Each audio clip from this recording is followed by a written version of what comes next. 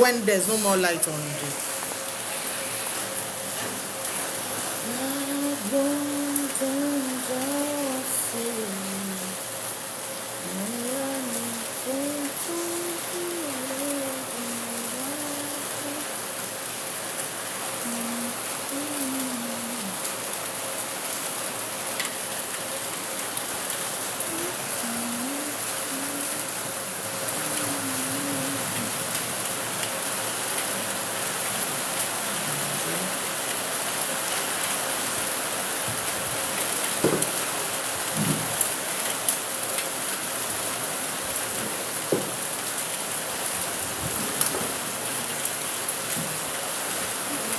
ọmọ láti ṣe káàbọ̀.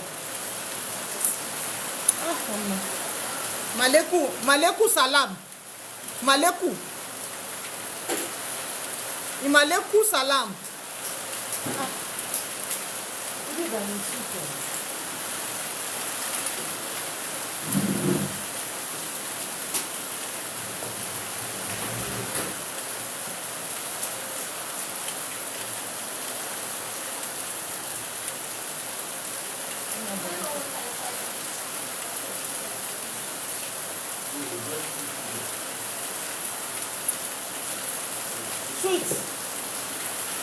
Sweet.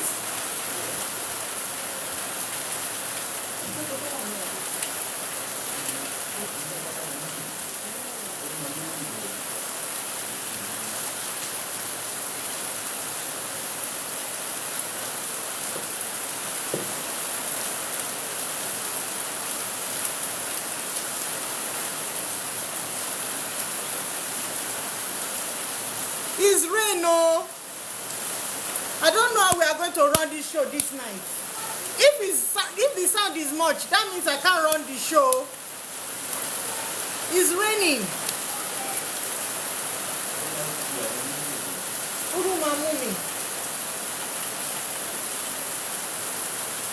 Mommy, let's share gòkè.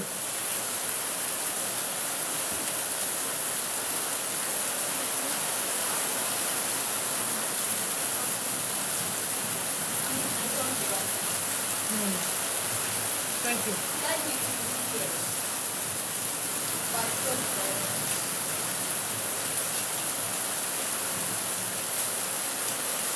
Mommy, let's share gòkè.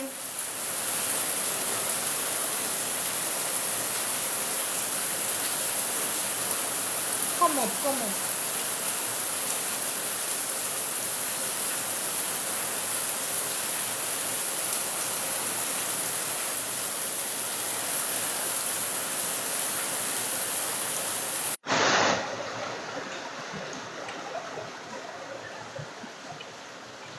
Dùn. Ṣé ń gbọ́ mi? Ó ti ṣẹlẹ̀ lálẹ́. Tó loud ni. Sound yẹn pọ̀ gan. Ó pọ̀ gan. Ṣé ká run ká má ṣe? Torí kí ni? Torí pé òjò ń rọ̀ tí iná bá wá ń jó ńkọ́. Ẹ̀yin ò gbọ́ pé tí iná bá ń jó èmi ò tẹ̀lé Jésù. Mójó bóyá nǹkan tó ṣẹlẹ̀ ni wípé tí Sacred Planet bá dé màá kàn mute ara mi. Abẹ́ mọ̀. pariwo ṣe gbé spíkà mi ni. Ní ìgbọ́. Pariwo ṣe gbé spíkà mi ni. Abẹ́tí lábíọ́bíọ́. Pastor Dennis. Mo tẹ́lẹ̀ ọ̀la ẹ káàbọ̀ mà. Ẹ káàbọ̀. Ẹ kújọ́ mẹ́ta o. Kí ló ṣẹlẹ̀? Àárín yín látijọ́ yìí, ojú yín ṣọ̀wọ́n. Ẹ̀yin àti Pastor Dennis lẹ́jọ́ wọlé.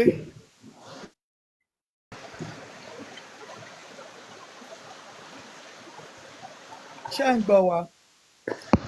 Gbogbo èèyàn ẹ káalẹ́ o. Tonight is alẹ́ ẹrẹ̀bẹ̀. Good evening, sir, my brother in the Lord, my brother in Christ. Good evening, educated. My brother. Hi, bro. My brother in Eledumare. Sister Moteliola, good evening, my sister in the world. Kí ló ṣẹlẹ̀ ní ìgbọ́ yín mọ́ o? ẹ̀yin ti gan pa nẹ́tíwọ̀kì yín ni nẹ́tíwọ̀kì yín ti lọ ó ti retrench. Mọ́mí alátiṣe, wetin Educate happen? your network probably.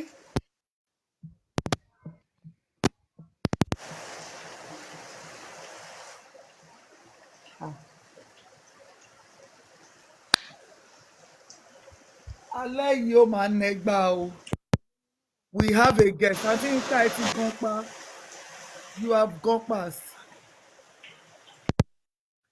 Educated. Educator, you don't know my name, Abi. You're calling me host.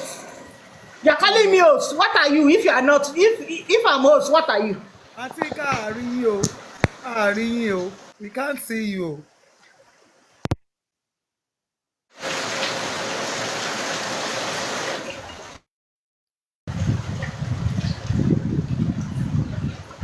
Mọ́mí alátiṣe sọ̀rọ̀. A ti ń rí yín báyìí, a ti ń rí yín sìn.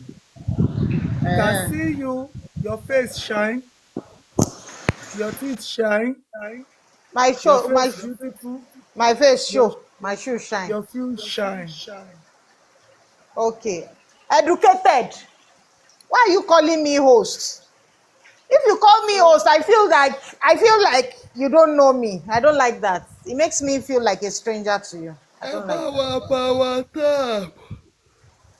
Ebi gidi ló ń pa mí. that. Ẹ pẹ̀lẹ́. Okay, Mr. Dennis, no problem. Ẹ drive safe o, ẹ jọ̀ọ́ ẹ kọjú sọ́nà. Ẹ kọjú sọ́nà ẹ ṣàánú wa o. Now you're talking. Why would you be calling me host? Ṣé rí ọ̀gbánà ṣokòlẹ̀ educated yìí? Okay, Yínká, I am sorry. Ìbá pè Yínká, ìbá pè anyone. Just call me by my first name. Troublemaker gidi ni bọ̀bọ̀, mo wish kí n Ẹ mọ̀ má gbà dá tó lóhùn. kékeré. Kai. Sister Motele Ọlá, thanks for the like o, ẹ ṣé gan ni. Ọwọ́ tẹ fi ń bá wa tap ò ní kán o. Energy tẹ fi ń ṣe ò ní dry o. Ṣé ẹ rí Pastor Dennis? Kí ló Ẹ sì máa ṣòun padà. ṣòun mi hard? Pastor Dennis ṣì máa padà tẹ́ ni. Ẹ sì máa padà tẹ́ ni. Mọ̀mí aláṣìṣe ṣì máa padà jù yín blow. Ẹjọ́ ọlọ́pàá jù bẹ́ẹ̀ lọ. Kí ló ṣòun mi sẹ́? Kí náà ló ṣòun mi? Ó dàbí ẹni tó ń fagbó. Ṣé rí ẹ mọ̀ nǹkan tó fà á? Mi kì í rojọ́ tó bá in the real sense. For the past 5 months mo ti join TikTok lóhùn mi ti in fact ẹjọ́ yẹn ti pọ̀ jù. Àṣẹ wa mọ̀ nǹkan tó ṣẹlẹ̀. Mo tẹ̀ wá jókòó lé ni mo ní ìwọ Ọlọ́run. Ta ló rán mi iṣẹ́, ta ló ní kí n join TikTok? Ẹjọ́ ni màá rò látàárọ̀ dalẹ́.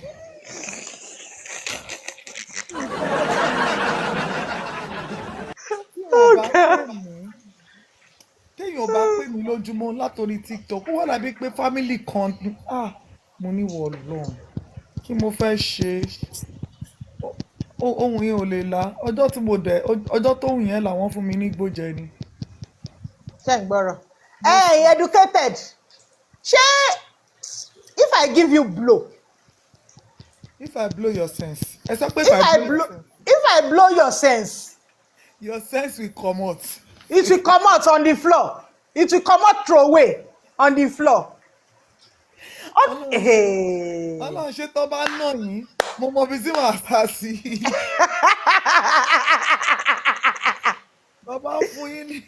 Ṣé you think say when they born me they put Aunty Yinka for my name? You think say I go vex ni? I don't understand you. Oh my goodness. I don't understand you. You're a nonsense somebody. Ẹ má worry. Ó lásèjẹ kan tí màá jẹ. Tí máa jẹ. Tóun yín fi máa là. Ẹ má worry, a máa fi gún sí. Ẹni pé mi ò láìkì ìsọkúsọ ọ̀hún. Ó ṣe wá jẹgun. Ṣègùn fèmí Ọlọ́run ní jẹ́ kí ẹ̀yin jẹgun ìdíjẹ́. Èṣù bá mi kọ àwọn orúkọ yẹn bá mi kọ. Ọ̀gá. Ọmọ aláṣiṣẹ́ of God. Ẹ pẹ̀lẹ́. I expect the sacred planet lẹ́ni o. Fún àwọn tí ó mọ̀, it's coming back today. It is going to be a glorious night. Tomorrow, Ọlá, is going to be open. Ṣé topic ti general love most yẹn òun la máa discuss lọ́la. Ẹni tí ò bá ti mọ topic general, forget about it. Yeah, we did, bro. We Yeah, did, bro. I was with him this morning. Educated. I had my session this morning. It was amazing. Ó yẹ Amazing. ẹ gist wa. Amazing. Eh. Yep. Educated, haven't you had yours? Haven't He you done has, your he own? has, he has done his own. I'm just gisting him about my own. It was amazing. When I say Okay, wá gist amazing, wa nípa pé I have done my own o. Walex Brand, Wallace, what my if you birthday mate. unveiled Sacred Planet to Walex Brand? Wallace, I heard you are my birthday mate. He is. I heard you are my birthday mate. Come Ṣé up bẹ́ẹ̀ tí now, wọ́n come wọlé up. tí ń jẹta? No, He was here now. was he here? He didn't respond to me now. He did. Ẹ gbé wọn gòkè. Let me send request to him. Send Ó request yẹ to ẹ me. gòkè kẹwàá. Ẹ wá sọ tẹnu yín. Come and we your own o. Educated you to climb up. Everybody climb up. Come and take. The Sweet, the sweet, the sweet. brain are born in April. Yes, sir. See my shoulder. See my uh, shoulder. Mommy, this is my first time of actually meeting my day person, and ẹ̀wọ̀n Yeah. aláṣiṣe was sọ fún mi mo ní irọ́ ni o Yes, mo máa ń so fi pé mi nìkan ní April ni pé no, mi not nìkan ní just you. èmi nìkan ní 15. Èmi náà máa ń rò bóyá èmi nìkan ní 15th of April. But I actually went to school with somebody tájọ jẹ́ same birth date. J Naira. èmi Good evening, mo sir. mo Alájà, mo ẹ báyàn kálẹ́ o. pàdé just like my name the first day tí mo lọ sí Adéṣíjì ni mò ń jẹ́ Brown is my surname so wọ́n á lọ sí ilé ọ̀rẹ́ mi kan ó wá pe àbúrò ẹ̀ Ṣíjì wọ́n á wò pé ọmọ ibo ni Ṣíjì náà wà ó lábúrò orúkọ tó ń jẹ́ ni ẹ̀ mo ní àìrọ́ ni pé mi ì gbọ́ rí. Èyà. So Shiji is a very rare name. Are you from Ondo State? I'm a Lagosian. Ọmọ Èkó. Where in Lagos? Òkè Èkó kan náà nìyí. Ológbowó. Ah, I'm from Lagos State too. Where in Lagos State? Igadugoran. Tójú ò bá tẹ̀yìn gbẹ̀tì J Naira ẹ kálẹ́ sà. ojú ò ní tẹ̀ Ẹ kú kólé. àtàárọ̀. Nice to know that we are related in many ways. Àwa ló máa ń pè ní ológbowó ẹkùn ò ṣe é múra oko ọdẹ. Wàhù. Èmi ò mọ oríkì wa o. Mi ì mọ̀ lọ títí bẹ́ẹ̀. Ẹjọ́ ẹ fi pàṣẹ sílé olórí. Ẹ má sọ bí by the family gathering. Ẹjọ́ ẹ fi wá sílẹ̀. Aláti ṣe ẹgbẹ́jà sọ̀rọ̀ o. General, good evening. Ẹjọ́ o. Walex. See, I want to Ajá gist you guys. I had my educated. Table shaker, table breaker, table remover, everything scatter. I greet you plenty. Mo kí gbogbo yín o. Mo ẹ kí ti gbogbo lọ yín. bá bìkan jẹ́ nìyẹn o. Kẹ́ tó wá bí. Ṣé mo tiẹ̀ bínú kúrò ń bẹ́ẹ̀ ni bọ̀bọ́ ẹ fẹ́ máa sọ̀rọ̀ fẹ́ máa bí mi nínú ni mo yẹ kúrò ń bẹ́ẹ̀ ké mẹ́ rubbish ló ń sọ bẹ́ẹ̀. Ó ti ń sọ̀rọ̀ dáadáa tẹ́lẹ̀ bọ̀ gbà tó ti fẹ́ máa lọ àbí civil words mo kọ̀ kí tó bá ti ń búyà láyà kinní kan ẹ̀mí mo àwọn vibes yẹn mi ń feel ẹ̀ so mo kọ̀ ra kúrò ń bẹ́ẹ̀ ni. Walex, ẹ gba nọ́mbà mi lọ́wọ́ Túndé. Yes màámi. No, I think wọ́n create a group kan gbà yẹn. Ṣebí your number was on the group. My number is on the group. Màá Are you send number màá wọ díẹ̀ tẹ́ bá private account màá wọ díẹ̀ mi màá fún yín. No, DMO ò ṣiṣẹ́. General. DMO ò General. Nọ́mbà mi wà lọ́wọ́ Túndé. Okay. Ẹ kú àtàrọ̀. Àǹtí Yínká mo ní máa pè yín ní àjí mo ní máa pè yín láàjì mọ́ mo ti erase ẹ̀ kó lẹ́nu. You see say we be siblings. Ẹ pè wọ́n sàláwá. Irọ́ mi irọ́ àǹtí Yínká ò ṣẹ́rú ọmọ ọba aládé làǹtí Yínká Bẹ́ẹ̀ni. orí adé lórí wọn. Orí adé ni. ẹ má fi mí wẹ́rù ẹjọ́. àǹtí tágan ló yẹ kó máa pè ní across the country.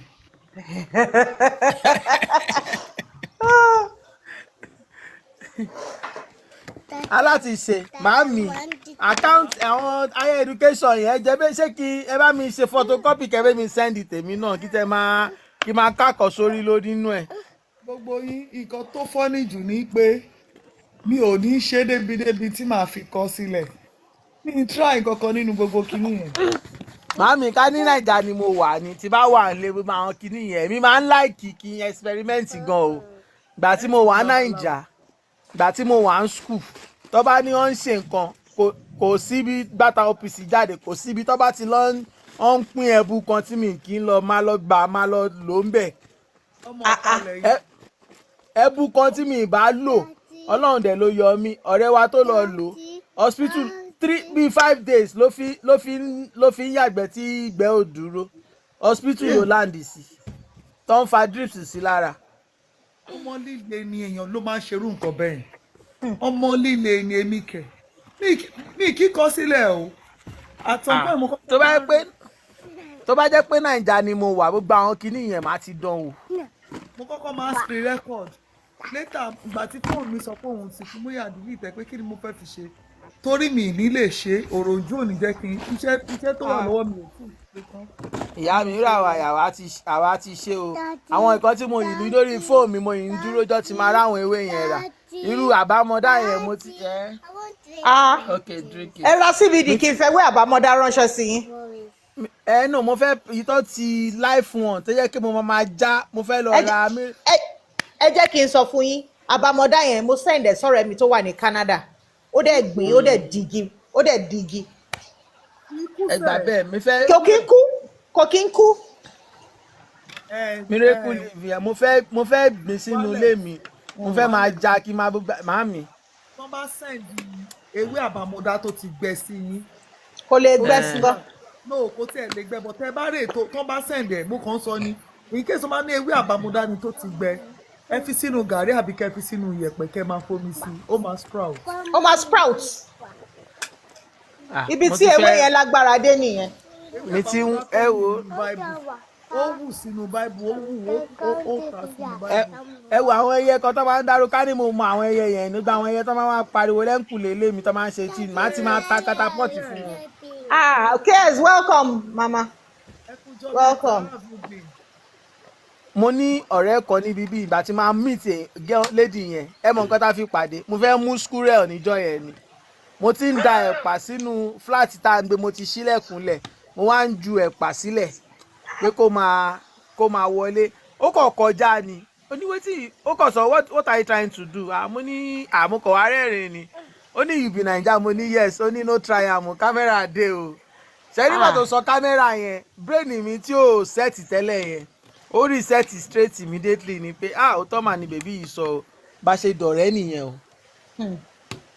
ká ní kò ṣe pé ó lọ ta mí ní ọ̀fà pàkọ́ ni mo máa jẹ́ bóyá ọ̀tá olúwẹ̀ Múrítàlá ni ò bá ti dé báyìí torí bọ̀bọ̀ kan tó ṣe ìyẹn bí ọdún kan lọ ti ń ṣọ tó máa ń lọ fi ẹ̀wọ̀n gọ́ọ̀mù èkúté mú wọn ní páàkì nílùú yìí kò mọ̀ pọ́ tí ń ṣọ̀hún ìgbà tọ́lọ́kà máa lọ gbélé ẹ máa rò bíi pé bóyá ó lọ fọ́ báǹkì ni mọ́tò ọlọ́pàá bíi 5 ló lọ gbé mọ́tò ọlọ́pàá 5 ló lọ gbé tó kó handcuff sí lọ́wọ́ ó dẹ̀ ṣẹ̀ dé ni.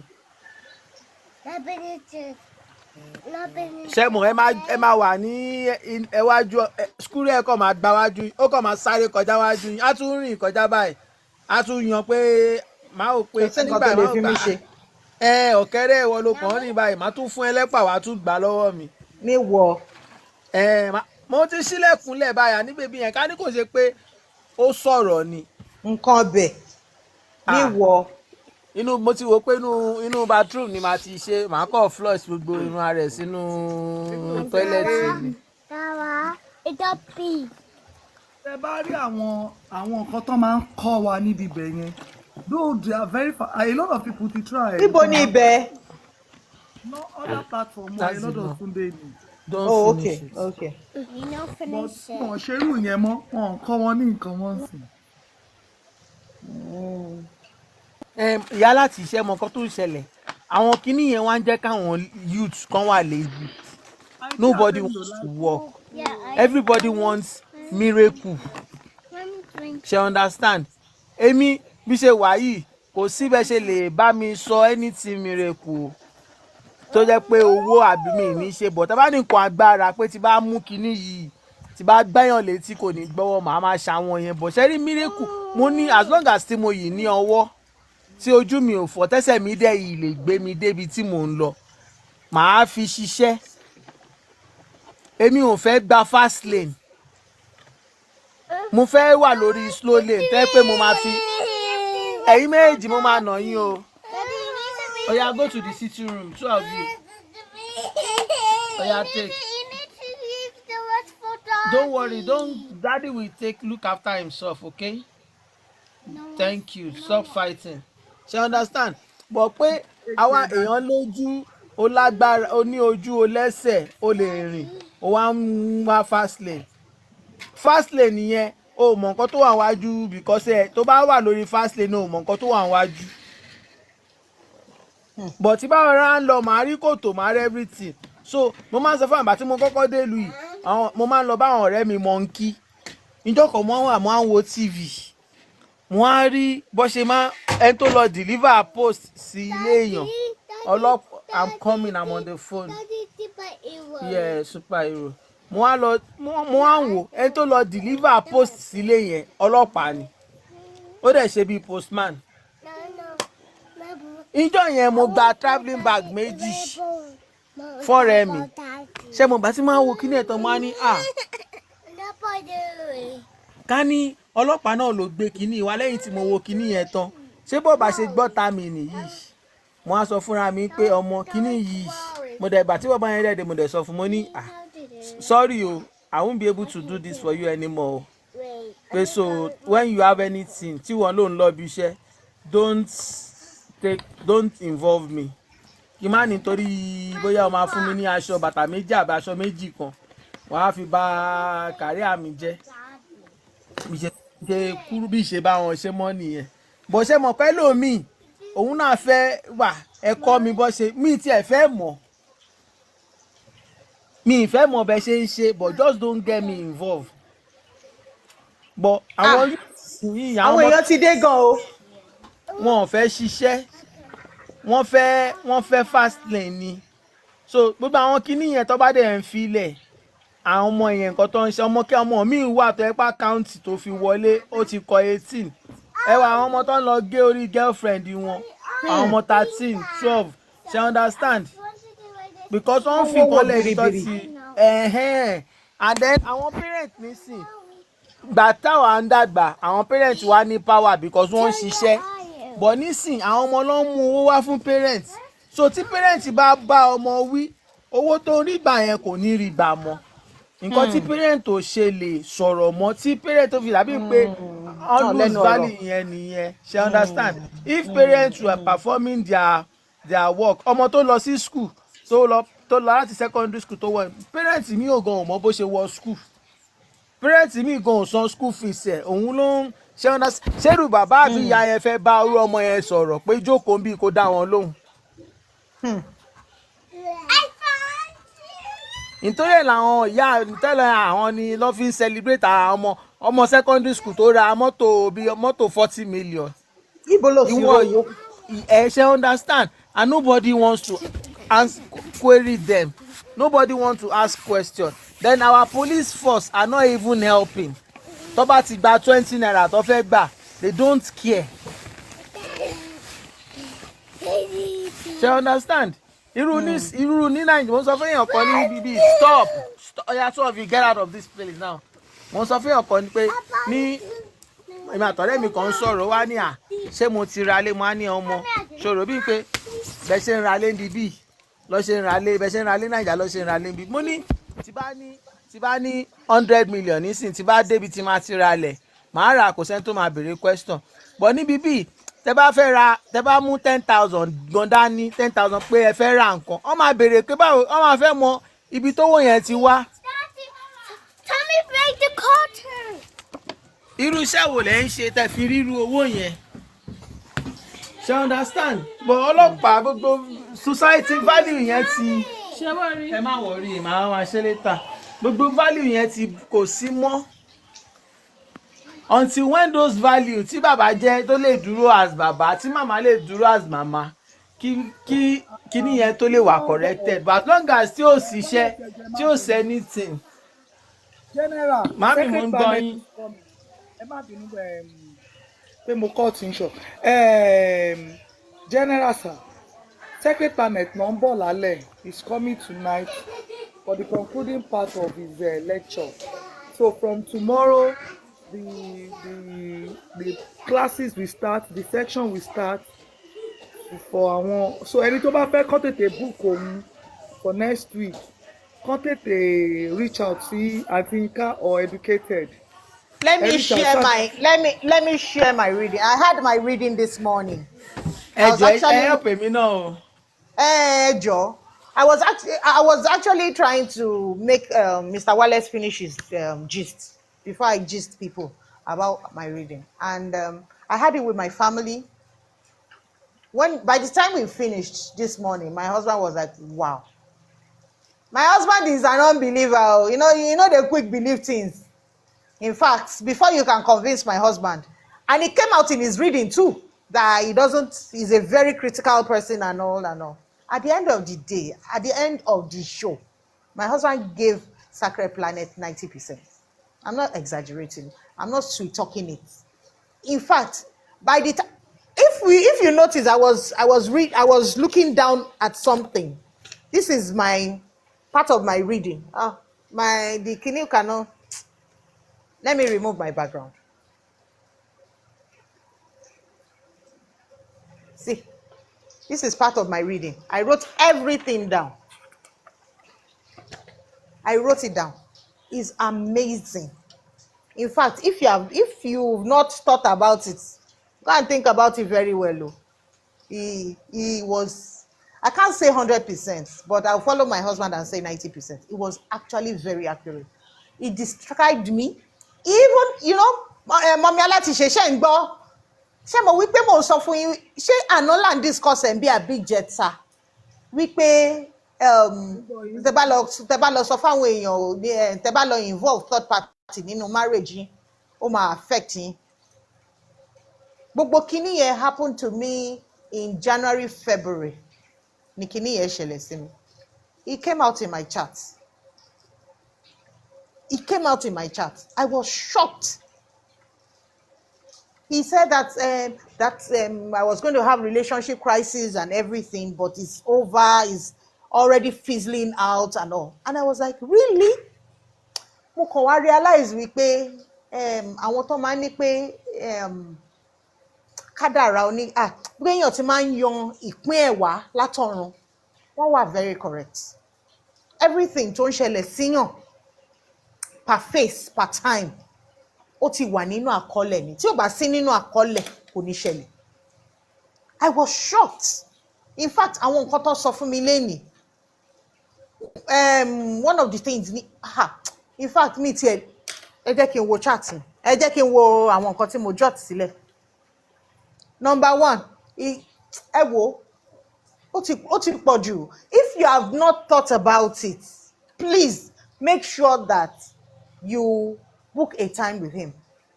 Like I said, Mami Alatiṣe said the last time, we've been able to convince him to bring the money down for Nigerians living in Nigeria. Because Naira la no, it's not easy to convert Naira to pounds to pay him. And it's been very, very reasonable, as in very, very reasonably priced. Tí ẹ bá rò tẹ́lẹ̀ pé ẹ fẹ́ ṣe, ẹ lọ rò ó sìn. In fact, ó máa guide yín àwọn nǹkan míì tó rú yín lójú tó jẹ́ wípé ẹ ń wò wípé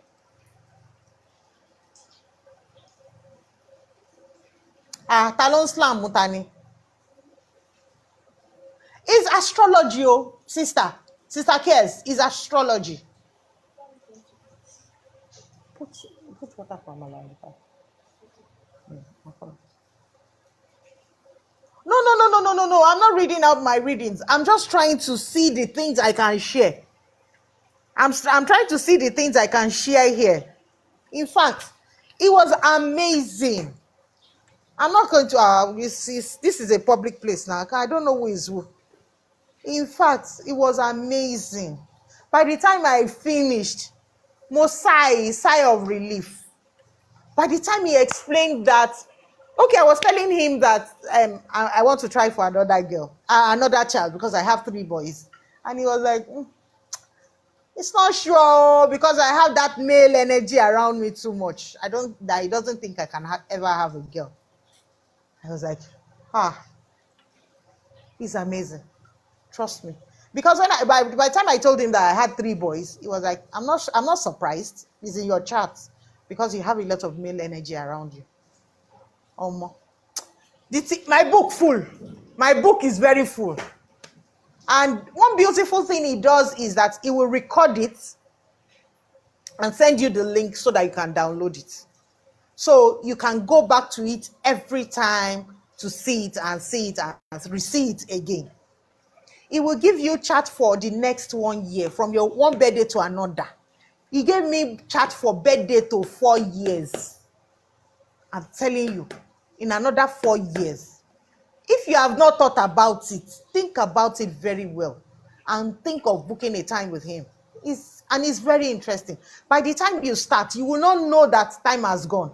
We spent 2 hours, and by the time we finished 2 hours, my book would all full. Ogbenutan. You should try it. If you have not, if you are not thinking about it, think about it. It's reasonably priced, and for people that are now spending pound sterling because it's in the UK, it will also give you discounts. Even the people in the UK, we will still talk to him. He will still give you people discounts. So if you want to do reading, it's either you see me or see educated stream, the man with the colorful picture. That's him. See him in the DM and tell him that you want to book time with Sacred Planet, or go directly to Sacred Planet yourself. You don't even need to go through us. Just tell him that it's from My Orgasma. He will give you My Orgasma price. It's very, very, very amazing. Mommy Alatishe, eni yi mo wà dumbfounded. Mi mọ̀ pé yàn lè read me accurately bẹ́yẹn. Àwọn ìwà mi tí mo máa ń wù, tí mi mọ̀ pé mo máa ń wù. He told me about it and told me the reason why those things are like that. In fact, it's amazing. I was shook. Mi kì í ṣe shock nìkan. Mo sọ àwọn nǹkan tí mo gbọ́ ni. A ní àwọn ìwà mi tó jẹ́ wípé mò ń wù tí mi mọ̀ pé mò ń wù. Ó analyze ẹ̀ fún mi lénìí. His name is Sacred. He's coming today. Mo máa ń sọ fún yín pé wà yín yẹn ò dáa, kẹyẹ wù mọ́, kẹyẹ yájú ságbàlagbà, especially èmi, ẹ máa sọ̀rọ̀ sí mi anyhow. Ẹ pẹ̀lẹ́ àgbàlagbà. Ṣé wọ́n sọ fún yín pé yẹ kẹ́ máa pè mí ní àǹtí Mọ́mí Alátiṣe? Wọ́n sọ bẹ́ẹ̀, ó wà nínú chat mi. Ìyá ẹgbẹ́. Ó wà nínú chat mi.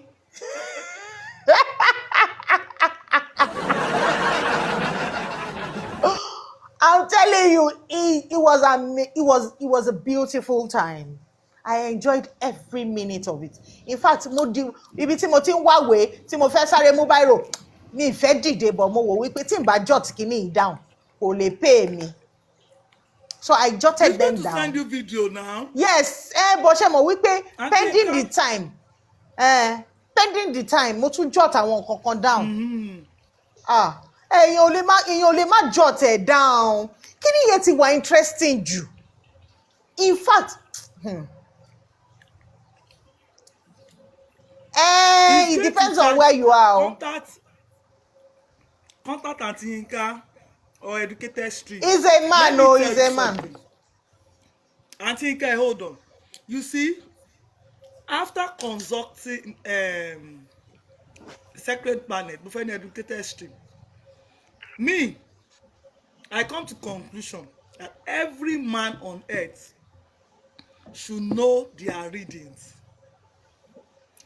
As in full glare, just Mommy Alátiṣe, know it. Mommy Alátiṣe, He went to when even my husband was a toddler.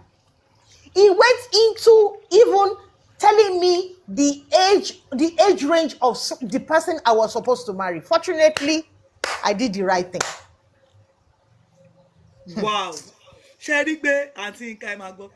Ọkọ yín tó sọ fún yín pé tẹ́ ẹ̀ bá fẹ́ òun ẹ máa lélẹ̀. Ṣé rí pé wọ́n ríran? Ẹ bá lélẹ̀ ni. You are very correct. I'm telling you. Can you imagine? Ṣé rí pé àwòràwọ̀ gan ni Mr. Uncle? Ó náà try gan. Bíṣọ̀bù ẹ̀rín ni kẹ́ máa rí ẹ̀ ní sunkún. So we all need to consult an astrologer. To be candid with you, I don't think I have ever said it that everybody needs to have or to have a knowledge of this particular thing. But this one, it is a must. I am telling you. My mom is going to be 98 by May. Do you know what? I want to have a special time with Sacred Planet that I will pay him. So he will give me the download of my mother's reading. And I will show her, because my mom is a very Christian. I want to show her. No, we can't discuss the price on here. You know, he's charging £160 for he lives in UK. So he charges £160. Hey, thank God. He charges £160, £80, and £300. So if you're coming with your family, I think it's £300. If you are coming with just your husband and your wife, just your husband and your wife, is charging £160. But if it is only you, it's charging 80. Is it £80 or £160? 160 ni o, 160. Ẹ rọra máa pe pound bí by UK money ní kẹ́ máa sọ o. Ẹ má jẹ́ kán. Owó ìyá Ṣàlí. So oye tó ń charge nìyẹn. So tẹ́ bá but Nigerian àti wá bá wọn sọ̀rọ̀ pé kàn reduce price yẹn because it is naira we are spending here. Wọ́n dẹ̀ ti fún wa ní a very good concession. Ẹni tó béèrè question yẹn dà, which one is accurate between Ifá and the astrologer? Let me tell you the difference. Mo ń bọ̀ ẹ má bínú. Mo ní láti sáré ṣe nǹkan ẹ máa sọ̀rọ̀ lọ. Mo fẹ́ sáré lo náà tán mú dé. Àǹtí Nǹkan máa ṣàlàyé nǹkan fẹ́ nìyẹn based on my own knowledge. Okay. Because nǹkan tí mo fẹ́ ṣe máa pariwo. Aláti ṣe ẹ sẹ́ndì wáyà kí bá yín fa náà. Ìwáyà wo ló ń sẹ́ndì sí? Ṣẹ́yìn ẹ̀yin rí náà fà ni? Wọ́n àwọ̀dì máa fún wọn tí ọ̀dọ̀ mi. Láti UK. Káwọn kọ̀ sẹ́ndì wáyà. Wọ́n ti gbọ́ yín bẹ́yìn wọ́n sẹ́ndì. Ẹ káàbọ̀ Mr. Adébánjọ. Èmi ò really mọ answer sí yẹn o because I really don't, like I always say, nǹkan tí n bá mọ̀ mi mọ̀, I don't really know much about Ifá. But I would tell you that this reading that I did is actually very, very, very accurate. It's as accurate as giving you dates, specific months, not time, but specific dates.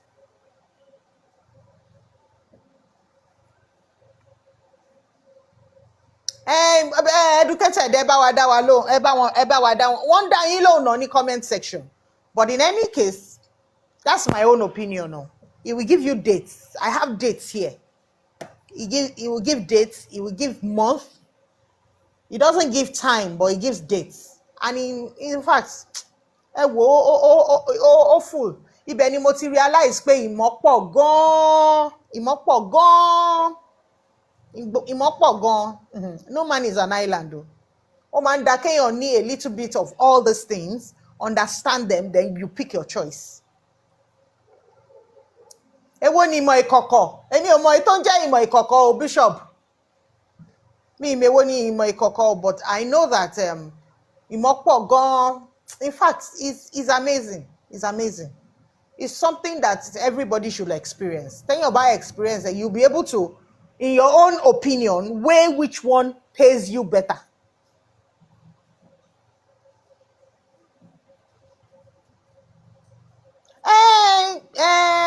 I've not really had much encounter with Ifa, so I can't say, because I can't, when you don't have a knowledge of one, you cannot compare it with the other. So if he says that Ifa is more complete, I agree with him, because probably he's had experience with both. But èmi ò ní experience with both. The experience tèmi ní lénìí ni mo lè sọ wípé, oh, okay, because it started from my childhood up to where I am today and into the future. And so I was impressed. I was impressed. Just using my birth date. I was impressed. I was impressed.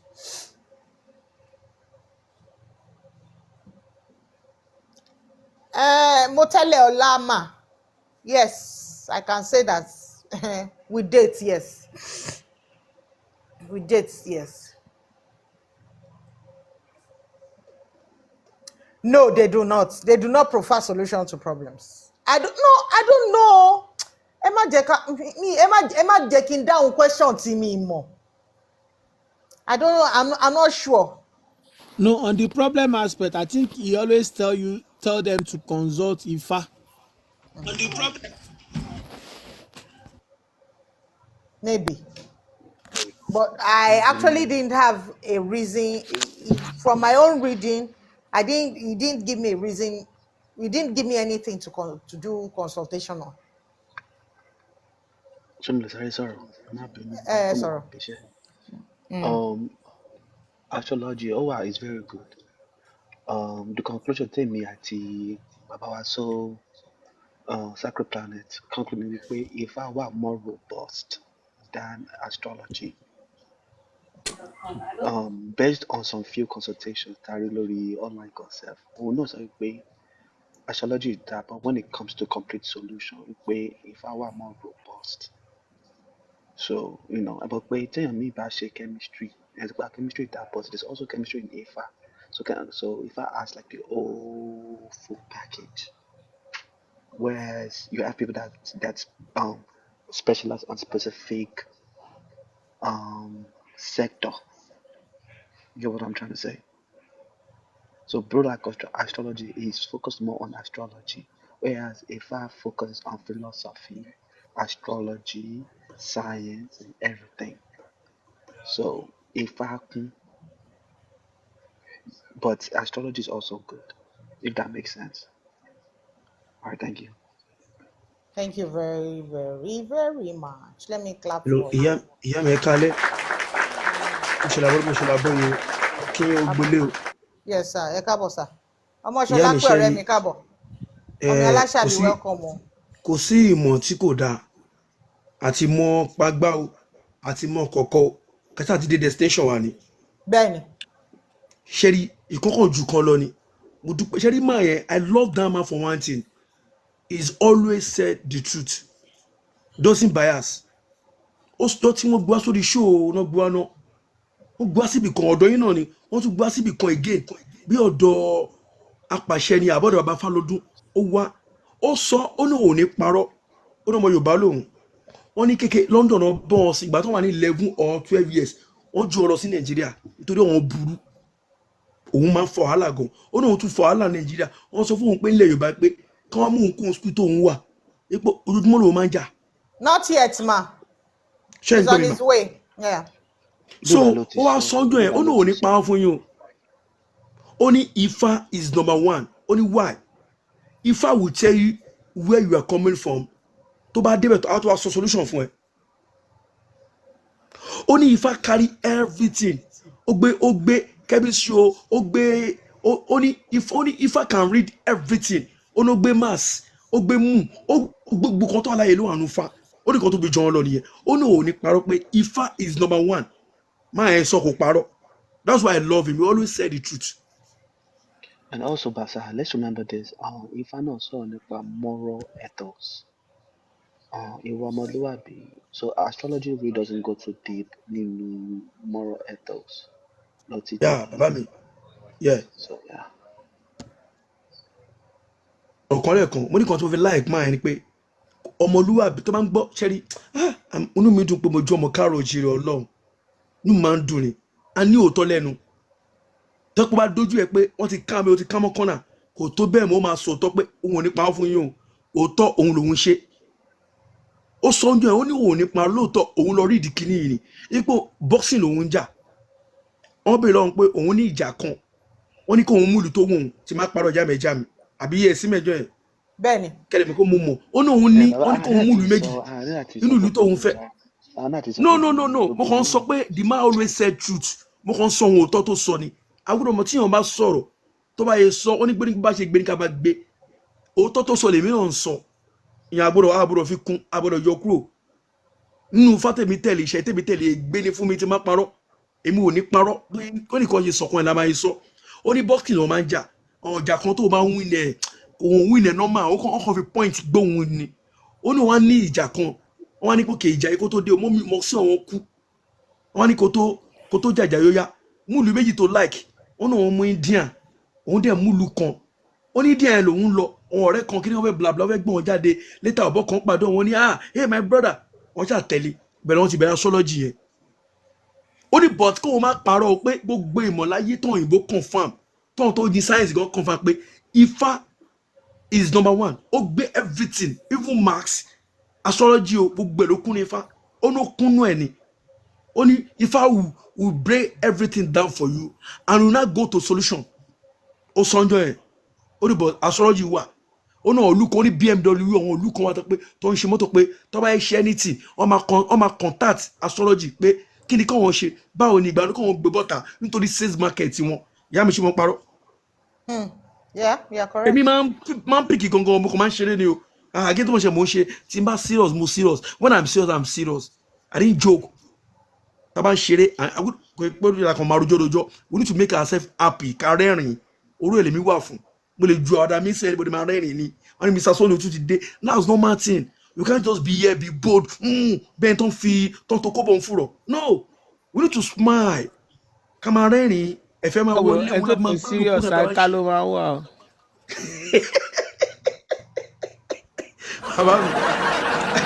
So it's not every time someone will just be bold lejú pa bẹ́ẹ̀ tó kóbọ̀ ń fúrọ̀ no sometimes. ẹ jọ ṣé mo lè sọ̀rọ̀ ǹsìn ẹ má bínú. ìyá mi gbóhùn sókè àwọn máa ń gbé lọ náà ni. Thank you sir gbogbo èèyàn mo kí again ẹ kalẹ̀ káàbọ̀ ẹ kú àtàrọ̀ báwo nílé báwo níṣẹ́ ṣẹlẹ̀ tó béèrè question yẹn to me know much about astrology but at least I've been with Ifá more than 3-4 years and nǹkan tí mo rí nípa astrology ni pé if you meet the one that is not spiritually, that is not influenced by any spiritualities, they will not influence your reading. They will tell you what is exactly in your reading. The reason why I said so was John have had an encounter with one of the astrologers on this platform. So mo wá bá ẹni yẹn sọ̀rọ̀. So what so many things I was saying has to do with it was religion based. Ẹ ti understand? Ìyàtọ̀ tó wà láàrin astrology àti Ifá ó pọ̀ gan. Ìgbà tí mo consult Sacred Planet Adébìkan mo ní òkè kí la lè ṣe sí kinní nígbà tó jẹ́ pé bó ṣe wà nínú ìrìn àjò yẹn nìyẹn ó ní nírú stage báyìí ibẹ̀ la máa ti sọ pé yá ẹ lọ bá àwọn onífá àwọn ló lè bá yín ṣètùtù tí wọ́n lè bá yín ṣe ẹbọ. And I ask a question, what is the influence of ẹbọ and ètùtù? Only because all these things are actually going into the energy of what is represented in that reading. Ṣé ti understand? Since ó yẹ pé nǹkan tá à ń fẹ́ náà la ṣe. But the other person was saying ẹ máa ra tùràrí a máa tan tùràrí yẹn fódìdí ọjọ́ báyìí a máa fún Jupiter Pluto láwọn tùràrí.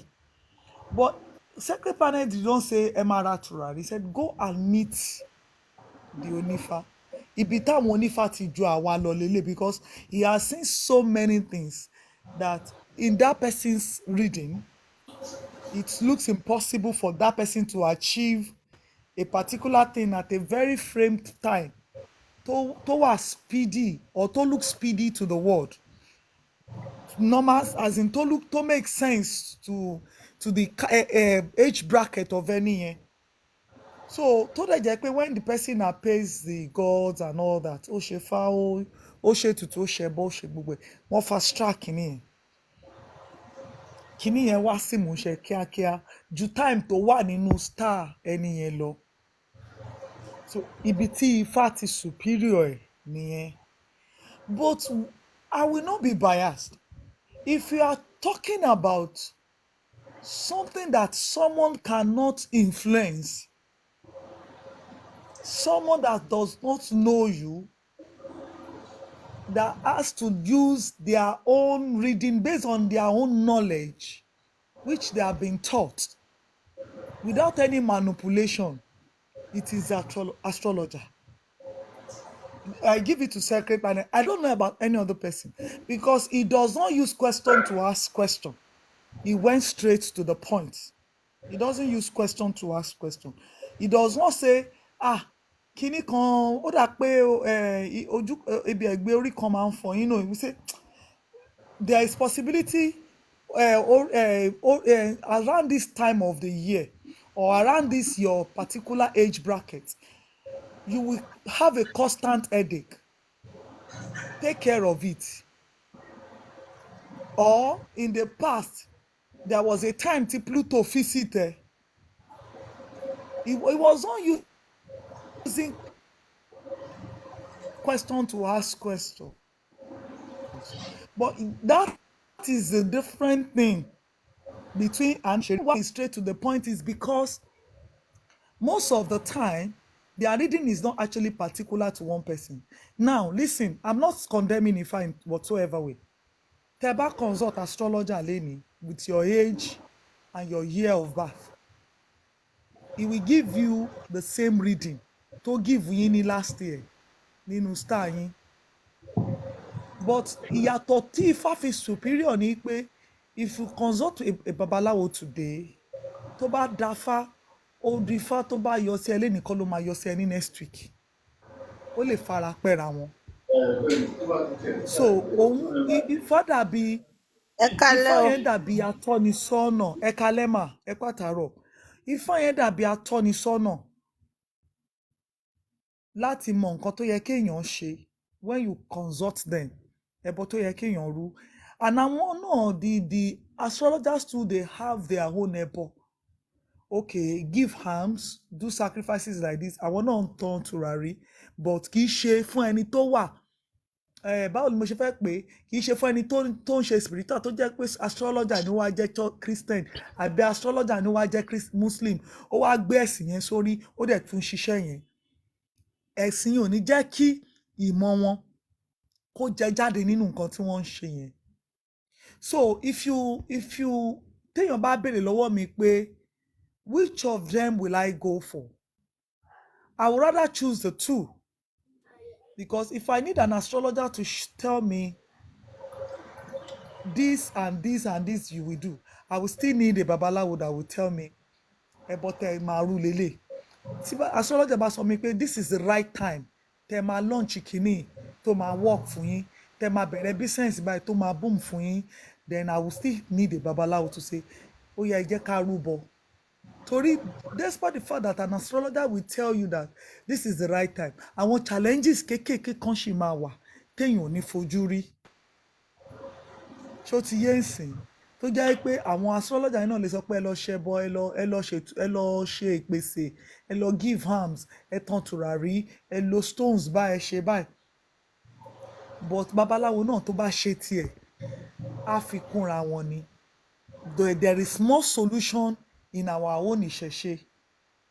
But to be candid with you, to be honest with you, if you ask me, I will say I will choose an astrologer because it still has something to do with Ìṣẹ̀ṣe, which is more superior according to them. I don't read it, but based on the reading that I've listened to, I will go to them 1,000 times. That's it. Right. Ẹ Àti kalẹ̀ ká gbogbo ṣe lé wà ń o. bẹ̀. Yeah, Ẹ Màmá that láti kalẹ̀. ṣe kalẹ̀. the solution is you go back to Ẹ Ifa kalẹ̀ Ẹ sà. and make the real solution. kalẹ̀ gbogbo lé o. Sister Yinka, Ẹ màmá láti kalẹ̀. ṣe everybody ẹ kalẹ̀ o. Right. Mo ti gbọ́ nǹkan tí gbogbo yín sọ lórí this man, astrologer, and mo farabalẹ̀ láti gbọ́ nǹkan tí màmá láti ṣe sọ. Ṣẹ́rí ẹ̀, astrologer ọ̀tọ̀, Ifá ọ̀tọ̀. There's no comparison there. Kàtẹ́mátọ̀ láti compare. Now, bí èèyàn kan ṣe sọ lẹ́ẹ̀kan yẹn, astrology náà wà nínú Ifá. Bí màmá láti ṣe náà dẹ̀ ṣe sọ, Ifá superior. Ṣé wá rí problem tèmi máa nílé? I'm speaking for me. I'm not speaking for anybody, right? The question is, what's the point of me going to see or meet someone tí ó jẹ́ astrologer? It will tell me about me. They will tell me, it will tell me about my existence or whatever from birth till date. Where is the solution? Show my little solution here for me. That's number one. Then if he's then charging insane money, for example, and Solen Koemi Mubuya accurate price new any found one in the UK, it charges £160. Found one in Nigeria, one around something thousand or whatever. For ordinary person to lo buy a ring or buy, I'm not even condemning this man, I'm just saying in general, found one man charge around Wobang. All of astrology, okay, or check it, or read palm, or sububo, whatever phone. The solution, it can't solve it. But what it by Wobang. But if you go to a real babalawo, authentic one, kò ń ṣàwọn rubbish babalawo tó kórè TikTok yìí, I'm sorry, yeah. Tí ẹ lọ bá tó tẹ consult Ifá divination tó ṣe gbogbo ẹ̀ fún yín, á san àwọn ètùtù tẹ́ máa ṣe, á dẹ̀ sọ iye tẹ́ máa san, á cover. But so tí n bá lọ báyọ̀ kan sì tí mo sọ bí £160 fún just for what? Just to read my palm and then tell me something about my life. Then our master for me pé bẹ́ẹ̀ kọ́ báyìí kí ni solution báwo ló ṣe máa solve ẹ̀ fún mi. Me, èmi ń sọ lórí ọ̀rọ̀ owó ni o because Sherry. He always Ẹ fẹ́ sọ fún prefer wa. a solution. He always Can he prefer do a it? solution. What's the solution that he prefers? Can he actually do it? Can he do it? A That's the lot, a lot. question. You see, báwo ṣe fẹ́ sọ, there are some things that he doesn't need to do for you. There are some things that you will do for yourself. And there are some things that he will tell you. Look at this thing. I cannot guarantee you a solution. If you want Right. it to be faster than what you want that is written in your star, go and meet these people. Because ọmọ Yorùbá ni wá. So basically, òun ló máa recommend pé kẹ́ lọ buy. Not No, from I mean, his no, side. no. Wọ́n sọ pé tẹ́ bá lọ bá Mr. You wọn. are Devanjo, missing it. any suru now. I'm asking. Am I taking why? I'm asking one person a question. Please don't interject. Mama láti ṣe. Let me tell you in my own case. When we got to a stage, there was something he mentioned. And he said, this thing is going to happen this so time. And I said, that's a long time. Only you see, he cannot actually do anything. But you will have to meet àwọn babaláwo. Because there was a time in your star when this thing was hovering around you, just moving around you, close to you, all over you. But you were too busy, you did not pay attention. So now, it's like there is a gap between the time Tikini Mashele. But in this case, I have seen, he said he have seen some people that he recommended them to. We are go and meet them. Tóun bá sọ pé okay, ẹ jẹ́ kóun bá wa born in sins, kóun bá wa ṣe, kì í ṣe pé kò lè work. But in order for it to be more faster, go and meet àwọn oníṣẹ̀ṣe, àwọn aláwo ló máa bá yín ṣẹbọ, and it has to be correct and good babalawo, and it does not recommend anybody, doesn't recommend anybody. But based on personal life journey, it tells us, okay, there is a particular thing tí mo rí tó move around your star, tó lè dàbí difficulty. One of the things you will do is that do this on this so day, do this on this so day, do that on this so day. So it's not that it's not going to provide solution, but the solution might not be as quick. Let me just put it that way. But Okay. I don't even think it is going to be as quick, because what I believe is that everything that happens to us actually happens based on another thing. Timothy Fayo, he said something to me. He said based on religion that I'm too very, very inquisitive, that I get worried, and it is in my star. It is in my reading rather than when I get to know about this religion, I am like, oh, okay, that it's actually that is not boya èmi nìkan mo kàn fẹ́ kúrò in the line of Christianity, because that is how it has been written, that I will be associated with Oníṣẹ̀ṣe because that is the route I came from. So it does what he's trying to do, because he knows that people that are coming to him have religion, they are religion based. So he was not trying to twist them all of a sudden.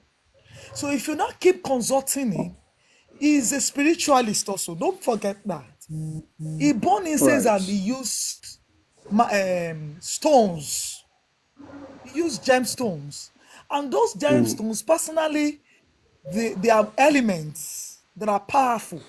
So I know there are some people that can use that stone to command your situation. So Okay, Mama, if you tell me yes, sir. Sherry, I have to applaud you. Moko, you this subtle killing the other day. You are such a good saleswoman. Very good girl. You are very good. Oh, I like you. That's your forte. You're very good. Now, Sherry, it's not an issue, but it can me consolate, right? Hey, what about you? In your content struggle, be it trying to get a good job or get a contract or trying to be somebody in life, right? It can overlook consult to your buy. Oko £150 or £160 or 150,000 naira fun kokoba shaking ìyẹn ba check or where or read gbogbo ẹ̀ fún. Kó dì jẹ́ pé ẹni yẹn struggle láti rí £150 here or 150,000 naira whatever láti kó fún. Ẹ jọ̀ọ́, after that money, then what? It will now say to me or that person, pé ẹ lọ bá babaláwo kan àbóníṣègùn kan tó máa bá yín ṣe gbogbo ẹ̀ ní lóní kíákíá tó máa bá yín fi fa solution sí. To me, I'm just speaking for me again. I'm sorry. What he charges is too much. Táwọn èèyàn bá fẹ́ consult máa yín sìn, I'm sure there's a lot of people talk about the platform ní sìn tó máa sọ pé àwọn fẹ́ ṣe. Yeah. General. Yeah. General, I will not. Yes, ma'am. I will not support that statement, sir. With due respect. No problem. Like I said, I'm only speaking for me, not for anybody on the platform. Do you know why? You are actually saying it publicly. You actually saying it publicly, and it's as if you're flooring his years of experience. No, are you not getting me? This is it. Mama, any suru, Sherry, mistake on our people, Taman Shelele, yeah? Ẹ máa jẹ́ kí èèyàn kó sọ nǹkan tó wà nínú ẹ̀, ẹ má máa pọ̀ wọ́n lẹ́nu. Nǹkan tẹ́ sọ yẹn, I hear you disagree or whatever, it's fine. This is an open platform. Kò kí n ṣe pa wà nínú ìkọ̀kọ̀ nínú yàrá kan tá à ń sọ. It's a platform where everybody can listen to us. Ṣé ti get nǹkan tí mo sọ? Like I keep saying, I said I'm speaking for me, I'm not speaking for anybody. mo sẹ́ni tó máa kó okay tí bá ní pé mo fẹ́ lọ bá máa yín sí máa kó £160 lọ bá máa yín pé okay man you read my shit for me then afterward to me òyìnbó máa sọ fún ẹ pé from that 160 then kí ni solution from there I got 160 you then tell me to go and meet one babalawo and everything to go and then sort out my problem for me after telling me no telling me the problem then lọ bá babalawo to máa sort out solution mi fún mi to me it doesn't make sense. Everything should be inclusive. I'm just saying. But if that's how it does his thing, it's okay. Not everybody really afford £160. Not everybody really afford 100,000 naira. Listen, not everybody really afford 10,000 naira. That's Loba Babalawo pe Ebami Dafa. I'm just saying. I don't know if you get where I'm coming from, but I'm not knocking this man either. It's fine. That's all. Eshe.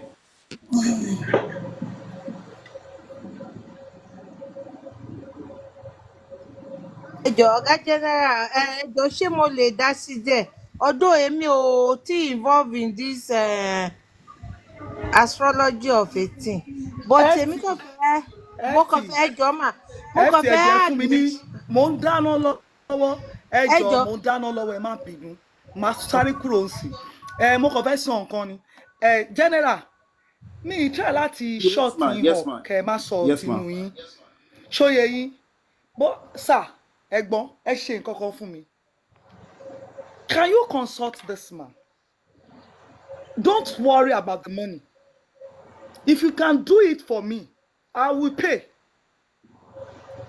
I have the don't money. worry about No. Hold on a no second, man. You just asked me a ẹ̀gbọ́n ẹ ní question. sùúrù Can I consult him? no The answer is ká no. má ti ẹ̀gbọ́n ẹ ṣe ní sùúrù ẹ̀gbọ́n ẹ Okay, ní ma. sùúrù sà ẹ̀gbọ́n ẹ má bínú ẹ má bínú Ẹ wá mo pè mí fẹ́ lẹ́gbọ́n èmi náà, ẹ fẹ́ wo ni ẹ̀gbọ́n kẹ́kọ̀ọ́ ẹ̀gbọ́n tẹ máa ń pè mí yìí, ẹ fẹ́ pa mí ni. ẹ jù wá Àmì tí lọ mi ò náà tí ì bọ́dà dàgbà. wa nìyí náà bọ́dà Lórí Fatai ibo, ẹ ní ẹ dé sùúrù o. ẹ̀gbọ́n Fatai ẹ ní sùúrù ẹ farabalẹ̀ Kò ní da ẹ ní fọ́ta yín, sùúrù ọ̀tá yín. Ikú tó máa pa ń ṣe ẹ press jẹ́ up kémi lọ́wọ́. sọ kinní kan ẹjọ ẹ jẹ́ kémi sọ kinní kan kíá ṣé mo pé da sometimes tá a máa lọ sí hospital tá a dẹ̀ máa rí doctor ṣé mo pé because I need wọn wọ́n máa attend sí wa wọ́n máa sọ problem but wọ́n máa ní kẹ́ ẹ lọ ro oògùn níta ṣé mo pé wọ́n happen bẹ́ẹ̀ wọ́n máa kọ oògùn fún yín pé kò sí oògùn yìí o even tí wọ́n bá kọ wọ́n á ní kẹ́ ẹ lọ rà á nínú hospital yẹn gangan ẹ dẹ̀ máa sanwó consultation ẹ máa sanwó registration nínú hospital yẹn so ó depend fún àwọn tó bá fẹ́ attend mi sọ pé nǹkan tẹ́ ń sọ ò dáa o opinion yín nìyẹn but ẹ jẹ́ ká wo on the other side of the matter pé iṣẹ́ tí màá yẹn ń ṣe nìyẹn and that is how he is doing his own ó dẹ̀ depend lórí àwọn tó bá fẹ́ rí màá yẹn it's not compulsory but èmi kàn wò pé ìgbà míì a máa lọ sí hospital because of health challenge tá a ní a lot of people want to see this man èmi bí ẹnìkan mo fẹ́ rí if I have my way and nǹkan tó bá I just want to know about some certain thing in my life solution yẹn a máa find it later sometimes you will go to the hospital wọ́n máa ṣe checking wọ́n máa ṣe everything but they will now write say okay take this mo ti lọ sí hospital tí mo san consultation of how many mo sanwó test ìyẹn different mo ro oògùn ìyẹn different so those things is normal to me I don't know any other person o. Sherry saw Mama FT. Please, for those who are listening, I'm not knocking this man's hustle. I am not. Again, or more Sonny, we're realistic. Not everybody can actually afford this man's service. And if it comes to the platform there's some like hospital tó yẹ pé ní ẹlòmíì ò lè lọ àwọn èèyàn ṣe ń lọ sí hospital abẹ́lé ṣe mọ̀ bẹ́ẹ̀ àwọn hospital kan wà tó yẹ pé ní they have everything I've travelled from here to another country for treatment because I can avoid it and àwọn èèyàn kan wà tó yẹ pé ní the same place wọ́n lè lọ sí even nearby hospital it happen like that it's just normal we know àwọn èèyàn wà ń bẹ̀ tó yẹ pé ní ká bẹ máa yẹn pé tó kíní iye owó ẹ̀ ti pọ̀ jù or anything but I don't want us to think that way àwọn èèyàn ready àti san 200,000 bẹ́ẹ̀ ṣe rí yẹn o ọlọ́run má jẹ́ ká ní problem àwọn ẹlòmíì ready àti san 200,000 àwọn ẹlòmíì ready àti san 5 so far they will get what they want. Can I say something, please? I think So we are let missing somebody this. else talk. I think we are I missing Bishop, just go this. ahead, want. I please. don't know the man. No, I've not. He has not attended to me. Èmi kàn wò. Ṣé mo pé Let me just business phrase woman this. lèmi? Let On me my just own phrase other this. side, lèmi jẹ́ ń sọ tèmi yẹn o. We are getting something wrong here. There's a difference between an astrologer and Ifa.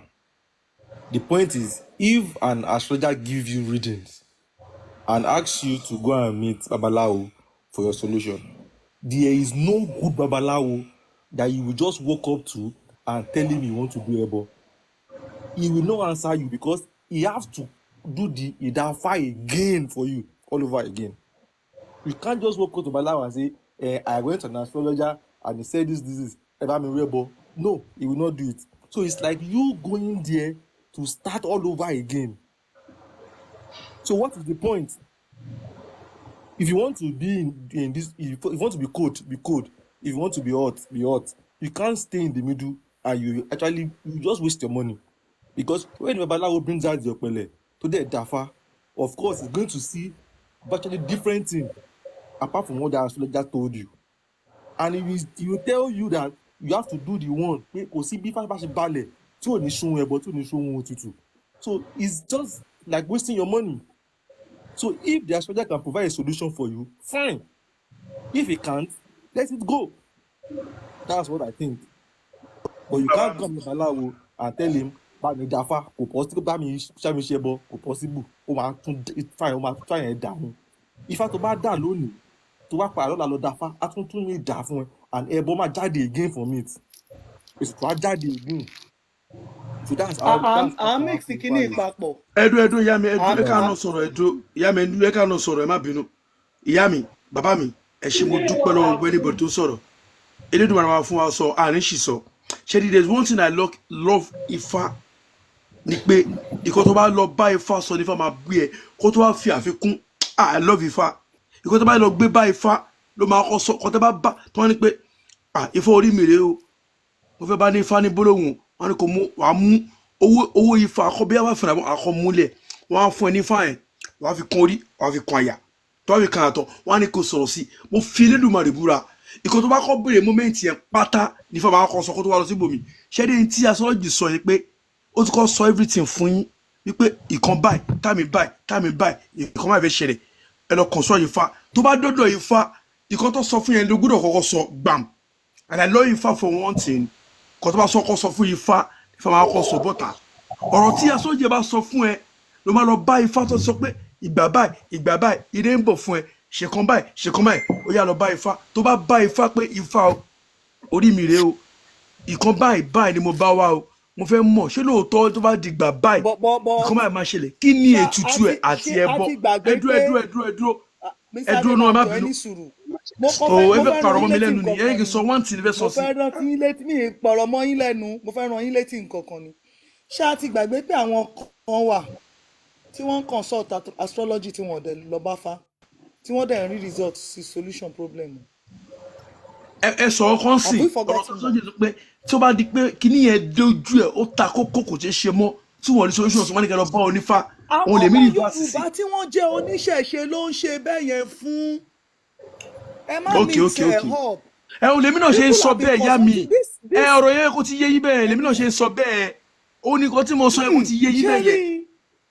ṣẹ́ẹ̀rì ẹni sùúrù ẹ gbọ́ mi yé ńgbà tí mò ń ṣàlàyé nínú iṣẹ́ ó ní bó ṣe lè prefer solution kì í dẹ̀ ṣe pé kinní yẹn ò ṣeé ṣe ṣóye yín but àwọn torí pé mo jẹ́ ọmọ Yorùbá tó dẹ̀ mọ̀ pé mo ní òye ìṣẹ̀ṣe ló ṣe sọ ok madam níbi tí stage dé torí pé wọ́n ti rí mi pẹ̀lú àwọn oníṣẹ̀ṣe several times ló ṣe there are so many people that are consulting this man all over the world that are not oníṣẹ̀ṣe and he's providing solution to their problems.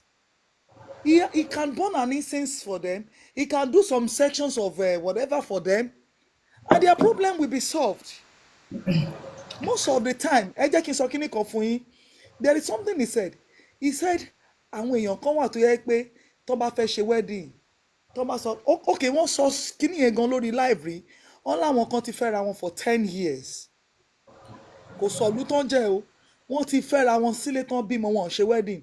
Ọdún tán ṣe wedding lọ sí court tán ṣe wedding tán fi òrùka sọ́wọ́ wọ́n ní marriage yẹn ò last 1 year So until one of them came to consult him, no wá rí pé ìràwọ̀ ẹ kò lo diamond and wedding ring tí wọ́n fi sọ́wọ́ yẹn ó ní beginning of their problem. Ṣó ti yé yín nǹkan tí mò ń tà láti sọ́nsìn?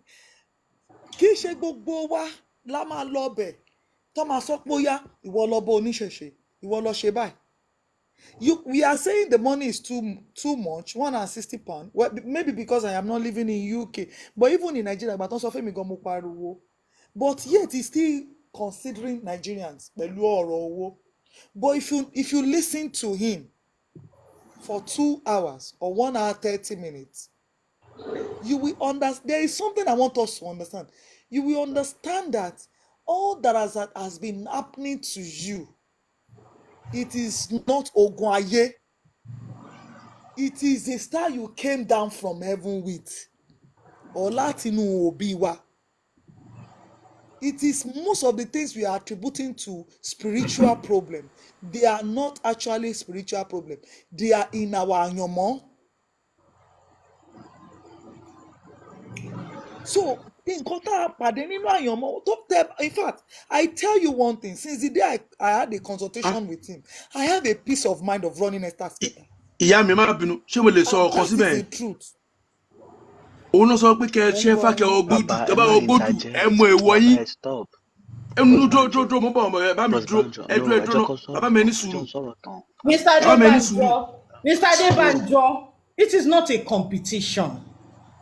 Ẹ má sọ the competition. Competition kan là ń sọ, ṣebí yẹn ló sọ tẹ́ ẹ sọ sínsìn. Ẹ jẹ́ wà competitive in your. Ṣẹ́rí ẹ jẹ́ kí n sọ nǹkan kan fún yín, ilé ayé ta wà yìí, a gbọ́dọ̀ ní open mind gan. Open mind in the sense that èèyàn máa ń wá ìmọ̀ kún ìmọ̀ ni. Ẹ má sọ wípé ẹni sùúrù ẹ jẹ́ kí n sọ̀rọ̀ kan. Ẹ má sọ wípé ìmọ̀ kan tí mo ti mọ̀ yín náà nìkan ni. No, ìyá mi máa dín àgéṣì mo kàn ń sọ kan ni mi àgéṣì wọn. Wọ́n ní tó yẹ lọ́sọ̀rọ̀ pé kí a máa wọ gbódù, tẹ́ bá dé gbódù, ẹ lè mọ èèwọ̀ yín. Ẹ ń gbèsè gbé ara wọn. I would rather.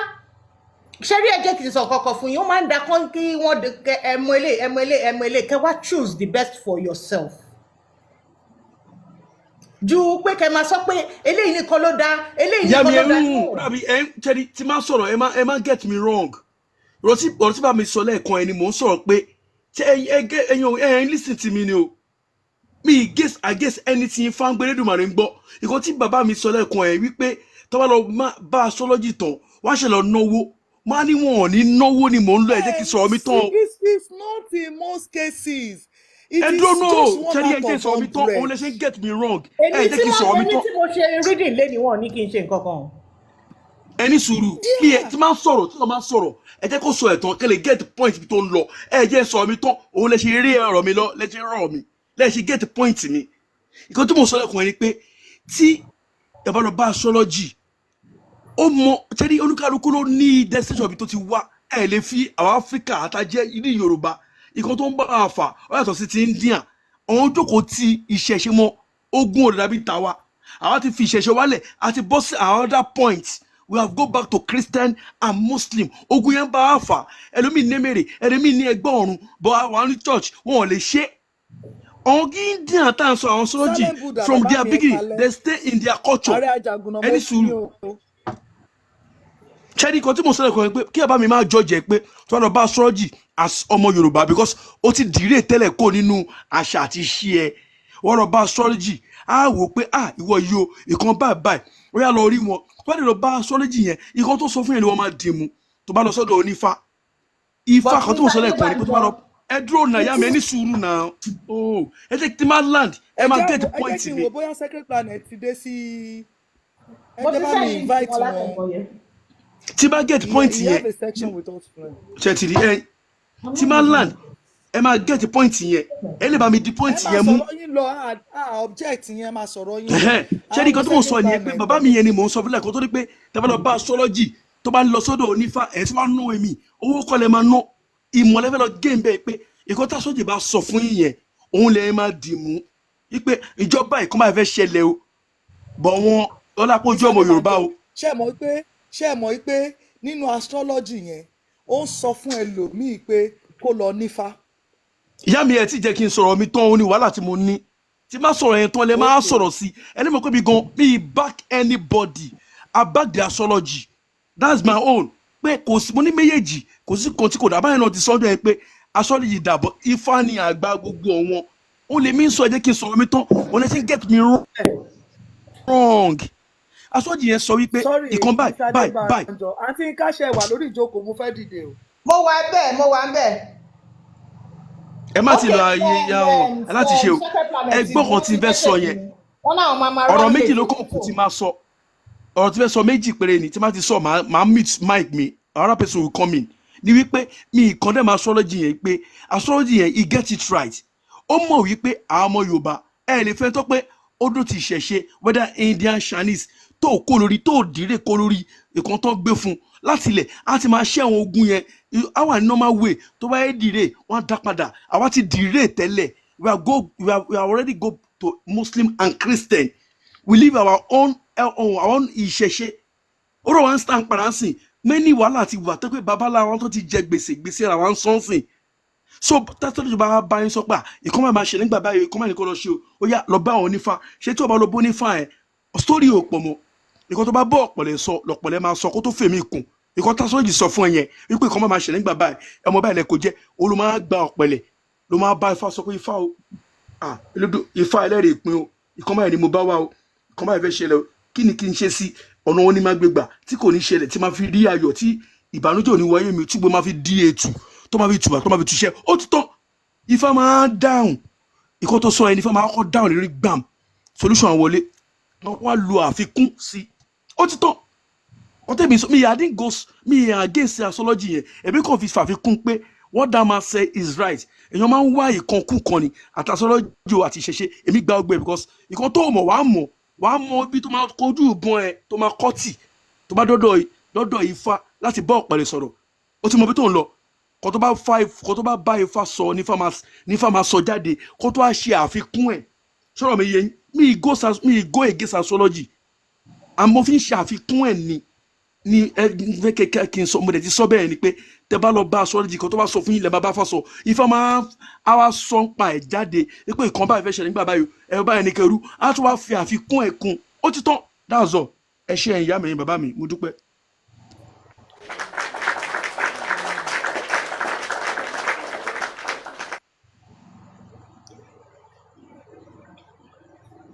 ṣé ọ̀kọ̀ọ̀kan ní nǹkan tó fẹ́ sọ tẹ́ bá ní nǹkan tẹ́ fẹ́ sọ ẹ bá wa on mute kẹ́ bá wa sọ̀rọ̀ o. All I have to say is everything's based on experience. It's good to gain knowledge. It's good to have experience. It's up to you to believe whatever you want to believe. Experience is good. Go and do your palm reading, do astrology reading, do Ifa reading. It's all good. Go. I'm not weighing none of them on a scale. They're all good. Stick to what you want to stick to. ẹ ṣé o jẹ́ n pàtẹ́wọ́ fún yín kó tó dúpẹ́ máa bú mi torí ara mi kò èbú lálẹ́ mi tiẹ̀ fẹ́ kí educated ta sí mi rárá wọ́n ti bú mi ní comment section tẹ́lẹ̀. ìyá mi ara yín gbóná yìí kí ló ń ṣẹlẹ̀ ẹ báyìí kára yín gbóná. ara ta ló gbóná nínú èmi àti ìtàlá rẹ̀ ń gbóná jù. ara yín kò èbú dọ́là ní ìyá mi a máa bú yín pa ní èbú dọ́là a máa bú yín ni ẹni tó máa bú kò lè ṣoríire ẹni tó máa sọ yẹn kò lè ṣoríire ẹ ológo ẹ ọmọ tó bá nógo náà ní sọ rẹ ọ máa sọ̀rọ̀ mi kú ni ẹ ṣé.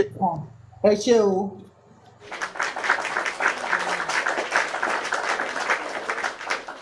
Mr. Adébánjọ tó jẹ́ pé pot ni wọ́n wá ń kọlù kettle mi ní black it's okay o it's okay.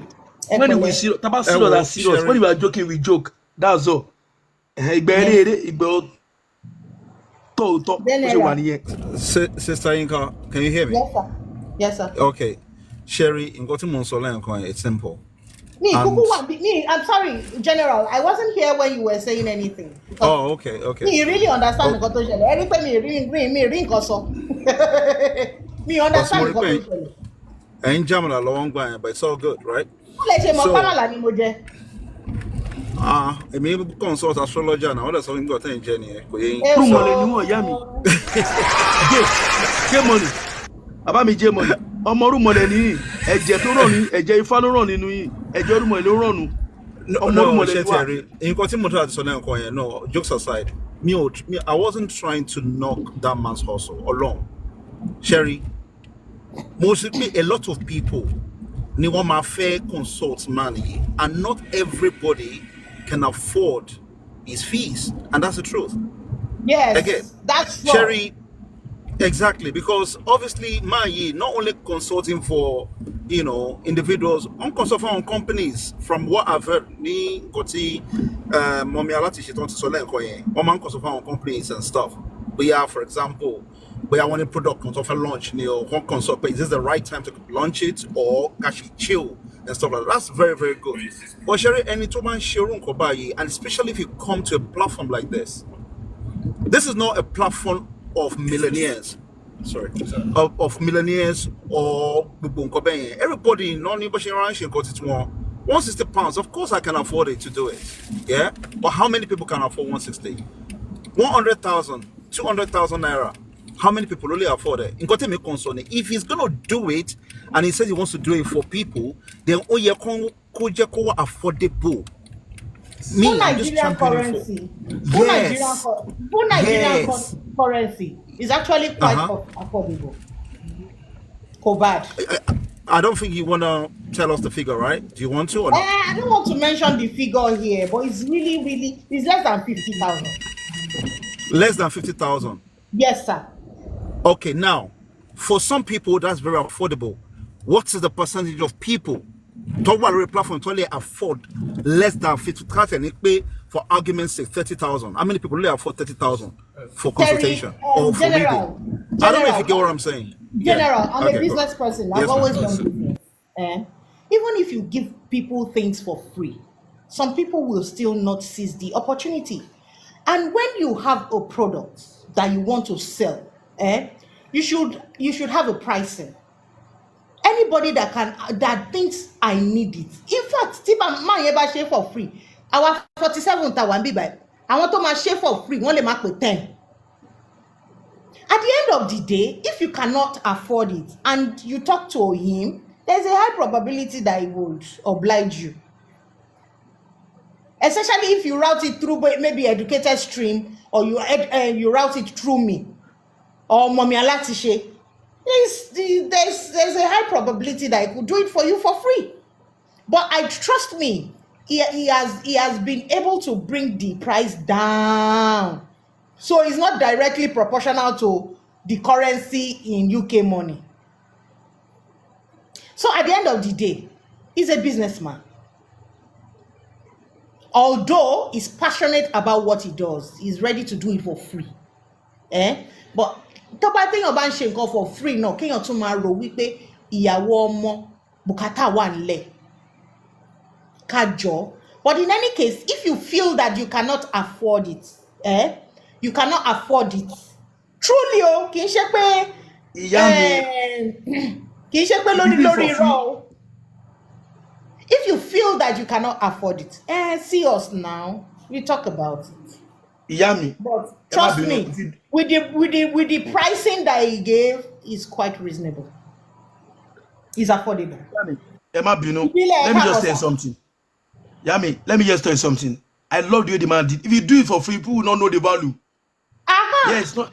They will not know the value. Let me just tell you, right? Reality, 100%. I don't, Adebanjo, hold on. Nobody is saying that you should do it for free. Where is this free thing coming from? Why would they want to do it for free? Because I'm not saying that. Well, I'm not getting me talking to you. I'm talking about what my sister said, my mommy said. That's what I just, because I heard you say okay. Who's your mommy? Oh. My mommy, any woman, every time I say be more yet a minute.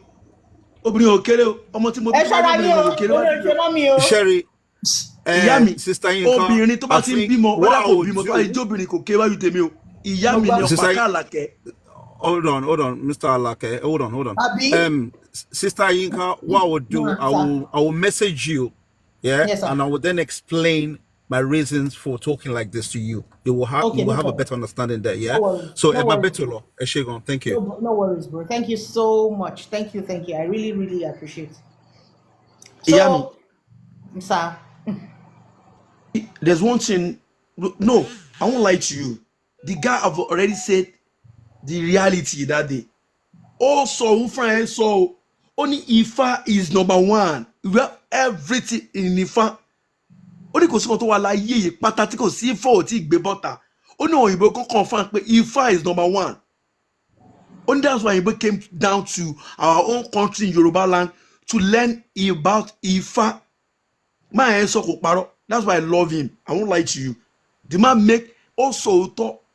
Ó ní òun ò ní pa astrology. Ó ní wà nù Ifá. Gbogbo kan ló kó sóní Ifá. Ó ní òun ò ní sọ if ó ní Ifá is number one. Èmi sọ ju yẹn lọ. The man ẹ̀gbọ́n ti sọ tiẹ̀ ó ti sọ. Kò dẹ̀ parọ́. Kò it doesn't go left or right. It doesn't back in whether astrology. Only astrology wà nù Ifá. Science ó wà nù Ifá. Mr. Debanjo, in essence, ẹni tó bá tí ò bá lè afford astrology kó lọ bá babaláwo kó dífá. It's very simple.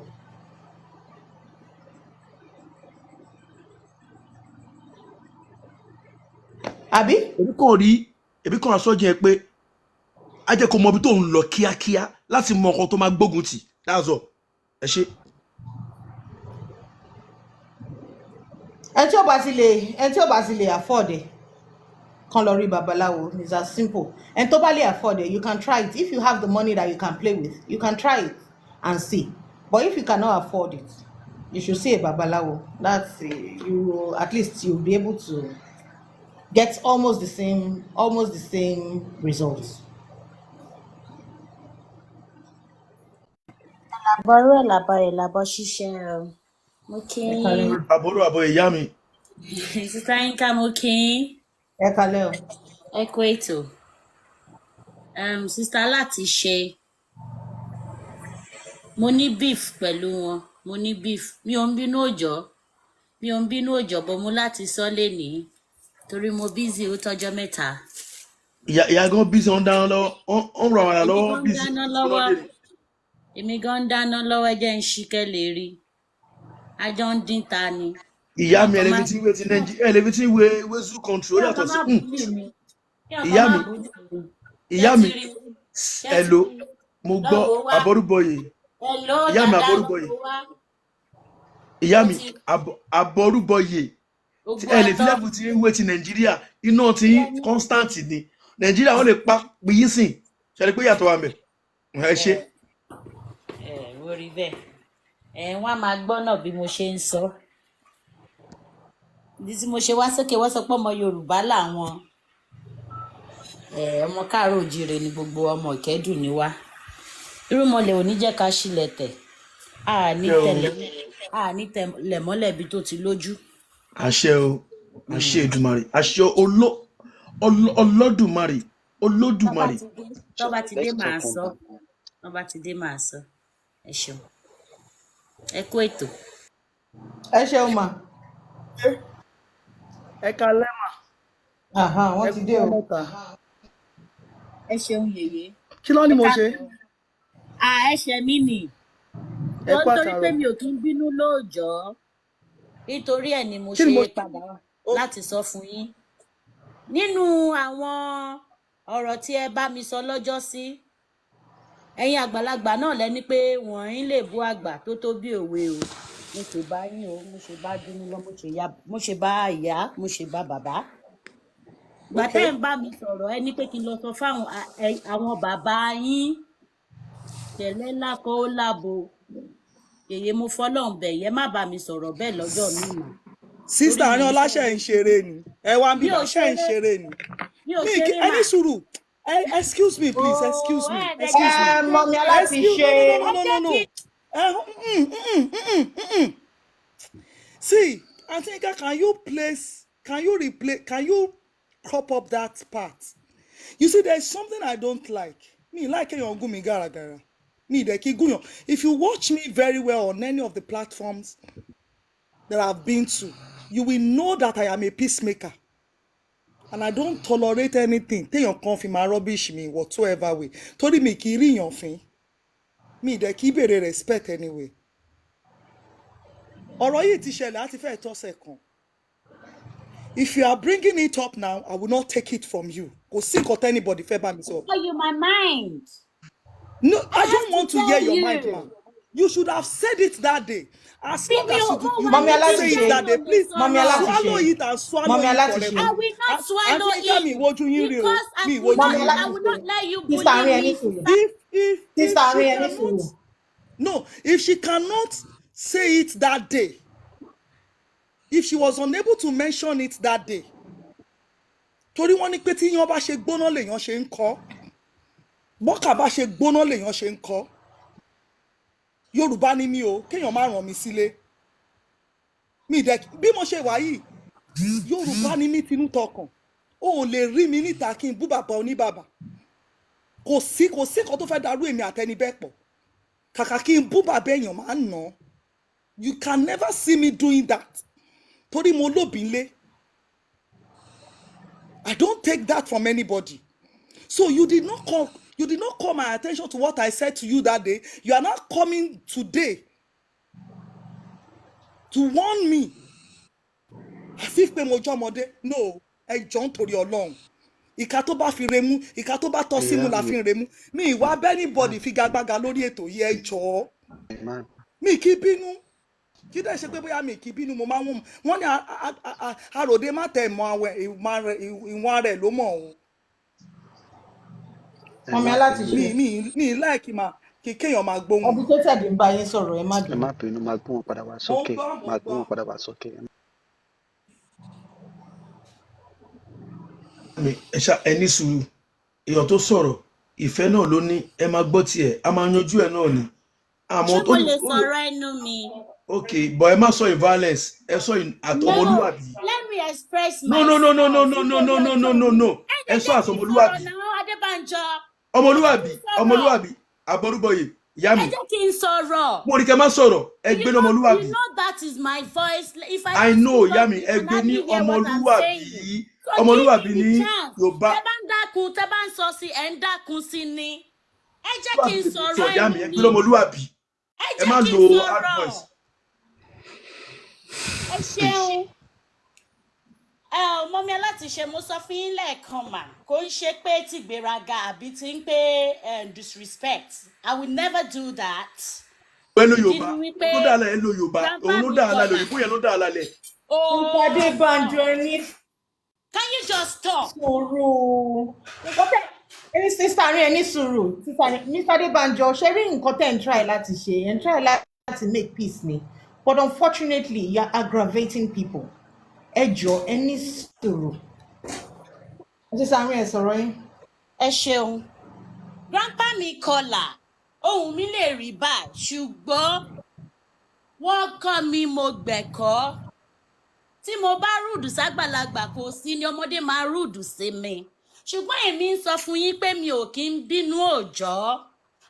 Ọmọ káàárọ̀ oòjíire ni ó wà nínú odù Ifá ó wà ní ìṣẹ̀ṣe wa ẹ máa rìn kan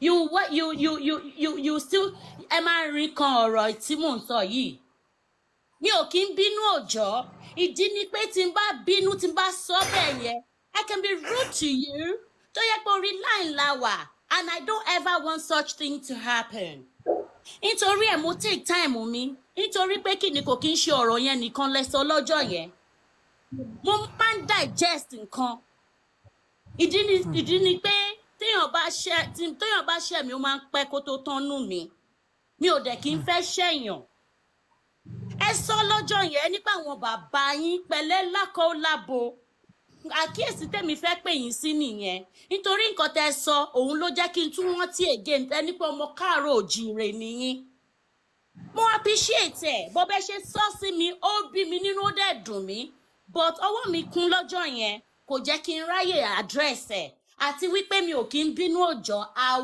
will keep repeating it mi ò kí ń bínú òòjọ́ ìdí ni pé tí n bá bínú bí Ṣàngó ni àbọ̀rọ̀ àbọ̀yè o ẹ ṣeun. ẹ má bínú o ẹ ṣe mà. àǹtí Àrìnọlá ẹ má bínú pàdé mi lẹ́jẹ̀ but orí platform mi kọ́ ló yẹ kẹ́ ti ṣe and not at this moment ó yẹ kẹ́ pè wọ́n ni àbí kẹ́ DM.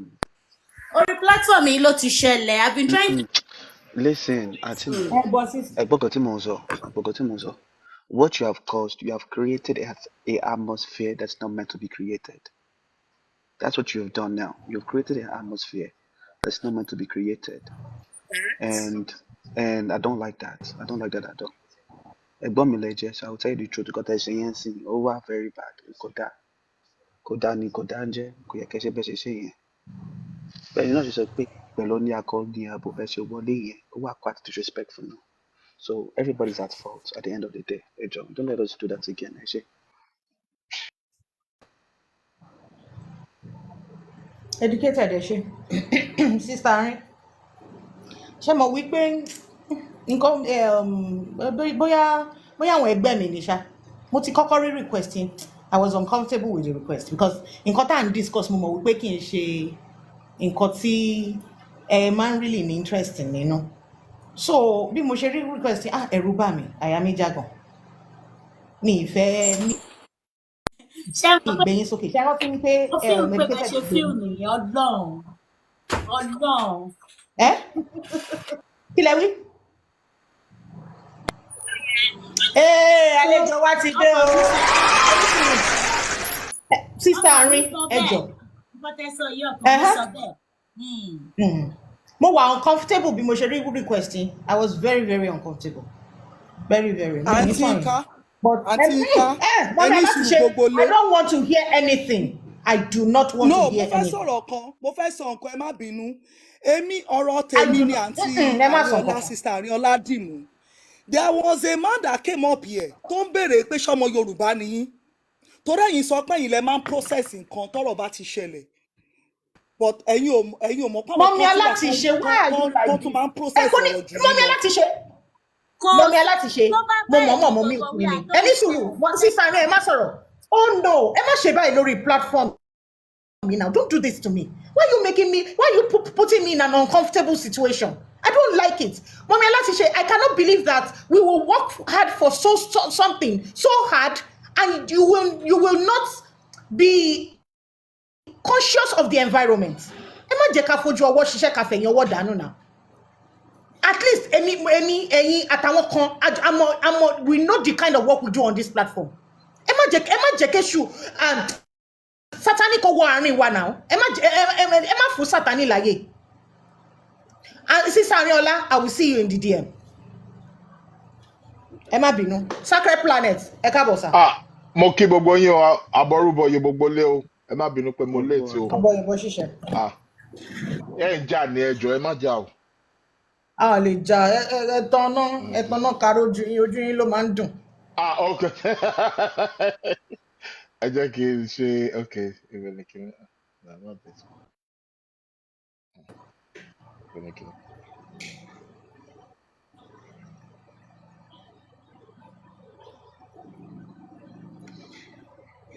Yes, this is the face I know. You muted your mic. Okay, sorry, okay. Good evening, gbogbo lé àwọn àdìyẹ o. Then ṣé ẹ máa ní time lọ́la? Yes, I will. What time? Ní Same time? Two, lọ́sàn. Okay, I'll try. I'll sort of know what time. Okay, kò sí. Okay, sir. Okay, sir. No problem. Kí là ń sọ this week o? Ẹ̀yin lẹ́wà educate wa o. Bishop wa ti kí mi good evening from Jupiter. Àfi Jupiter náà lọ́wọ́.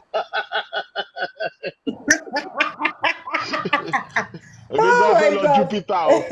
Èmi gan fẹ́ lọ Jupiter. Jupiter yẹn ló gba ayé o. So I think most of the things that we want to do today is numerology. Numerology la máa ṣe lẹ́nu. Bẹ́ẹ̀ni sir. Kò séwu. A ṣe numerology then. okay, okay, so báwo la ṣe fẹ́ ṣe pẹ̀lú um báwo mo ṣe lè ṣe numerology rẹ̀? Torí a ṣe díẹ̀ last week, ṣé àwọn èèyàn fẹ́ Yes. báwo mo ṣe lè ẹ how will we do it? Ṣé Ọ̀yà láti ṣe. mo sọ àwọn sacred planet ẹ káàbọ̀ mo ń kí yín ni. okay, okay, ẹ my dear, ṣé wà ó? Ẹ káàbọ̀. Mo ń ṣe ẹ káàbọ̀ ṣe like you just mo came. wà I'm the ẹ kú one that iṣẹ́. I should be. I'm the one that came in after. Ẹ kú ọ̀lẹ́ o, ẹ kú iṣẹ́ o, ẹ kú ètò. So Yes, sir. Ẹ káàbọ̀. wọ́n ní pé numerology náà lẹ́fẹ̀ ṣe lé ní àbí? Is it numerology or báwo ni ká Yeah, ṣe ṣe? àti nká Àbí pathway. Eh? Ṣé ṣe mọ̀ pé nípa life path? And calculating it and all. Calculation yẹn ṣùgbọ́n la ṣe last week now. Calculation yẹn is just like ẹ kàn Oh, máa calculation yẹn la ro ṣe last week. Okay. ọba uh, Adétúmọ̀bí ọba Ajétúmọ̀bí sir is going sacred planet. uh, You actually promised to discuss some certain things today after your lecture. You said you're going to talk about how they came about Bible and the okay, with Quran religion. and Ó some dà pé other mo sọ spiritual pé books. Exactly. okay, yeah, yeah. Oh yeah, yes. Yeah, what's your problem? I'll Then send you now. I want you to also talk about because we had a little, not even an argument though.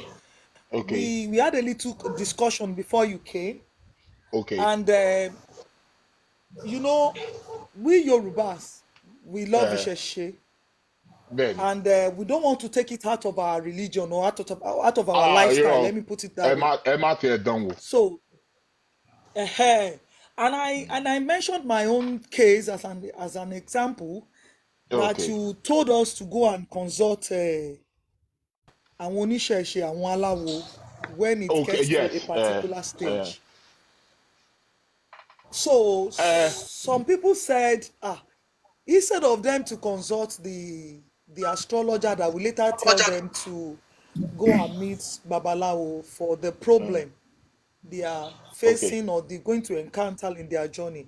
Is there a way is there any solution in astrology when they come to you for a particular reading and you forecast that there is going to be a problem in this so time? Ìgbà báyìí ìṣòro kan máa yọjú.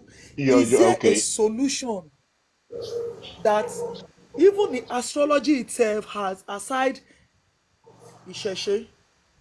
Yes, now. Ìyẹn ti mọ̀. Yes. The reason I want, like, okay, so for example now, àwọn tí mo máa ń sọ fún wọn pé Mr. Kola, yes. so àwọn tí mo máa ń sọ fún wọn pé kán lọ bá bóyá babaláwo after tó bá consult me, it's just like a additive. Ṣó ti yé yín? Number one. Yeah. No, the only people that I only do that for is Yoruba people. That's Correct. number one. Torí kí n sọ tòótọ́, most of my clients, they are not. Taba, if we are talking percentage, Yoruba is probably maybe 1% no client to me. Most of my clients are not either Oyinbo, Middle East, àwọn UAE, Saudi, Bahrain, Qatar, gbogbo ibẹ̀ yẹn, èmi ní Egypt, gbogbo èmi ní tó ń pè ní Middle East yẹn, ibẹ̀ yẹn gan ni most of my clients wà. Then America, wọ́n pọ̀ ń bẹ̀, LA, New York, nǹkan kan bẹ́ẹ̀ yẹn. So I can't tell them to go and see Babalawo. Torí number one, wọn ní understand yet. So the reason tí mo ṣe máa ń sọ fún the Yorùbá, àwọn Yorùbá, some of it's not even all of them. Even most of the Yoruba clients that will come to me, kò ń ṣe gbogbo wọn ni màá sọ fún pé kàn lọ rí babaláwo. Tí n bá rí pé bóyá a difficult time, tí n bá lè fún wọn ní advice àbí nǹkan tán lè ṣe tó máa rí solution sí kinní yẹn is not a problem but àwọn míì mo máa ń sọ fún wọn pé kán lọ rí babaláwo just as a backup ṣó ti yé yín just extra kò ń ṣe pé bóyá dandan náà I've even client me call motive man sọ fún pé kó lọ ṣe kinní but she doesn't go ó máa ní irọ́ o pé wà òkè bíbá pé kinní òun ò lọ rí babaláwo kankan mo tún máa sọ pé àmúmọ àwọn babaláwo tó jẹ́ pé correct wọn wọn ṣe bóyá torí bóyá ó ń bẹ̀rù pé bóyá 419 ni màá sọ pé no I know some very good babalawos tí mo that I know I trust them tó jẹ́ pé kinní but ṣe máa ń sọ pé astrology yẹn ó work for her so there's nothing I mean lè force it so bó ṣe rí nìyẹn but it's just that bíi pé àwa Yorùbá we have something tó jẹ́ pé ó wà very precious ìjìnlẹ̀ wà ń bẹ̀ and I personally èmi fẹ́ràn Ifá gidi mo mọ nǹkan tí Ifá lè ṣe what it can do so torí bẹ́ẹ̀ mo ṣe máa ń sọ fún wọn gbà mí pé okay ẹ lọ bá so it's like additional kìíní ni it's like a extra backative so that's why torí bẹ́ẹ̀ mo máa ń recommend nígbà míì pé kàn lọ pé kò ń ṣe pé bóyá mo rí nǹkan ní chat tó jẹ́ pé mi lè ṣe kíní yẹn torí bẹ́ẹ̀ ni but babaláwo as a babaláwo just to secure everything so Ifá yẹn á tì dáadáa á tì sẹ́yìn dáadáa so it's just an advantage and it's my Yorùbá clients not lè ní advantage yẹn you know so bó ṣe máa ń wà nìyẹn even inú clients mi Christian ni wọ́n even I will recommend babaláwo but they don't they feel some way bóyá bias yẹn sí wà bẹ́ẹ̀ díẹ̀ so wọ́n máa ń wà ìgbà míì wọ́n máa ń whether I think they are afraid àbí kinní kan but sometimes I try to calm their mind pé irọ́ kò rí báyẹn pé èèyàn dáadáa ni wọ́n nǹkan kan bẹ́ẹ̀ yẹn pé nǹkan tẹ́mi náà ń ṣe ni so it's just so but ìgbà míì they just want to do the astrology and that's it me lè force it but I recommend it being pé there may be something that I don't see or I don't spot I'm not perfect àbí mi lànà náà ẹ̀ dáadáa tó jẹ́ pé Ifá rí ṣó ti yé yín or maybe coming from a more spiritual perspective Ifá lè rí so bó ṣe rí nìyẹn so that's why mo máa ń sọ fún wọn pé kan it's not all the clients náà ni mo máa ń sọ bẹ́ẹ̀ fún so that's how it is. And me personally general ti lọ mo máa bá yín sọ̀rọ̀ mo fẹ́ kẹ́ ṣe nǹkan fún mi. Okay. Wọ́n sí lókè mọ́ mi mọ̀ bóyá wọ́n ti lọ jẹun possible. Ṣé mọ̀ pé oríṣiríṣi ni gbogbo wa ẹ ti understand but there is one thing I am addressing everybody now. Last week I said when you come in to listen please come with your grey matter in other sense I mean come with your open mind. Drop the brain of religion. Bring your own personal brain. I'm sorry, it might sound insultive. Me, èmi náà mo gbé religion brain mi sílẹ̀, mo wá pẹ̀lú normal brain mi. So let's just receive the knowledge with our open mind. We all have a lot to learn. Some of us are 50, above 50. Some of us are not even up to 50. Some people are here that are like 60. You still have a lot to learn about philosophy of life. And I want you to learn it for your children's sake. I usually say this to people. Whatever you learn now, that you just discover now, that is benefiting you, please teach your children early. Whatever you learn late, teach your children as early as it is possible. Sacred Planet, you are welcome once again. Ẹ káàbọ̀ lẹ́ẹ̀kan sí. Ẹ ti mute o. Hello, ṣé ń gbọ́ mi ṣá? Wọ́n ti mute.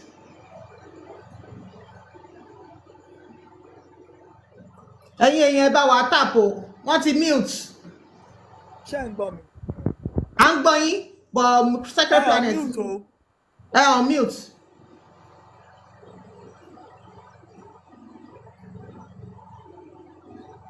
Kí ló ṣẹlẹ̀? Wọ́n ti receive It, kọ́ it ni. could be bóyá mistake mi. Mm. See, jẹ́ kí n sáré sister Arinola. I don't know if you are still in the comment section. I've actually typed something Hello. to you, for you rather, on the comment section. Ẹ má bínú o, tí n bá bú yín the other day. Ẹ má bínú ẹ jọ̀ọ́. Mi ò mean ẹ o, mi ò O lè ṣé búyàn o, ọ̀rẹ́ mi mi ò dẹ̀ àgbàlagbà, lágbára tán fi ń jà. Ẹ má ọ̀rẹ́ mi bínú. tó make sense, So, ọ̀rẹ́ ta mi, lọ̀rẹ́ yín? ọ̀rẹ́ mi. Ṣé ń gbọ́ So, mi ń sìn second yàn? planet, A sir. ti ń gbọ́ yín sìn. Okay, Ẹ má call ló bínú. General wọlé. Wọ́n ti ti dé. fún ìjọ náà ni. Second General, planet, ṣé ẹ ti ń my gbọ́ wa? bro. Mo My ń gbọ́ bro yín. pro. Ṣé ẹ ti ń gbọ́ wa? Wọ́n ń gbọ́ wa. Bẹ́ẹ̀ ni Wọ́n sọ pé àwọn ń mo gbọ́ ń wa. gbọ́ yín. Second planet. Okay, ẹ ṣe. So, sir, àti canvas àti sọ̀rọ̀ fún a lot of people. Tó bá Okay. possible fún mi gan kí n sọ pé mo ní owó, I can actually pick 10 people on this platform and say come and listen to Secret Planet for just 1 hour or 1 hour 30 minutes. Mm. It is very, very important. Sister Sholapo ẹ ṣé. Now, sir, ẹ jẹ́ ká go Eh. to the business of the day. If you are new on this platform today, our guest is Mr. Babatunde. He was once a boxer, Israel Ajose. an award-winning boxer, Israel. Bẹ́ẹ̀ ni. right? Mr. Babatunde Israel Ajose. And he was an award-winning boxer. Wọ́n ti jà gan. You can see his stature even while sitting down. Giant ni wọ́n. Ṣé pé So giant ni mí? before he crossed, he found the Astrology. love of his life, which is astrology. That is the love of his life. And he is a lecturer in university in UK, one of the universities in UK. He's teaching astrology. Am I right, sir? Bẹ́ẹ̀ ni, And bẹ́ẹ̀ ni. he has been consulting for people. In fact, one just Shango, the first time I saw him opening his face, that was in February. Mo ní Shango ni man yìí o. So there's every possibility pé bóyá wọ́n bá ti Shango Àbí? wáyé, ó possible. Ó So possible. we are going to be talking about another an aspect of philosophy of life that is different to what you and I have known about, the Christian and the Islamic religion. This is astrology purely. One thing I like Mr. Babatunde for is that he's not religious based. Though he loves Ìṣẹ̀ṣe, we have asked him severally, tẹ́ ẹ bá tiẹ̀ ṣe astrology, General Káàbọ̀, tẹ́ ẹ bá ṣe astrology kí lẹ máa ṣe? He said he's going to be an oníṣẹ̀ṣe because he loves Ìṣẹ̀ṣe so much. Now, we're going to take him on a section for about an hour, 30 minutes to 2 hours before we start asking questions. Mr. Babatunde, ẹ káàbọ̀ lẹ́ẹ̀kan sí. Ẹ̀mí nìyẹn o. Yes, sir. Okay, ṣé Now, ti kíní ni màá sọ? Okay. ṣé mọ̀ pé ní last time yẹn Mo sọ sọ̀rọ̀ pé màá sọ̀rọ̀ Pluto, nípa astrology àti religion. ẹ má ti sọ̀rọ̀ astrology àti religion, ẹ jẹ́ ká fi Okay. yẹn sísàlẹ̀ Oh, you are towards the silent. ending Okay, of no your problem, lecture. no problem, no problem. Kò You séwu. did talk about Pluto, the influence of Pluto, and Pluto. you said you're going to talk about the moon, the Mercury, and all that. Kẹ́ tó wá bọ́ sí Gbogbo. numerology. Ẹ̀hẹ́n. So, ká tó wá kásẹ̀ ńlẹ̀ pẹ̀lú ẹ̀sìn,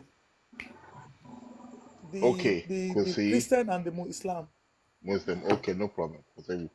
Okay, so gẹ́gẹ́ bí wọ́n ṣe sọ, orúkọ mi ni Babatunde Israel Ajose. So I'm an astrologer. I've been doing it now, coming to 24 years. So nǹkan tó wà ń bẹ̀ ni wípé astrology, that word first and foremost, torí mo mọ̀ pé ọ̀pọ̀lọpọ̀ ní wa tá wà ń bí oníṣẹ̀ṣe ni wá. That word, we know obviously it's not a Yoruba word. Astrology it has its roots in Latin, Greco-Roman languages, and it's very popular today. We could even say like astrology, that word now has somewhat even become English, part of the English dialect. But astrology, the word asta, means star. And ology means the science of. That's why you get the word of biology, sociology. It means the study or the science of something. So astrology means the science of the stars. That's what it is, the language of the stars. So from the time that people who have been studying the stars, àwọn tó ń wo ìràwọ̀, wọ́n máa ń wo position wọn at various times. So in certain times, depending ibi tí àwọn ìràwọ̀ yẹn bá wà in the sky, can be very favorable for some things and maybe not so favorable for some things. Kò ṣe pé even not so favorable, maybe more challenging is maybe a better word. So even going to Bible, there's a place that says there's a time for everything. A time to cry, a time to die, time for season, a time for planting, sowing, owambe. So astrology is based on the idea that the sun, Orun, it rises in the morning in the east and it sets in the west. And between Orun and the Oshupa, both of them are forming a calendar. Both of them. There's a solar calendar and there's a lunar calendar. Calendar tá à ń lò ń sìn, the general one which we use, tí bá sọ fún tí bá bí yín léèrè sí pé kí ni date ni, a sọ pé 4th of April 2024. Okay, that is based on a solar calendar. Solar calendar là ń lò. And that calendar is introduced because it's a business calendar. And the West or Europe, that's one of the main features that they were about. Everything was about business. But we also have what's known as a lunar or moon calendar also as well. And that is the one predominantly which was used in the ancient times. Kò ṣe pé wọ́n lo solar calendar, wọ́n lo solar calendar, no, but predominantly it was more about the lunar calendar because it was for farming, for fishing, for using for festivals and so on and so forth. So the positions of the planets in our solar system now, we say that there are, okay, for simplicity, máa gbọ́ táwọn èèyàn máa sọ pé we have 9 planets, àbí we have 10 planets. But wọ́n ka oòrùn àti òṣùpá mọ́ kínní. If we're talking about the planets, it is Mercury, Venus, Mars, Jupiter, Saturn, Uranus, Neptune, and Pluto. That is 8. Those are planets. Oòrùn àti òṣùpá wọn ń ṣe planets. But just for simplicity, we just call them planets for simplicity reasons. It's just for simplicity reasons. Laman Shebe in astrology. But everybody knows that the sun and moon are separate. They are special unto themselves. So the basis of astrology is that we look at where the planets are located at a time of birth of, it can be for anything. A lè ṣe chart fún anything. We can do a chart for the moment you are born. That is the main part. For a moment somebody is born, for a marriage, for buying a car, opening up a business, independence of a country. Kò sí ìgbà tá a lè ṣe chart, or there's nothing that we cannot do a chart for. Mo lólóńgbò nú ilé mi. I've got a chart for my cat. Mo ní chart ẹ̀. Tó jẹ́ pé it allows me to understand bó ṣe máa ń hùwà nǹkan tó ń ṣe nǹkan kan bẹ́ẹ̀ yẹn. So there are some astrologers tó máa ń ṣe bẹ́ẹ̀. It's just like a fun something. It's not skinny, but it's very interesting. So you can have a chart for anything. Nǹkan tó ń pè ní astrology chart, or what the Greeks would call horoscope. That is another word, not tó máa ń lò nínú astrology, horoscope. But these words are Roman Grecan words. Wọ́n ń ṣe Yorùbá.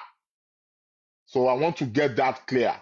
Torí in many times, àwọn but kìíní yóò ṣe Yorùbá. Yeah, it's not, those words are not Yoruba, but the essence or the principle of astrology is started in Africa. Mo ti sọ even gone last week. I told you to boya, I don't know if everybody was here, but I told you to go and see that Ishango bone. Màá kọ sínú inú comment section. Ishango bone. Elawa, as far as I'm aware, I think it's in Belgium Museum. The last time I checked, or the last time I saw it, it was in the Belgium Museum. Ishango bone, which is dated at least 20,000 years. That is before any of your religious systems, whether it's Islam, Christianity, Judaism, none of them. If you add all of those years even together, all three, they don't come close to that. That's the Ishongo bone. It is the oldest mathematical and lunar calendar thing that they have found. It's the oldest one. You can Google it now. Ishango bone. They found it in the regions of where Congo is. Now, so astrology here, based on the places where the planets are located at that time when you are born, will show us the kind of path, your strengths, your weaknesses, ibi tí challenges máa wà. Kò sẹ́ni tí ò ní ṣòro láyé yìí. Everybody has his our own difficulty or challenges to deal with. Nobody's perfect. Gbogbo wa la mọ̀ yẹn. So astrology can be very helpful because it can show you some insights, can give you some good understanding about ìwà tó ń wù yìí, that's why tó ṣe ń hùwà báyìí. This is why you act like this. This is the way you think.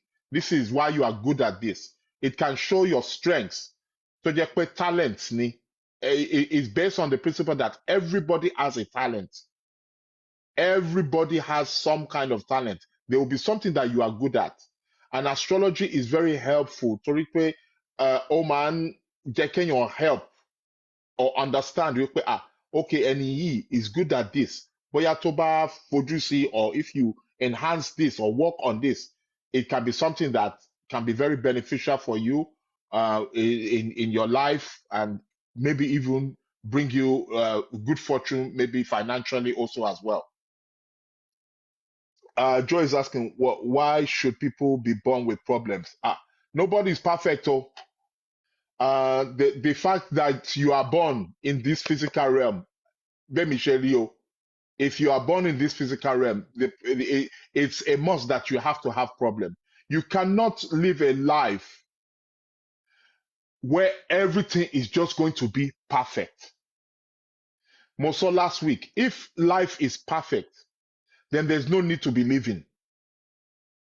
There is absolutely no need to be living. Why are you living if you are perfect?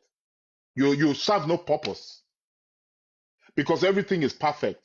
So, any problem sometimes is not necessarily a problem, although it can be challenging for us.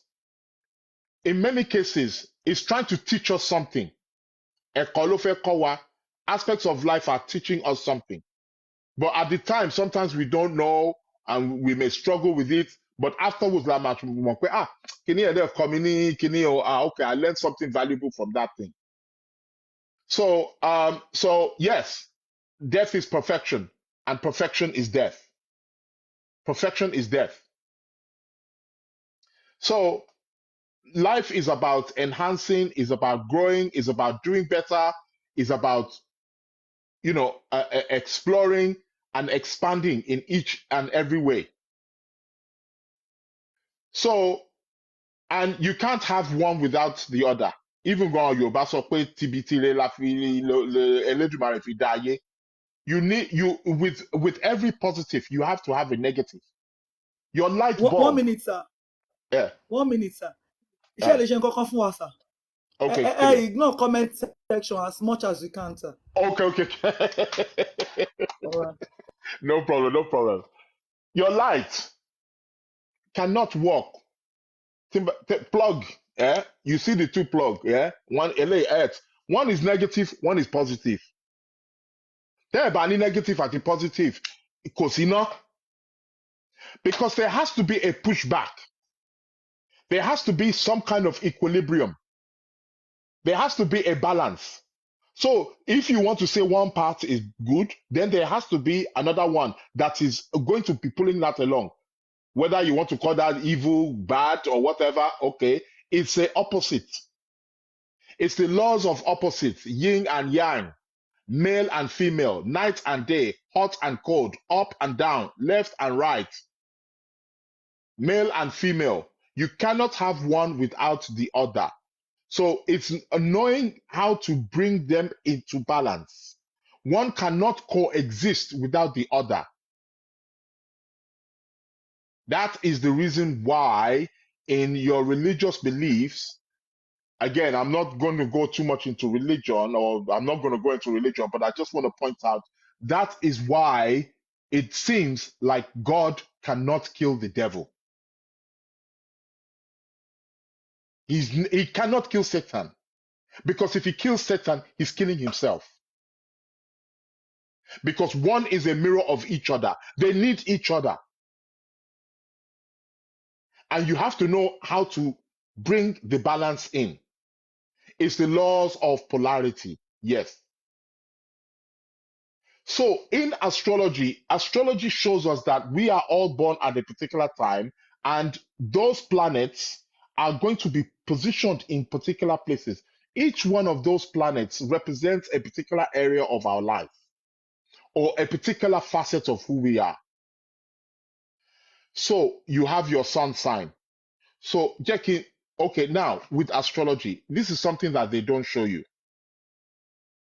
You see your sun sign. Nǹkan tó ń pè ní sun sign yìí. That's your sun sign, whichever you are. Whether you are Pisces, you are Aries, you are Taurus, you are Gemini, kìíní kan. That sun sign is really about, it's what you are becoming. Is what that sun sign is really about. That sun sign is something that you are always going to be perfecting throughout your life. So that sun sign is your mission. It's where you are going in life. The mission where you are going, the direction where you are going is what that sun sign is really about. So although when you go on the internet or to bank paper, they will tell you the general characteristics of that star sign. Okay, fine. But it has a particular purpose as to why it has those characteristics. Because that characteristic is a part of your own journey that you need to embark on in your own life. So each zodiac sign has a particular, if you want to say, trait to it, has a particular energy that is going to be specific for your own journey. But it's to do with your direction in terms of where you're going. Now you have the other planets. You have the moon, which talks about your emotions, which talks about the moon, your moon sign. Tó bá lọ sí India lénìí, and you speak to an Indian astrologer, the first thing, tó bá sọ pé o mọ astrology, the question tó máa kọ́kọ́ béèrè léèrè in terms of planet, wọ́n á béèrè pé kí ni moon sign yẹn? Kan tó béèrè sun sign. Torí ibi tó ń lọ ni sun sign yẹn. But the question is, ibo lo ti ń bọ̀? Where are you coming from? That is now your moon sign. So the moon sign is telling you where you are coming from. The moon sign is to do with your past. The moon sign tells us about our past, our connection with our mother, how we were nurtured when we were young. That's why Taba Wo astrology chart, we can look at the moon and we can see, based on where it is, what kind of nurturing to gba. Irú ìyá wo, that because when we are young, in most cases, not in all cases, and if it's the case, tó jẹ́ pé there are some people that may not be fortunate, that they might not be with their mother or whatever. But that should also show in the chart also as well. But generally, we know that ìyá, for those, at least for the first 4 years, ọ̀dọ̀ ìyá la máa ń wà. Maybe after 4, bóyá a bẹ̀rẹ̀ nursery, àbá ń lọ school, àbí kinní kan. But for those early years, predominantly we are with the mother. ẹ ṣe ń wo fún gift o. Silver Vix ni mo dúpẹ́ o. Gift ti wọlé Thank you, already. Awero. Thank you. So we are with the mother. So moon sign. If you ask 99% of people in this world today, they are moon sign, one or more. Sun sign here, no mama berry. Sherry sun sign here, tan can see. When you open up those magazines and newspapers, turns up with your star sign or your sun sign. What made that popular? It was a guy, his name was Alan Leo. He was the first one who really made it popular. Láti máa fi sun sign ní sínú magazine àti newspaper. Not to say that he was wrong. And it caught on from there and it became popular. And everyone, I want to know my horoscope. I want to know my horoscope. Ibi tó ti bẹ̀rẹ̀ nìyẹn. It's not even, it's at best, it's about 100 years, 130 years old. Ìyẹn tó máa fi sun sign sínú newspaper kankan bẹ́ẹ̀ yẹn. It's not really that old. It's a new thing. So this first thing is your your moon sign. Now there's also something else also as well, which is very important.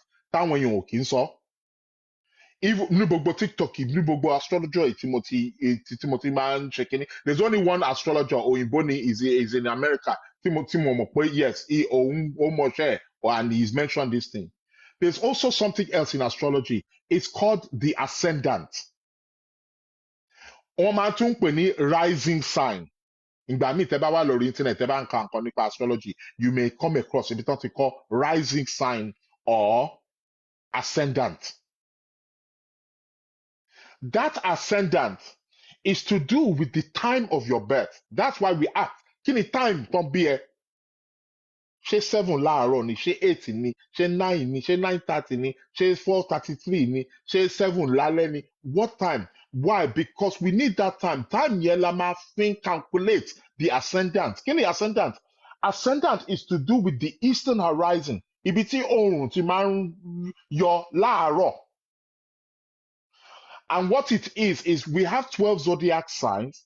So during the day of the 24-hour day, approximately every 2 hours, the ascendant changes.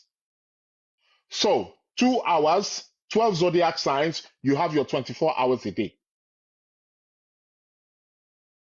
Now, that ascendant, ó ṣe pàtàkì gan. As a matter of fact, this idea ń sìn tẹ́ bá pàdé èèyàn tó ní what is your sun sign? They will tell you Taurus ni mí. They will know the sun sign. Everybody pretty much knows the sun sign. Ìyẹn general or normal. But láyé àtijọ́, when you ask somebody, kí ni sun sign yẹn? The first thing tó máa kọ́kọ́ sọ fún ẹ, they will tell you the ascendant first. Kan tó wá ṣẹ̀ṣẹ̀ wá sọ sun sign. Wọ́n lè sọ fún ẹ pé I'm Cancer ascendant, Sun in Libra. Why is that ascendant sign or that rising sign so important? That rising sign, it tells us about your mentality. It tells us about your intelligence, how it is formed. It tells us how you like to show yourself into the world. It tells us, bó ṣe bí ẹ, what were the circumstances you came into the world with? It tells us about your body. It tells us about your body shape. Bí ara ẹ bó ṣe máa rí, what kind of body do you have? Ṣé mọ̀ pé èmi inú wa aga, èmi short, èmi kúrú, èmi ìṣọ́ra. It will show in the ascendant. It tells us the kind of attitude that you approach people with. Some people are very gentle, they are soft when you meet them. Some people are very fiery. Some people are very just pragmatic. Some people are very serious. Some people want like come rẹ́rìn-ín, come ṣeré. All of that is in the ascendant. tó bá lọ sí India lénìí, that will be one of the first questions tó máa bi ẹ́ lénìí. Wọ́n á ní kí ni Lagna? That's the nǹkan tó ń pè ní ẹni lédè wọn, Lagna. Lagna stands for your ascendant. They will ask that. Wọ́n á béèrè Lagna ẹ̀, wọ́n á béèrè ascendant sign ẹ̀, wọ́n á béèrè moon sign ẹ̀, kó tó wá béèrè sun sign. Sun sign náà máa béèrè last. Torí wọ́n fẹ́ mọ ibi tó ti ń bọ̀. Where are you coming from? So the moon now will now tell us that. So we start to see the importance of the moon. Mercury, it will tell us about how you think, your intelligence. Venus, ó máa sọ nǹkan tó like, nǹkan tó, what gives you pleasure. Irú èèyàn tó máa fẹ́. Mars, bó ṣe máa ń take on challenges. How you take on challenges. Báwo ni, we all have to take on some challenge. Báwo ni agbára ẹ̀ ṣe rí? How do you assert yourself? Jupiter, how are you growing? How are you developing? Saturn, where is your authority? Where is your responsibility? Yes, Saturn. Uranus, where are you a genius? Where are you different? Neptune, where are your inspirations? Where are your dreams? Pluto, where is your power? So all of these planets, they all now have significant roles which they play. And depending on how the world is constantly turning, because the world is never stopped turning, it's turning every second, it is moving like this, round. So as it is turning, the planets, we are seeing different planets rise and set throughout the day. Bóyá ìgbà tán bí mi, Pluto wà ńbẹ̀ yẹn. Ìgbà tán bẹ́yìn, Pluto wà lọ́hùn. Ìgbà tán bí kinní, Pluto wà lókè. Ìgbà tán bẹ́lòmíì, Pluto wà nísàlẹ̀. So it can be in any particular direction, but it has a meaning. Any meaning nínú ayé ẹni yẹn. So all of these planets, it's very important. So that's why in most cases, that's why when people, even when they come to me, sometimes I don't even like engaging in where kini kan sun sign me, mini kini kilo le song pa Taurus, kilo le song pa kini. I can tell you, yeah, we can talk about general things, but it doesn't tell me the full picture. Your sun sign is only taking, it's a very important part of the chart. Oh, ṣe pàtàkì gan, but it's only telling you a small portion. Just by knowing your sun sign is like bóyá 5% of the chart. Oshiku, an astrologer has to see your whole horoscope. Kan tó lè mọ̀ pé okay, nǹkan báyìí, okay, bí ilé, okay, ilé kìíní ló wà, sign báyìí ló wà. Then they can make a judgment pé okay, ọ̀nà báyìí ló yẹ, ọ̀nà báyìí ló yẹ, this, that. Ọ̀nà tá a máa gbé gbà ní, okay, difficulty wà ń bí, okay, ṣe nǹkan báyìí, okay, ṣe nǹkan báyìí, bóyá ọ̀nà tó máa ṣe ni. That's how it is. So it allows us now to make better choices. Better choices allows you to live a more happier and fulfilled life. That is why we are here. We are here to learn a lesson. For those of you who are open or to things like reincarnation, this is not the first time we have been here. And even in Yoruba, Ifa, or Yoruba cosmology, that ideology is there, that the soul returns.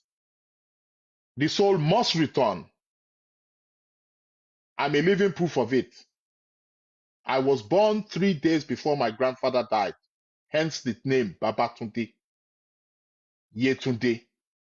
That's why if you look at many of our Yoruba names, Oman, Woman meaning. They have meaning, and there are so many names that will coincide with a soul that has been here before. Abiku, all those kind of things. There are reasons behind it. I've seen with my own two eyes, Nife, ìyá tó bímọ, ó ti bímọ kan, ọmọ yẹn kú, ó wá bí kejì, ó wá kú. But on the second one, they put scar on the babe ní òkú yẹn ni o ọmọ tó kú yẹn they put the scar on the face ọmọ tó wá bí the third one time had that mark there. This is not a trick. They will put the scar there ọmọ yẹn and it was born with the scar. Tí n bá dé fẹ́ mo sì máa ń rí ọmọ yẹn á ti máa lọ bí bóyá bí is maybe like 13 or 14 years now. Was born with the scar. So the idea of reincarnation is there. So whatever you complete or don't complete in this lifetime, ó ń bọ̀ á bá in another life. Only that's where our India, the word karma now comes in. It's an Indian word. It's a Sanskrit word. The word karma actually means action because it's based on the idea that for every action, everything that we do, gbogbo nǹkan tá à ń ṣe, there's a reaction. If you push something left, it will go left. If you push something right, it will go right. There's a distinct reaction to every action. So this is where this idea of you do good, good comes to you. You do bad, bad comes to you. Whatever you give off is what you are getting. We are creating our own reality day by day. So astrology allows us to understand pé kini ó wà ní chart here and it's posing some difficulty. Kò ń ṣe it's not just today or in this lifetime ní kini ẹ̀ ti ṣẹlẹ̀. It's been building up from previous of lives. Ó wá bá ní ayé yìí ni. You came and met that thing in this thing. The same náà pẹ̀lú Ifá. That's why tán bá bí ọmọ a ṣe àkọsẹ̀jáyé ọmọ. Why? Because we want to know irú ọmọ wo la bí? What kind of child is this? Where is their destiny? Orí wo ló mú wáyé? Tá bá dẹ̀ rí nǹkan bẹ́ẹ̀ àámọ̀nà tó yẹ ká gbà. Tá máa fi allow that child to develop into a more fulfilled and healthy person. So astrology is working on a similar basis. It's pointing out certain things that, you have this planet in this place. It's a difficult place. It's a challenging place. It's going to affect your area of love life, your money, your family, your home, or whatever. Okay, this is how best to go about it. The anti ètùtù bá wà, tí ritual bá wà, or whatever. Either way, to try and make it better. To try to enhance it. Anything in our life can be enhanced. Relationship ni o, owó ni o, that is what it is. So the chart shows us our potential of what we could be. Not everybody is going to become a millionaire or a billionaire. That potential has to be in the chart. Some people, they come to me, ṣé o lè ṣe kíní fún mi so kí n rówó? Tí potential bá wà ní chart, I will tell you that it's in the chart. I have two clients specifically tí mo lè fún wọn number tó lè ṣe, and I told them, I predicted to them pé wọ́n máa win lottery, wọ́n dẹ̀ win lottery. Now people think that I can do that for everybody. No, tí n bá rí inú chart pé the potential of winning the lottery is there, the mark, the signature. Torí ìgbà tán bí Jupiter wà ní báyìí, Pluto wà báyìí, chance tó máa fi win lottery yẹn, then I can say confidently pé okay, you are going to win the lottery. And wàá dẹ̀ win ẹ̀ bye. Èmi fẹ́ win lottery o. Mo mọ̀ pé ẹ fẹ́ win lottery. Mo mọ̀ pé ẹ fẹ́ win lottery. Kò sí ẹ tí ò fẹ́ win lottery. Join the queue. Èmi gan tí mo jókòó ìgbà èmi gan fẹ́ win lottery. Èmi gan tí mo jókòó èmi gan fẹ́ win lottery. So destiny oníkálukú ó yàtọ̀. It's different. Ibi tá a ti máa rí Irewa, it can be in very funny places. Some people become wealthy through marriage. Some people become wealthy through hard work. Some people, ṣẹ́rí gbogbo ohun tá à ń pè ní luck. Ṣẹ́rí luck yẹn, kò ń ṣe pé luck náà, everybody ló ní luck tiẹ̀. Oh, the manifestation is just different. Luck yẹn, ó ní nǹkan kan, that somebody wins the lottery or somebody gives them money or they are born into financial wealth is not accidental. There's something spiritually to guide that soul that needs on that particular journey that exposing that person to that thing. But from us, from the outside, our money, bàbá yẹn lucky gan, ó dẹ̀ lucky o, bá ló ṣe rí owó yẹn àbí ó rí ibi tó ṣe kínní ni. Or you will see, even ṣebí àgbàlagbà ni wá bíbá. There are some people here tó jẹ́ pé how many times tó ti rí maybe o ti rí ọkùnrin kan orí girlfriend ẹ̀ àbí ìyàwó ẹ̀ wá ní ṣé ìyàwó bàbá yẹn nìyẹn, irọ́ ni o, or vice versa, àrí kìíní ṣọ́kọ tó ń fẹ́, yes, ó mà lucky gan, bàbá yẹn fine, tó sì gbọ́nlẹ̀ tó ṣe kìíní, àbí ṣé ìyàwó bàbá yẹn ni irọ́ o, ẹ má sọ pé bàbá yẹn, this guy, you will even see some guys tó jẹ́ pé wọ́n wà good, but that's how it is. Even God, power tap. even God, the person who the person tó jẹ́ pé bóyá he has a pretty woman because he has money. Ṣé pé yẹn náà tún wà, but it's not accidental. It's not a coincidence. It's part of his destiny. Láti ní owó yẹn. So ibi tí ọlá wà, ibi tó wà, ajé wa ibi tó wà, everybody has their ajé. It will be in different places.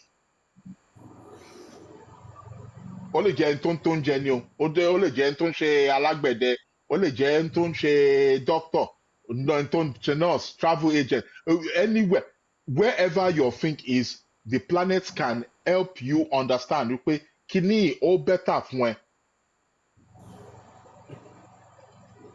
So through that, we can now use astrology as a guide. This is what it is about. It's about following your star, ká wo àwọn ìràwọ̀ yẹn, and they provide some guidance into our life. So it allows us to make healthier, better choices. So, and it comes, my husband say, I get banker. If you banker, no. So, I'll be, so, olúkálùkù wa ìkà ò dọ́gba. Táyé Kẹ́hìndé, they are different. I did a reading, even gone with a client today. Ìbejì ni Kẹ́hìndé lórúkọ ẹ̀. But ó kàn jẹ́ pé bí tèmi náà ni ẹni tán bí sí ìlú yìí ni in the 19, bóyá àwọn parents ẹ̀ wá láti Nàìjíríà ní 1960s àbí kínní. So she's never been back home. Kò mọ Yorùbá kankan, it doesn't, but ìbejì ni wọn, but Kẹ́hìndé lórúkọ ẹ̀. And I did a reading today, and I was telling them the difference, bí mo ṣe rí difference pẹ̀lú òun àti sister ẹ̀. And the thing is very interesting. Ìbejì tó jẹ́ pé bóyá 20 minutes ló wà láàrin wọn, and their life is like, so there are some similarities o, ẹ má ṣì mí gbọ́ o, but àwọn nǹkan tó wà tó jẹ́ pé that the sister encountered till the other sister did not encounter, and they are so far apart. So astrology now becomes a tool for self-improvement, self-discovery. So gbogbo àwọn planets yẹn tá à ń pè ní star, tá à ń pè ní ìràwọ̀, tá à ń rí wọn lálẹ́ yẹn, they have a significance based on where they are in the chart when we are born. It is not accidental. Somebody is asking a question. Ebo, how in the does comment identical section. twin born on the same day have different parts of life? My cross. Yes. So Ibeji, now the twins, they will have different because there will be a certain amount of ṣé mo pé wọn ò ní jáde papọ̀. One comes before the other. Different cases. The closest case that I have of twins, I'm talking in time, is 3 minutes. 3 minutes here in Connie. Why? Because the earth is turning. Every second it is moving a millisecond. So that millisecond will change.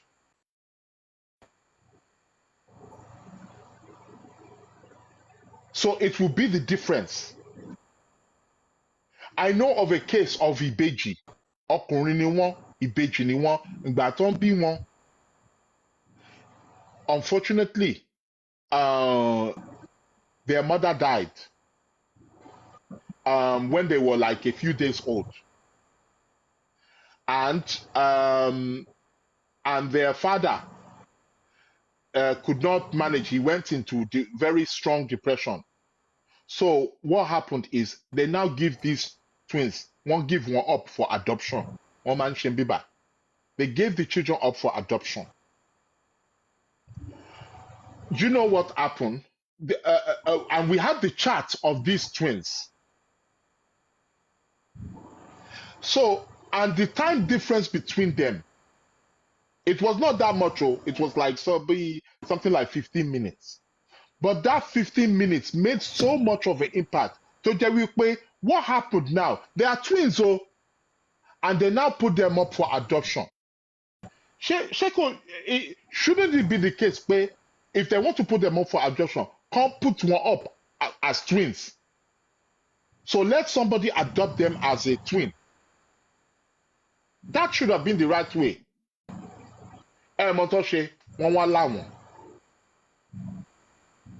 So one family came and said, we are interested in this twin. Another family came, the other one said, we are interested in this twin. Ibiti star wa to favor Taye.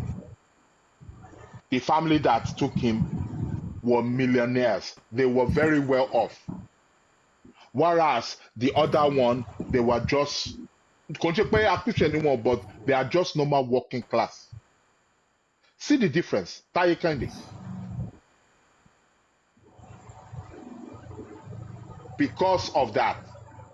So, the time, that's why time is very important. That's why they say time is the master. Where was this planet at this time of your birth? Because it can contribute to your success and it could contribute also to your fall.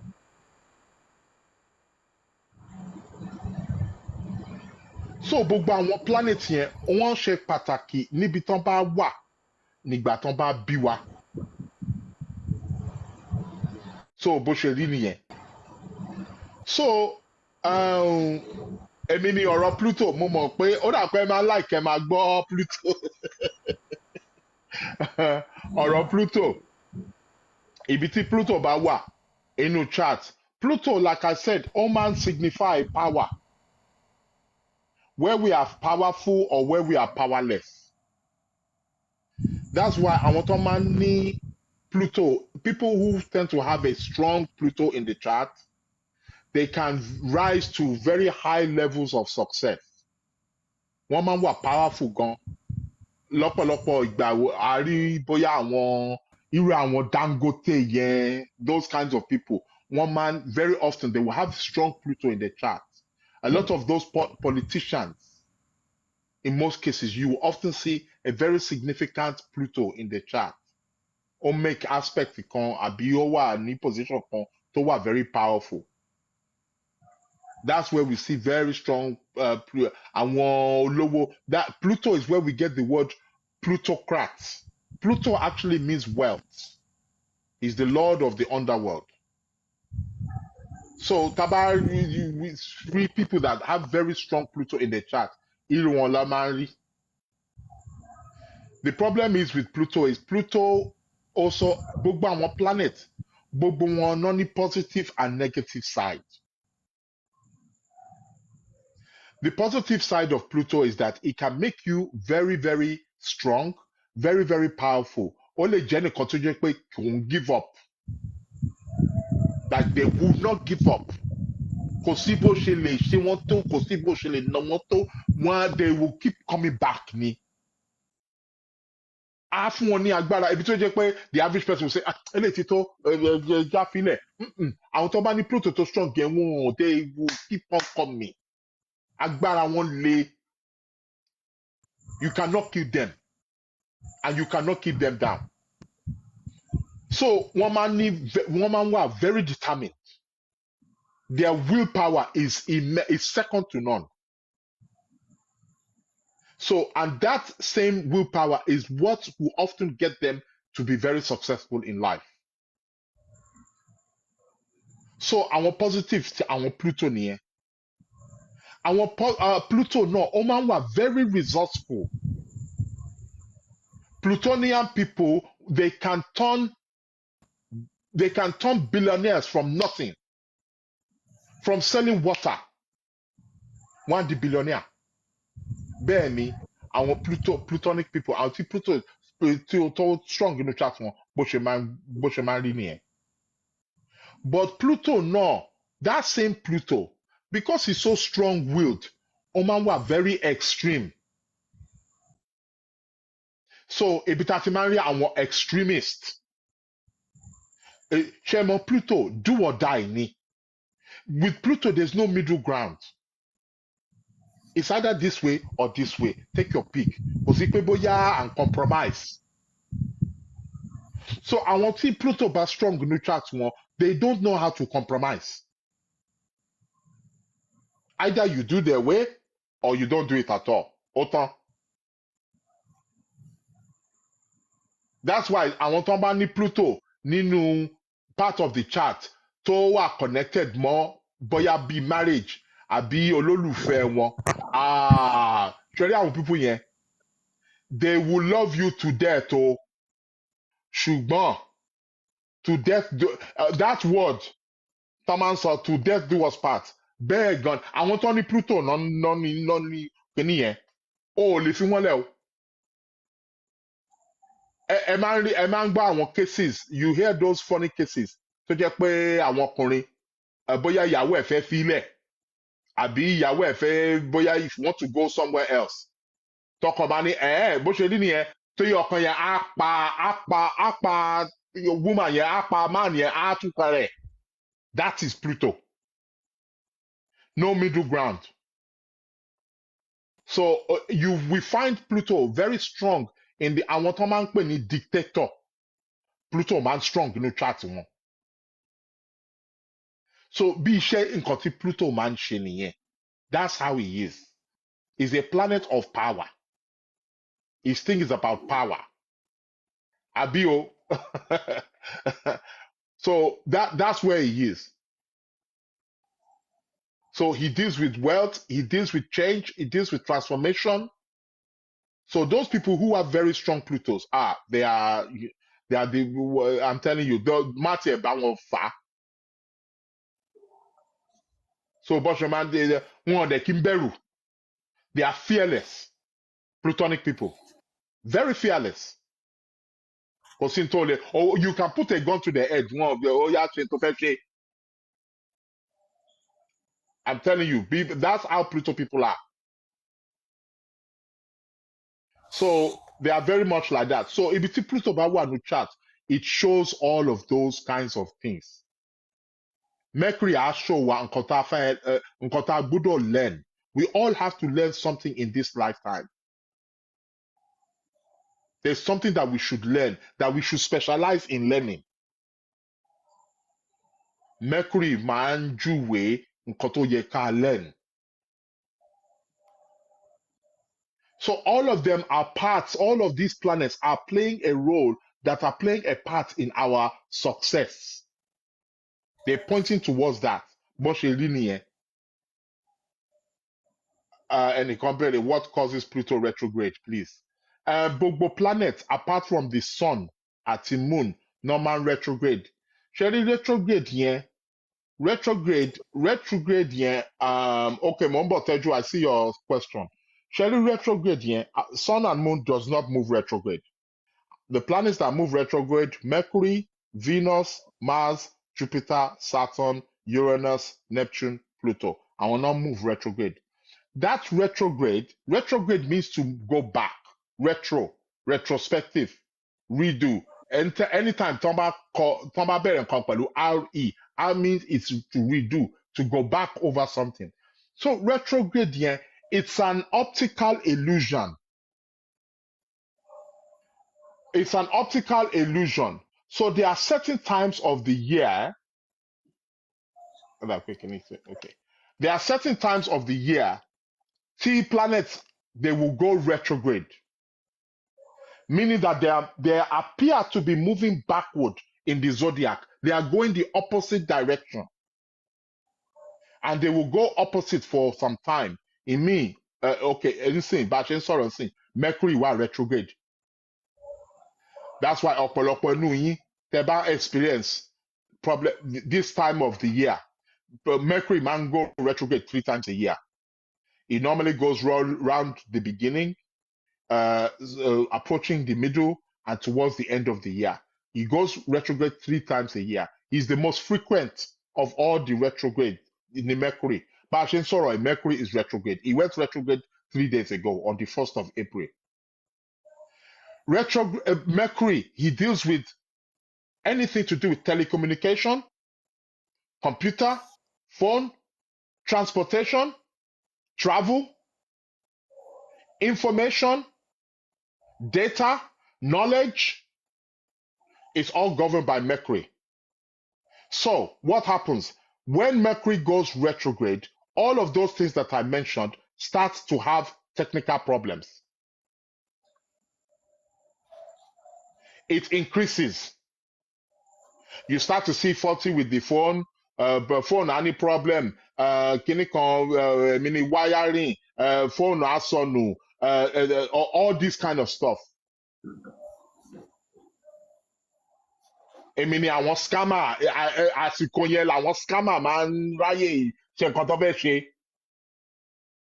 There'll be problems with computers, telecommunications. It will heighten during that time of Mercury retrograde. Ó ga o. Happy Ẹ̀dẹ̀ power enjoy tap. nǹkan tí wọ́n sọ.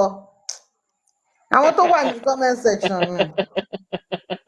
Our power tap. Okay, so it will now increase. Don't get me wrong, as a Mercury or retrograde, people break down. Phones go lost. There are problems with computers. But it heightens. It's more higher and more prevalent during the time of Mercury retrograde. It works like a charm. That's why to check man business. It's never good to do it. It's never good to sign contract when it's Mercury retrograde. We are in Mercury retrograde now. If any of you are signing contracts in the next 2 or 3 weeks, contract here. Computer glitches, Bernie, those kinds of things. It happens every day, of course. Ẹ dúró, ẹ má sọ̀rọ̀ fọ́dà. Ẹ dúró. Kí ló dé o? Ẹ má jẹ́ kí n lápá tension.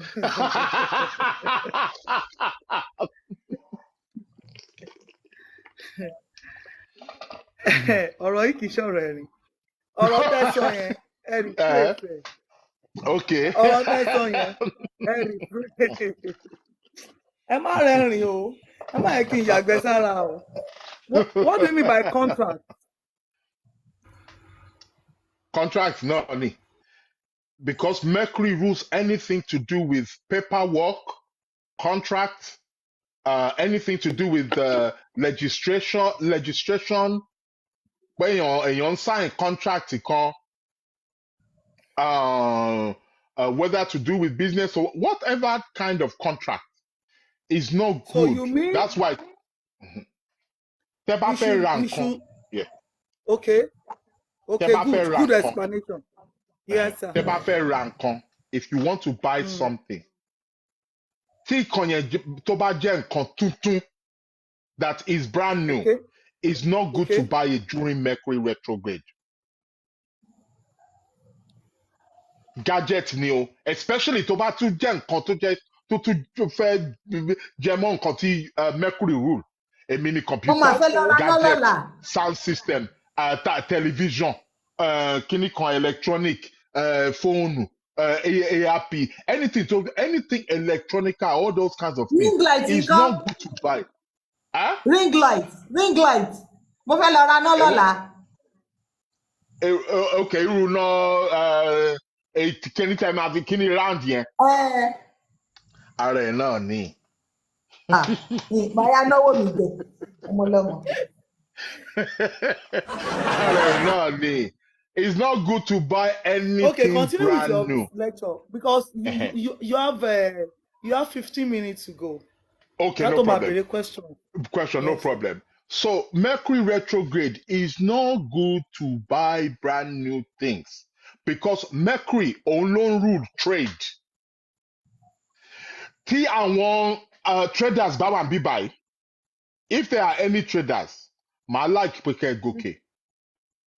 To I monitor am a how the trader. trade is trading lè ṣe. Okay, a máa sọ̀rọ̀. To monitor how the trading is going to be during Mercury retrograde. Because during those times, we find that it is more unstable. We know trading is up and down anyway, but it is more unstable during the Mercury retrograde. And it also pé trading is peaking right now. Let's see. So, nǹkan tó wà níbẹ̀ ni wípé Mercury, when it goes retrograde, those things go higher. That's why if you want to buy those things or you need to sign a contract, if you can, put it on hold until after the Mercury retrograde. So Mercury retrograde to one see, he always goes retrograde for approximately 21 days, 21, 22 days. After that, he starts going direct. So end of this week, end of this month, sorry, round about the 24th, 20, then he's going to go direct because the problem, For example, everything sir, start to run if someone smoother. is Sacred Planet, if Uh-huh. someone is here that want to buy a property, Lola, so they must sign contract. Are you telling the person not to go ahead, to wait till Mercury is I would rather, over? yes, I would advise them to wait until the end of the month. Wàá kàn ní pé wàá sign yẹn, wàá sọ fún wọn pé you sign it but just not now. Wow. Jẹ́ n fún yín ní example. Barack Obama, Okay. when Barack Obama was first elected president, when they do, ṣé mọ̀ pé November no máa ń ṣe election l'Amẹ́ríkà. They do the election November or this the first Tuesday àbí Thursday or whatever or in November, something like that. Tán bá ṣe election. Ṣé mọ̀ pé they don't do the inauguration until the following year, the January 20. Yeah. It's on January 20. Okay. When Barack Obama, I'm going to give you a small example of how Mercury retrograde works. When Barack Obama was elected president, not when he was elected president, when he was elected president, Mercury was okay. But by the time they came for the inauguration, it was during the Mercury retrograde. Okay. If you remember, you can go on YouTube right now and go and pull up that inaugurate one, they have to swear on the Bible. They'll say, I swear to solemnly swear here. The Mercury was retrograde at that time. If you notice, he made a mistake. Hello, Lori Google is there now.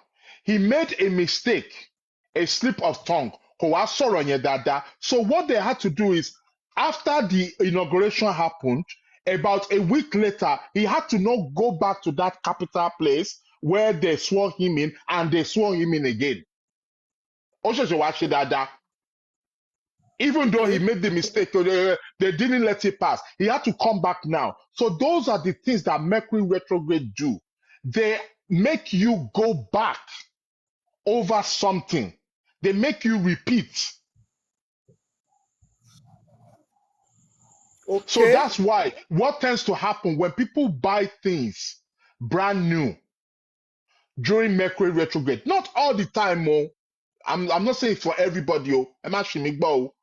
It's not going to be everybody, oh. But in many cases, if not in more cases than normal, that thing that you buy, you will take it back. Torí bóyá after bóyá a month or 2 months kò ṣiṣẹ́ dáadáa àbí kò function dáadáa, you now take it back. Wàá wá lọ replace here to go and get a new one. I've seen people Mercury retrograde. Wọ́n ní àwọn fẹ́ move ilé kankan bẹ́ẹ̀ yẹn. Okay, wọ́n fún wọn date bọ́ sí àsìkò tí Mercury wà retrograde. Problem kan ṣáá àárí kí yẹn gbà kí ayé ó yẹ ká gba kí yẹn lọ́wọ́ state manager àbí kíní àdẹ̀ rí kí yẹn gbà lọ́lẹ́ nǹkan kan ṣáà ṣẹlẹ̀ wọn ò rí kí yẹn ó ṣe kíní. So the day they were meant to move, they don't move on that day. It may be bóyá 2 or 3 days later or a week later. That is the effect of Mercury retrograde. Even it was it last year or year before last? Níbi tí ilé mi tí mo wà yìí, our heater ìgbà tí ibi tí mo ń gbé the heater it was leaking. N bá dẹ̀ pé kinní o, n bá pé àwọn plumber pé kán wá ṣe kinní. Àwọn ń bọ̀. Funny enough, the day the guy came, Mercury was retrograde. And when he came, mo sọ fún ìyàwó mo ní bọ̀bọ́ yẹn ń padà bọ̀, ó máa padà wá. She said why? And when the guy came, tó bá rí bọ̀bọ́ yẹn, this is not a problem. Kíní kan, ó ṣáà ṣe kíní, ó gbé Tuesday jáde, ó ṣe kíní, ó change radiator, ó ṣe there's no problem. Kíní kan. Ìgbà tó lọ in my mind, and I told my money eléyìí ó máa padà wá. And within 2 or 3 weeks, he had to come back and come and do that thing again. So that's how Mercury retrograde works. So any planet tó bá ń retrograde, Pluto includingly, whatever that planet is to do with, or whatever it governs, there will be something about it that has to now be repeated in some way, shape, or form. That's why àwọn èèyàn kan máa ń wà, àwọn ọmọ tó bá ń bí during the time of Mercury retrograde, you will notice pé in a very young age, wọ́n máa ń shy láti sọ̀rọ̀. Wọ́n ń tètè develop speaking kìíní, wọ́n ń wà confident. Wọ́n á máa ṣe bí ìgbà tójú ń tì wọ́n. Ìgbà míì wọ́n á ní learning difficulties. Wọ́n ò ní tètè pick. Bóyá tó bá ń kàwé táwọn èèyàn bá ń ṣe kìíní, táwọn bá they are slower than normal.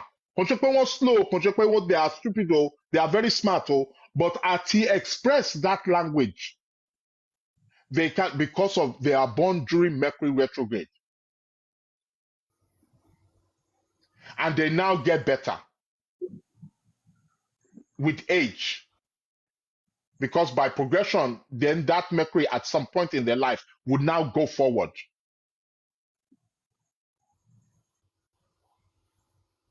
Student Mikon were over very bright.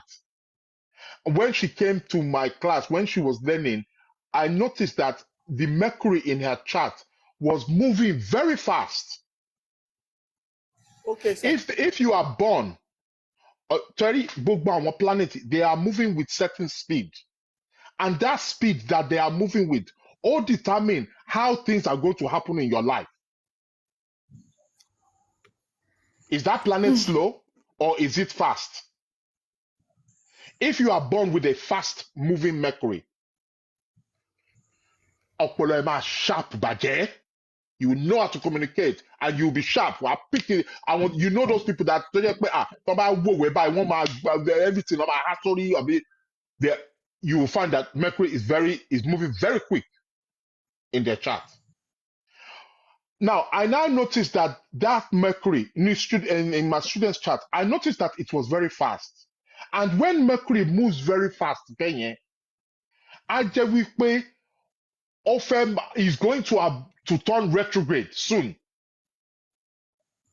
3 weeks ago, 4 weeks ago, last month, and the month before, Mercury was moving fast. Why? Because he was about to go retrograde, or he went retrograde 3 days ago. How many So months that ló fi Mercury, máa move fast? eh? How many months ló fi máa move fast? Only move fast from about be 1 month and a half, 2 months. I move fast in the year. But when he's moving fast like that, Mokwe all move fast. He's moving fast and then he will slow down and then he will start moving backward. So I noticed that in my student chat, Mercury over fast, meaning that he was about to go retrograde. When I did the calculation, Mercury over he went retrograde when she was 16 years old. Mercury yẹn wá padà. I now told her, say, nǹkan kan ṣẹlẹ̀ to do with the way that you are communicating or your education when you were 16. Ó ní òótọ́ ọ̀rọ̀ ni. Only when I was in school, I was very bright. Gbogbo exam ni mo máa pass gbogbo ẹ̀ there. But ọ̀gbà tó wá di level tẹ́ ń pè ní over in bíbá GCSE là ń pè ó ní gbígbà téèyàn ṣe WAEC ní Naija bí kíní. Ó wá fail. She failed the exam and she had to repeat it. So that is Mercury retrograde. It makes you repeat. So now Mercury is retrograde. Kí ni benefit? Gẹ́gẹ́ bí mo ti sọ, everything has a positive and negative. Kí ni benefit Mercury retrograde? Mercury retrograde is very good for planning. This is the time you need to be planning. Ẹ fẹ́ plan nǹkan, ẹ fẹ́ ṣe research, ẹ fẹ́ tún nǹkan kọ́, ẹ fẹ́ tún nǹkan kà. To re-establish something. Oh, is the best. This is the time, is the best time. You will do the best research. You will come across the great knowledge. Ìwé tó ti kà tó that ìwé tó that you think that you know it, go back and read it now. Wà wá rí pé kíní mo máa miss kíní yìí during the Mercury retrograde. So it's great for research. It's great for planning. For editing, bóyá àwọn tó ń kọ̀wé or something like that. For editing, you want to do it with Mercury retrograde. That's why àwọn tó bá bí pẹ̀lú tó bí ní àsìkò Mercury retrograde, they are very good at editing and researching. Torí àsìkò tó bí wọn ni. So they are very good. That's why if I want something read or the editing, I like to give it to somebody. Minimal retrograde. So they will spot it. Mistake. They know how to think. And they know how to get information from the past. That's research. Our Mercury retrograde, you cannot pass them. Okay, but yes, I posted on it on my Kini. Even Gromotini, I was going to do one today, Papa, but I didn't have the time. I will post another one. Nípa Mercury retrograde. So Mercury retrograde all ṣe pàtàkì gan. Lásìkò tó bá ń ṣe kíni. That's why I always normally even go I will show you àwọn ẹni tí contact me even go lẹ́nu àwọn kan ní mo fẹ́ sign contract o ìkọ́ntẹ̀ ó sì fi voice note kan sílẹ̀ pé òun fẹ́ ra nǹkan. Okay, you know the rules now. Báwo ló ṣe fẹ́ ra nǹkan pẹ̀lú Mercury retrograde? So ó better kéèyàn dúró, let Mercury go direct, then much better. There was some time last year. It was last year. There was a mistake that it happened. I think it was in France, Lo Shele, where they made a mistake, where they uploaded information. Ṣé mọ̀ pé àwọn airports, all the airports in the world, they are connected. Computer kan náà not just connect more. So they all load the information. So ìyẹn ló máa tell wọn what time the plane is departing, ìtò ń land, ìtò ń lọ New York, ìtò ń lọ Naija, ìtò ń lọ Èkó. So that information. one guy uploaded some he made a mistake. I don't know if it was a way in how he uploaded the thing, but yeah, virus it was during the Mercury retrograde. Oh Shele, it was last year. There was a big problem with the flight. It was during the Mercury retrograde. There are some times to get those big telecommunications, the Mercury by retrograde, kini wọn máa já ni. There was a time, even years ago, once he fix it and see, there was a time years ago to jẹ́ pé there was a time tí Mercury retrograde bá ti ṣe kínní ẹ máa gbọ́ táwọn èèyàn máa ní kíní kan the company yẹn line wọn ti wà down kẹ́ make a free call wọn olúkálùkù á pè torí it will be free. They don't have no way of tracing it during Mercury retrograde. Àwọn astrologer wọn máa ń show Mercury retrograde gan. Mercury retrograde, Venus retrograde. During Mercury retrograde, another thing, Teba Shakiyesi, you will meet people. Oh, sorry, yeah, not meet. Oh well, you can say meet. You will meet people or see people that you haven't seen for a long time. Oman Shelegon, láàrin Mercury retrograde. Àbí ex-boyfriend, àbí ex-girlfriend yín. It's very common. Wọ́n máa ń padà wá during Mercury retrograde. They come back to reconnect. Yes, Mercury retrograde. You Teba Shakiyesi. And your ex-partner, ex-ìyàwó, ex-ọkọ, they come back. Àbí ẹnìkan tó ṣe pé ẹ tí rí láti ṣe kíní láti omi tí rí ẹ ó mà ti tọdún mẹ́wàá ó mà ti ṣe kíní ṣe Mercury retrograde Yẹ parí ìjà o. So ibi tá a ti máa ń rí wọn nìyẹn. So Mercury retrograde is very rare, but all of the planets they all go apart from Sun and Moon, they all go retrograde and they have their significance. Inú chart níbi tán bá wà. If you have a planet that is retrograde in your chart, ó máa ń fa delay. It can be your success, it can be your ṣọmọ. Ẹ wo irú Joe Biden. Or even got Tinubu. How old is Tinubu? At that age, not just the president, 78, 80. And now on them winning in 40s, 50s, 60s.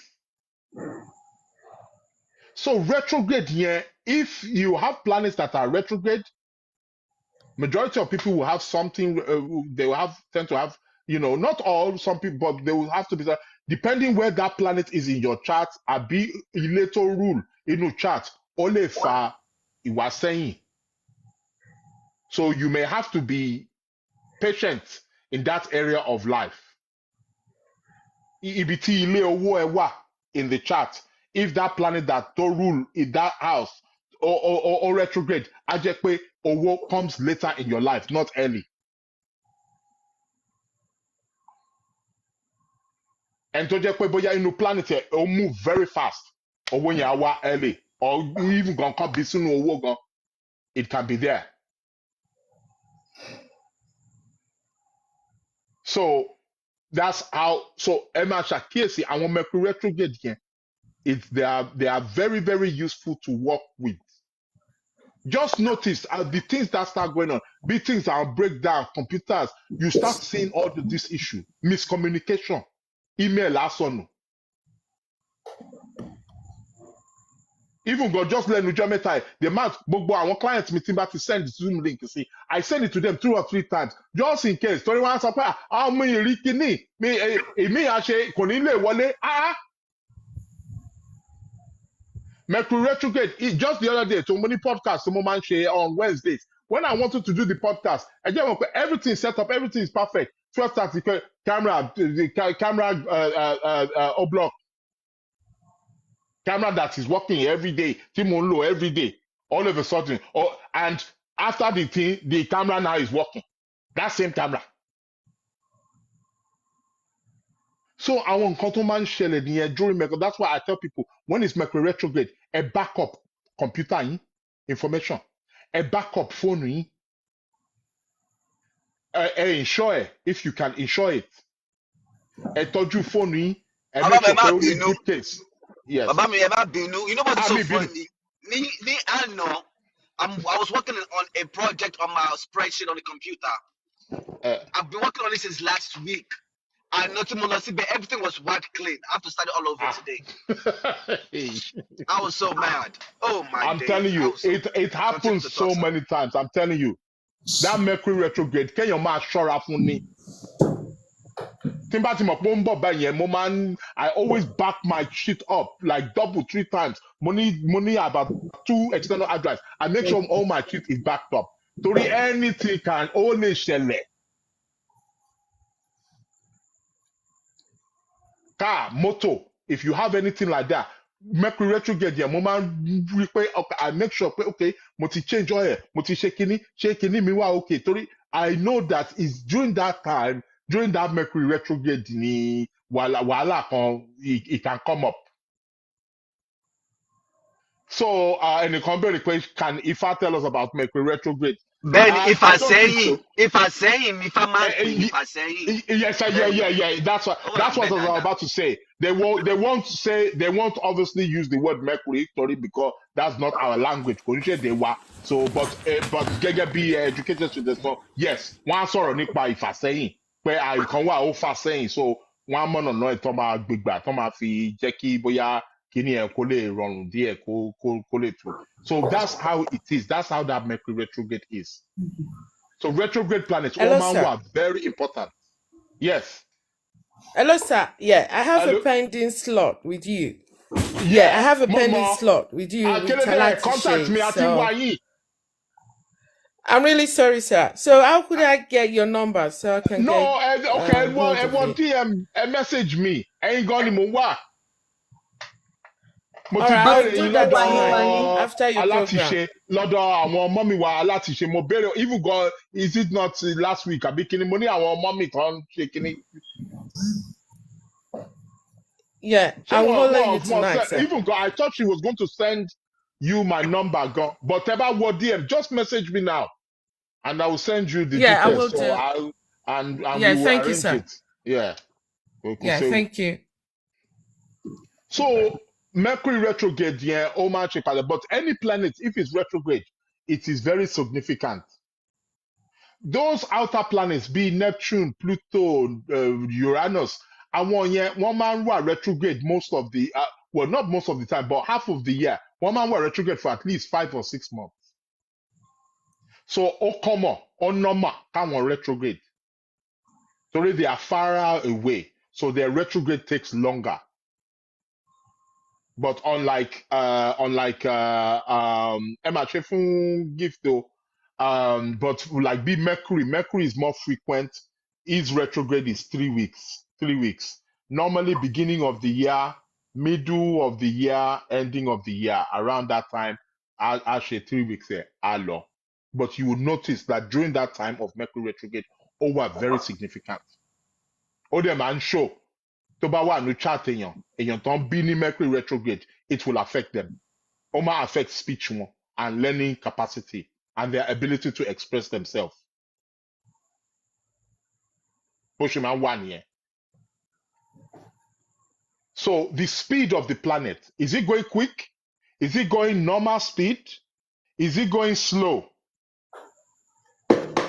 Just think of it like traffic.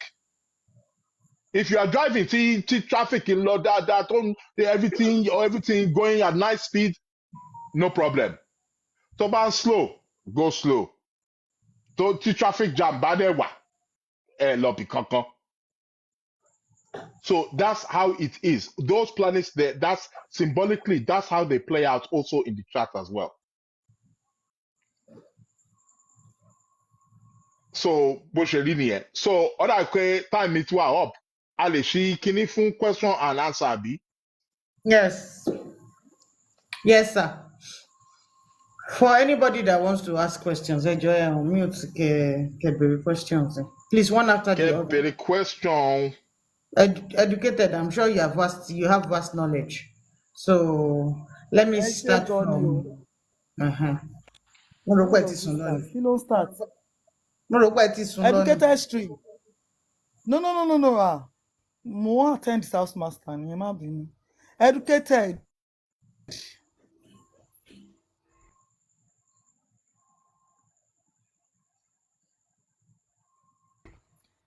Ó dà pé educated wà níbi tán ti ń la píopíó lọ́wọ́. ló bá tán nísinsìnyí. Okay. Can Ẹ I wọ́n lè ask? máa lá nǹkan. Okay, work. Ta ló fẹ́ béèrè question? If you have question, Sister Arinola ẹ sọ̀rọ̀ nsìn. Okay.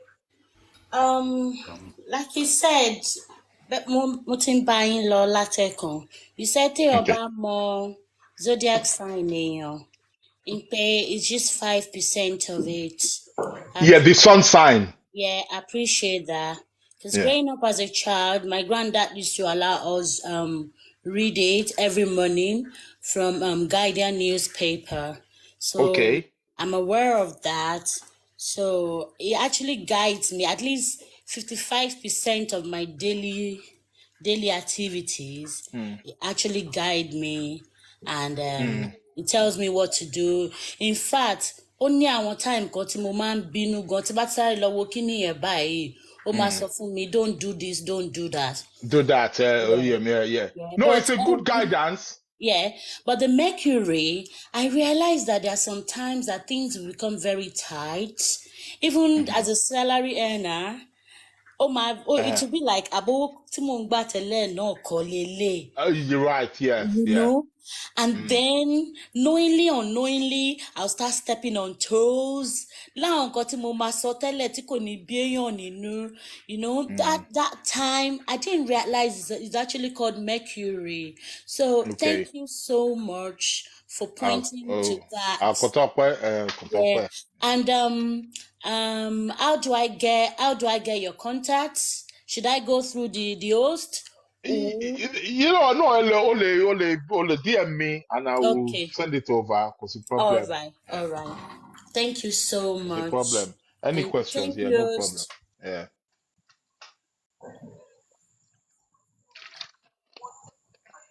Mami Alasha Any Bishop, any other question? question? Black Mary, so that we can bring other people up. I'm sure there are other people that have questions in the comment section. Other kwe mo ti miss àwọn kan tí Ẹ jẹ́ Ifálẹ́ kémi Buddha. bọ́lẹ̀. Ẹ jẹ́ kémi bọ́lẹ̀. Ẹ ṣeun. Okay. Yes, ma'am. Ayédèwà ń bí o. Ṣèbí àyè kan ni. Àyè ṣì wà ẹ lè ní nǹkan tẹ fẹ́ béèrè.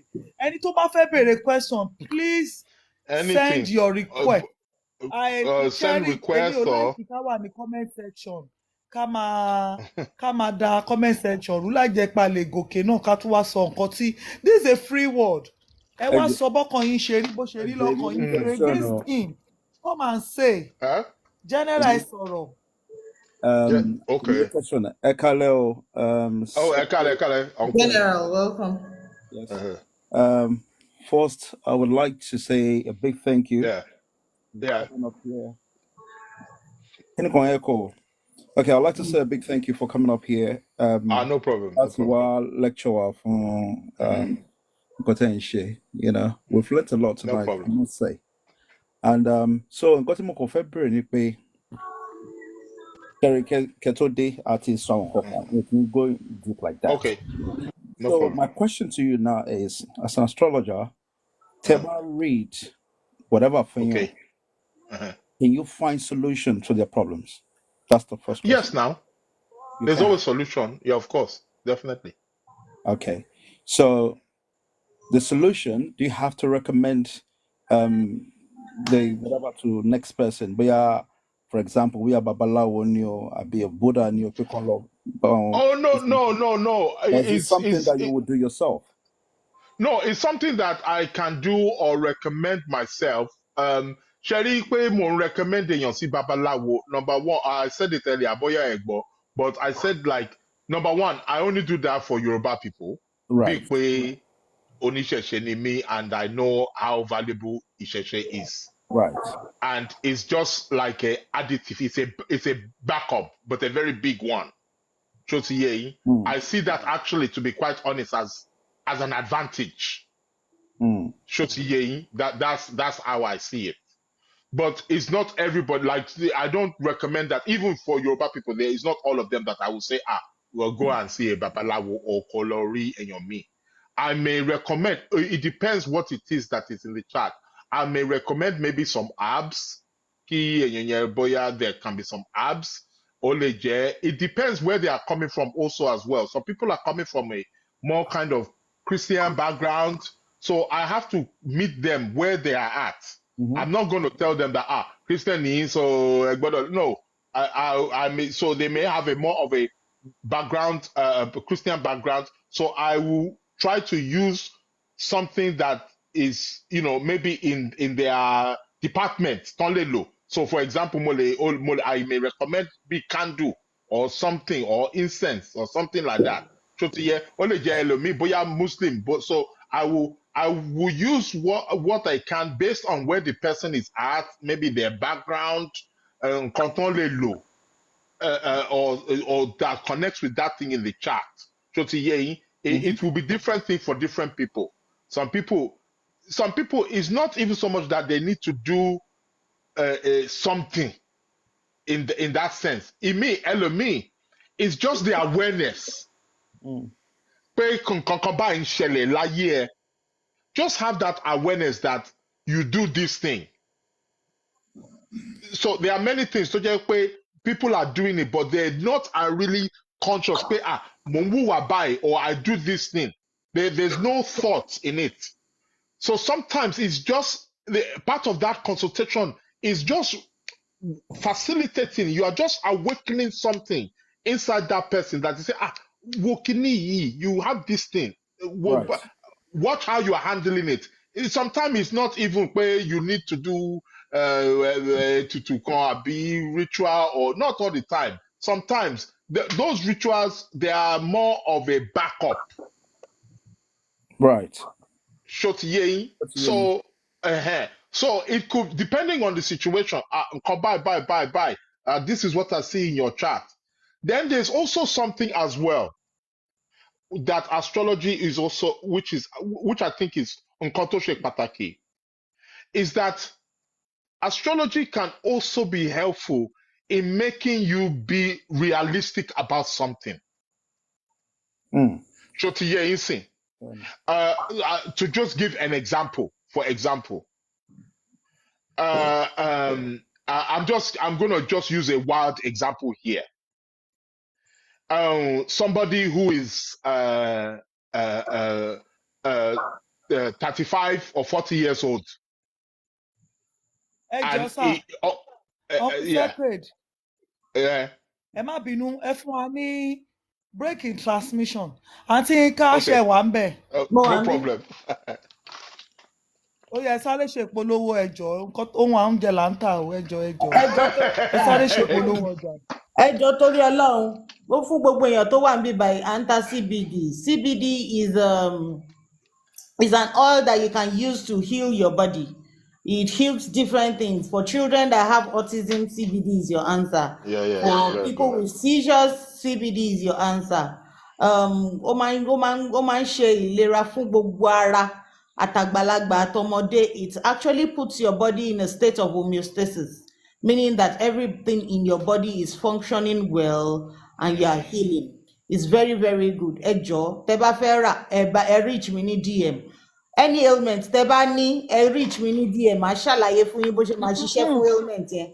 À ń tóyin Ẹjọ́ ń lọ. gidi, oyin ìgàn gidi, à ń tà original honey, kò ń ṣe oyin ṣúgà bí fake honey. À ń tóyin gidi, tẹ́ bá ti ní ìdòyin, ẹ reach Ẹ mi ní ṣé. DM. Thank you. Then also, à Thank you, ń ma. ta Thank you. coins, TikTok coins. Èmi kọ́ ni mò ń tà á, mọ̀mí alátiṣe kọ́ ló ń tà á, but a ní àbúrò wa kan tó ń tà á ń bì báyìí. So if you need any of those, Ẹ ṣé. ẹ reach wa. Thank you. A tún máa mú ìpolówó wá fún yín a máa ṣe ìpolówó lẹ́ẹ̀kọ̀ọ̀kan, ẹ má bínú. Mr. Babatunde, ibi tẹ́ ẹ sọ̀rọ̀ dé ni someone age of 35. Mo bí tí mo wà, mo wà ẹ ṣeun.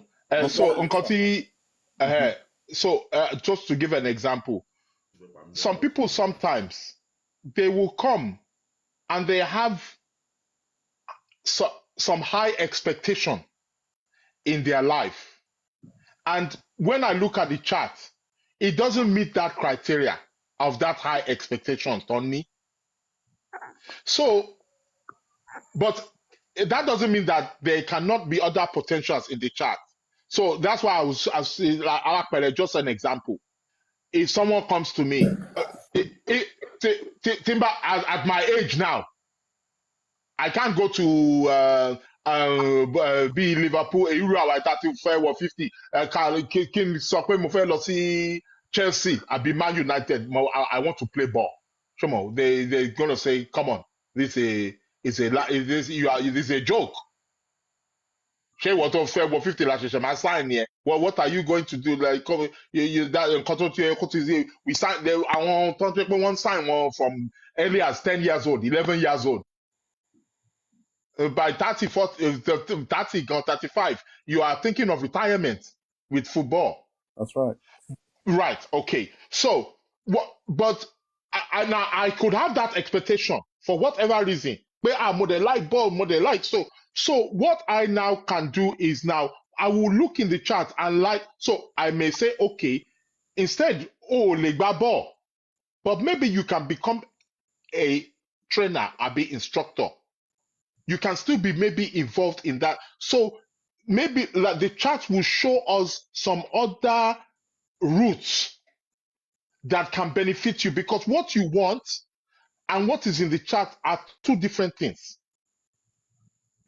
So it's also a way of being able to understand your own limitations, why you have those limitations, and how you can work with them in a better way as well. So it's not all the time, like, okay, you need to do it. It may not be. Sometimes it's just an awareness. But okay, you have this thing. Bó ṣe rí nìyí. Right. Okay. Right. Ẹ ṣé gan fún yẹn. Now, my Yeah, second question. So, Cameron, let me a bit of question. It might be yeah. one more. And No, me binu. right. Sherry, question yẹn. What I want me son major first is Okay. can it taking as an astrologer? Can it taking Eh, on Ifa as well? Yeah, because yeah. my little understanding, Yes. astrology is a fraction from Ifa. I might be wrong. Ellie corrects me. Yeah. That's number Yes. one. Then number two, nígbà tí ẹ̀ ń sọ̀rọ̀ lẹ́ẹ̀kan when you're making your submission, you Mhm. kept mentioning India. India. I heard India Okay. like 3 times. Separately. Yes. So my question to you regarding India is, Emma Bino, when you Mm. started this journey, why taking the echo now? Sorry. Nígbà tẹ́ bẹ̀rẹ̀ journey yìí, Eh, ṣé India wà lára àwọn ibi tẹ́ ti lọ get more of this knowledge, of this astrology or something, because you mentioned it 3 times. I It's kept three thinking, times. could it be that this man actually went there to go and get some knowledge there and then Knowledge there. start using it? So those are my questions, Sha. Emma No Bino. problem. So so to the the first question. Well, it doesn't matter which one. Yes, astrology is, if we're talking about the basic bones or principles of astrology, Irawo, the knowledge of Irawo. It's not where the way we know the astrology now or how we are practicing it now or how I practice it now is not the same as Ifa. And I make that very clear. That's why I don't mix the two. If somebody wants to be doing the two, fine. Èmi ń ṣe méjèèjì. I'm an astrologer, but oníṣẹ̀ṣe ni mí. I love Ifa. I value Ifa to the ultimate core. Now, Ifa is a body of work unto itself. So if we want to say which one, yes, astrology is a portion of Ifa. Even God in Ifa, funny enough, with Ifa, and I'm speaking to many of the people here also as well. Ifa, even amongst even Yoruba people, has been dumbed down. What do I mean by that? When people say Ifa, the only aspect of Ifa that people generally tend to know about or want to know about is the reading part. Eba and Dafa. That's right. Right. Ifa, are you crazy? Mm. Ifa is a body of work. It's got poetry. It's got mathematics. It's got herbs. It's got science. It's got biology. But the main focus that everybody wants to do is Eban Padafa. Do me a reading. So even in Ifa, even amongst Yoruba people worldwide, their approach towards Ifa is very limited. Ifa has poetry, it has philosophy, it has all of those things. And it has many things that astrology does not have. But the principles of Irawo, yes, it will come out of Ifa. So I support both. I do both, but I don't mix them. I keep them as two separate disciplines. Although they can serve as the same thing, or they can maybe serve the same purpose and they can give answers, fine, but I treat them separately. I put, and if I have to have more, if you, not so much respect, but more awareness of Ifa, because it's a whole body of knowledge. That's right. So, Boshelini, the India part, yes, part of my journey did start with India, but I didn't learn it there. Right. Although I went back and I have some good friends over there that practice it, who are teachers as well, that we conversate with, and and things of that nature. But part of my early journey started there. But the reason why I was mentioning India is because when we talk about astrology, for me, if we want to talk about the group of people on planet Earth, tó jẹ́ pé wọn kì í fi astrology ṣeré, that is a deep part of their embedded culture, is India. That's a fact. Yes, that's a fact. You go to any Indian, I guarantee you, they know their moon sign, their sun sign, and their ascendant. And they know the time of birth. Guarantee. There's no if, but, or maybe about it. Very true. So that's the reason why I would say, when astrology got onto them from the astrology, it migrated through West Africa, through the Dogons. That's I mentioned that even last week. I want Dogon. If you want to know, our Babala astrologer, Dogons, yes. Egyptians, Babylonians, the Persians. It's from there. It went into India. As a matter of fact, there's a lot of words, even in the Indian language, that it originates from that Middle East, Persia, Ibiti, Iran, Iraq, Babylonia. That's where they got the knowledge from, because that's why that place, that's why there are always wars in that region. Why? Because that place was a trade route. It's the place where how you connect from east to west, from Europe going into North Africa or going into Asia. So that place is so a lot of knowledge went through that place. If you go to Mali today, they have the biggest library in the world, Timbuktu, Oshiwambe, and they have the astrology books there. So even though the Indians, most of the books are stolen or even burnt by yes, yeah, true. So our India, the reason why I was just referring to India is because there's a culture they don't mess around with it.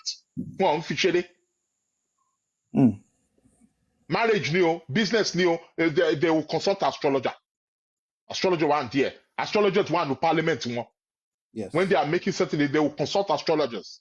So they don't mess around with it. So that's why it seemed like I was making reference to them. India, yeah, it makes sense now. Thank you very much for that. Yeah. Yeah. So, but so yeah, thank you. Thank you so much. Thank you. No problem.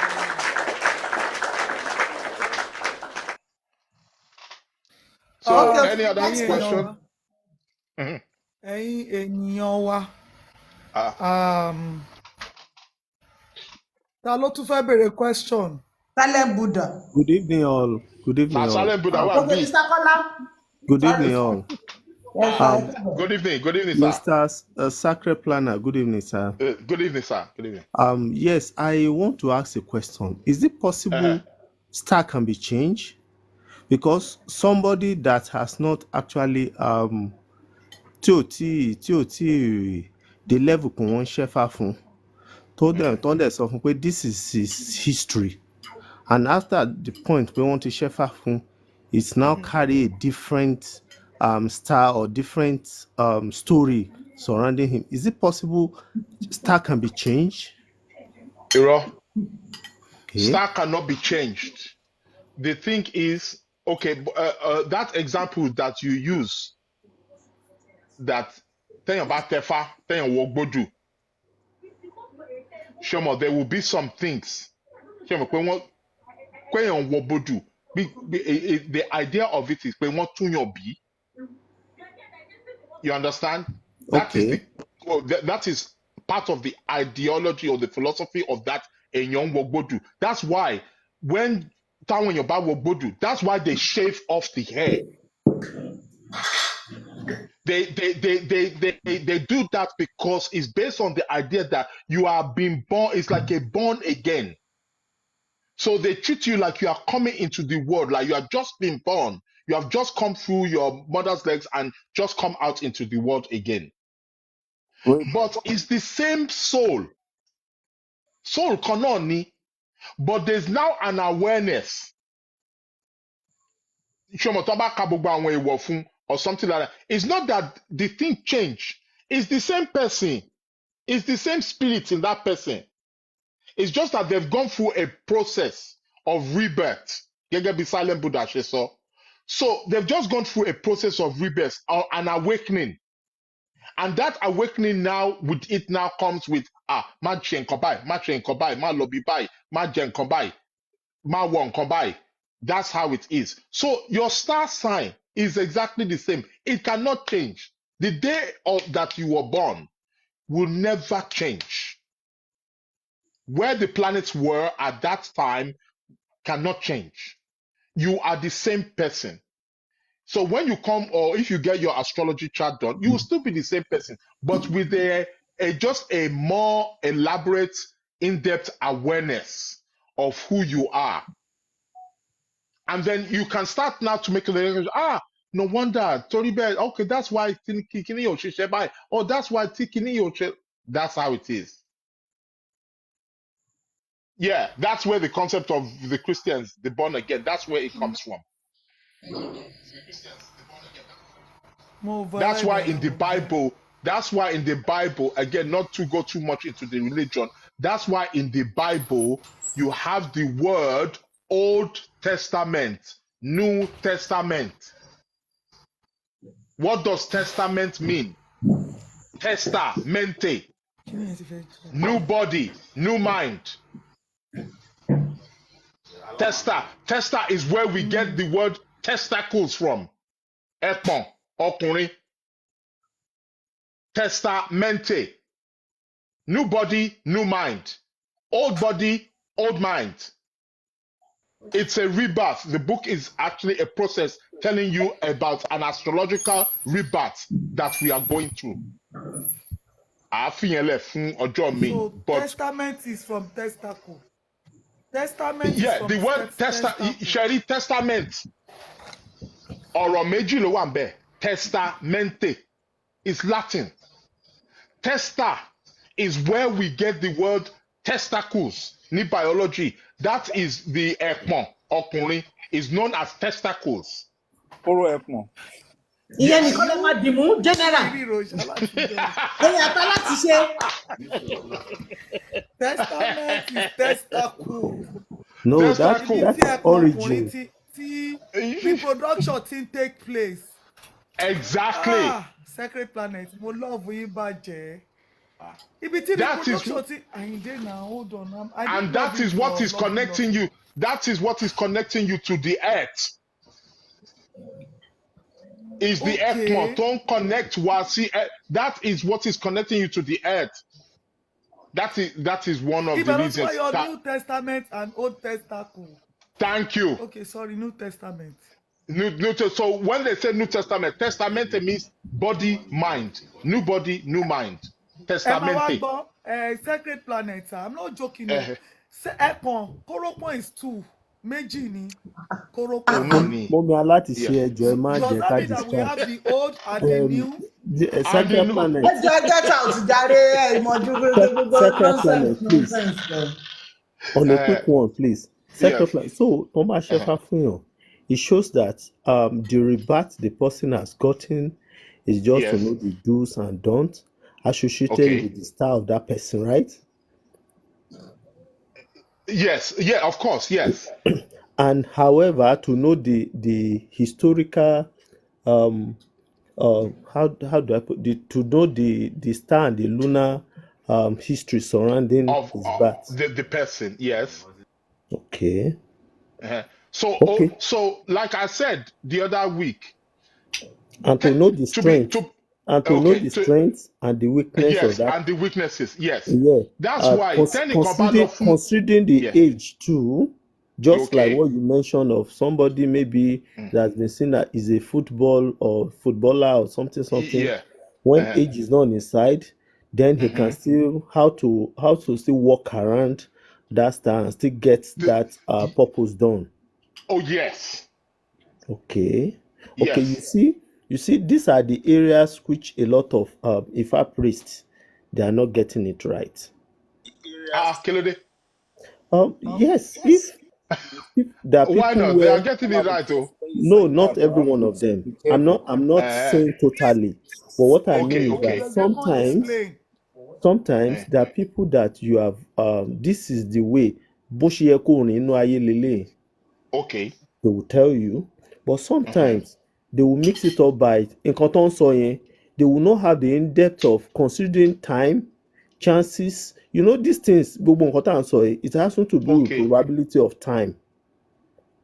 Okay. Yes. Yeah. May- With certain things, yes, of Yes, course. it has to do with Yeah. probability of Yeah. time. You don't expect somebody that is in his early 50s now to start a Okay. journey of being a Of course. footballer, Yes. or you don't expect somebody in his late 40s to start to become a medical doctor. You see, Oh, okay. Oh, you yeah. understand where you have people yeah, in their 30s that are coming out of it. Okay. You get it, but it Oh, will yeah. just help you to see how to harness whatever is left with respect to the age of that person. Age of the person. Yes. Yes. Yeah. Yes. Otoro. Yes. Yes. Yeah, Yes. I think Yes. that has been settled. But however, this astrology thing, is it is you are saying that is an extension or a part of Ifa as an Yeah, because if we are to go by, if we are agreeing, if we are all agreeing that the Yoruba because civilization no doubt, or Ifa that came first, is an institution of life. right. But I'm talking from the principle of that, based on our Yoruba cosmology, that Olodumare sent Awonrunmole and Obatala, Oba Worisha, was the one who molded us, created us, was responsible for coming down the chain with this Pelu Akukọ, spreading the earth. Based on our cosmology, we are the originators or the progenitors of the human race. So, if now a body of knowledge, which we now refer to as Ifa, is now given to us or brought to us by Orunmila, that means that every knowledge on this planet is basis, is foundation, is going to be in Ifa. Yes. Right. It has to be. Even phone Gontan low. Although Ifa or Tabanki Ifa, we will not see a physical phone or description of physical phone inside, but the principles and the knowledge of what it is used today, because all we are doing, we are just building civilizations built on civilizations. Things advance in time, but the basis, the root, the foundation of it has to come from somewhere. And that root will be found in Ifa. So the principles of Orun, Oshupa, which are the first two most important planetary bodies that you have to learn in astrology. If you are learning astrology, the first thing you are going to learn is about the sun, the cycle of the sun, and how the sun is rotating, or how we are going around the sun, and the moon, which creates the month every 28 days. That's the first thing that you are going to learn. So, ṣé wọ́n sọ̀rọ̀ nípa oòrùn àti òṣùpá nínú Ifá? Yes, 100%. Okay, ṣé wọ́n sọ̀rọ̀ nípa star? Ṣé wọ́n sọ̀rọ̀ nípa ìràwọ̀? Yes. Now, ẹ má ṣì mí gbọ́ o. I'm not saying that those ìràwọ̀, it was later. It's based on the culture where it's from. Àwọn ìràwọ̀ tá à ń pè ní Mercury, Mars, Jupiter, Saturn, Neptune, Pluto. We know that those are Greek and Roman in origin. But those are the names. But the concept of star, do we have that principle? Yes. Any show. Now, if you want to see astrology in full effect in Ifa, go to when they are doing Akosejaye, Abi, Itefa, Omo. That's when you will see see astrology in full effect for that personal person. You will see the do's, the don'ts. What heaven is this person right, from? Right. And it's gonna give you this the taboos. It's gonna give you what to do in life, directions. Life, yeah. This is like if you go to astrology, we'll let you know. Okay, this is what you're supposed to do in life. In life, it's supposed to be you are a number 3. If you're a number 3, it's supposed to be traveling. Supposed to be Okay. a educator. Yeah. Likewise, once they do it Tefa, or when they do Akosejaye, it's gonna say omo yi, o ma da to ba le se ile, o ma da to ba le ririn ìlànà spirituality. Because when I did it for my child, they said my child will be a very spiritual child. Anything that has to do with that should be the line that you should go to. Also, it's going to be very good when it comes to music. And now my child plays music all the time. It's only 2 years old. Oh my lulu, and that came out in his Akosejaye. So that is his sign. So if you want to learn more about astrology in Ifa, but the funny thing about it is that it's the name astrology and the concept of it is what's throwing people off. Exactly. That's it. But it's definitely there. It's there in full effect. It's there. It would have to be. I could testify to it. Yeah. It would have to be. The principles of it would have to be. No, thank you, educated stream. So it's there, but it's just that the names, because we are using names like Jupiter, Pluto, yeah, they are Greco-Roman. One, She, Konshe, Konkanwa. We know that no Kosentonjion, but that's English language, or that's how it came back to us. But the principles of stars, Irawo, sun, moon, night, day, definitely. That's all I need as confirmation. Emma Bino Ekale Google. Now, mo fẹ́ bèrè on the on karmic belt and karmic cycle. Okay. Check it. I've done astrology in the past, but it's been a very long time. But a lot of it is coming back to me now. Now, with regards to karmic belt and karmic cycle, which kind of, I think it talks about if you've come to that in this lifetime to pay a debt or to. Right. Can you elaborate on that, please? Yes. Sherry debt yeah on content when igbese.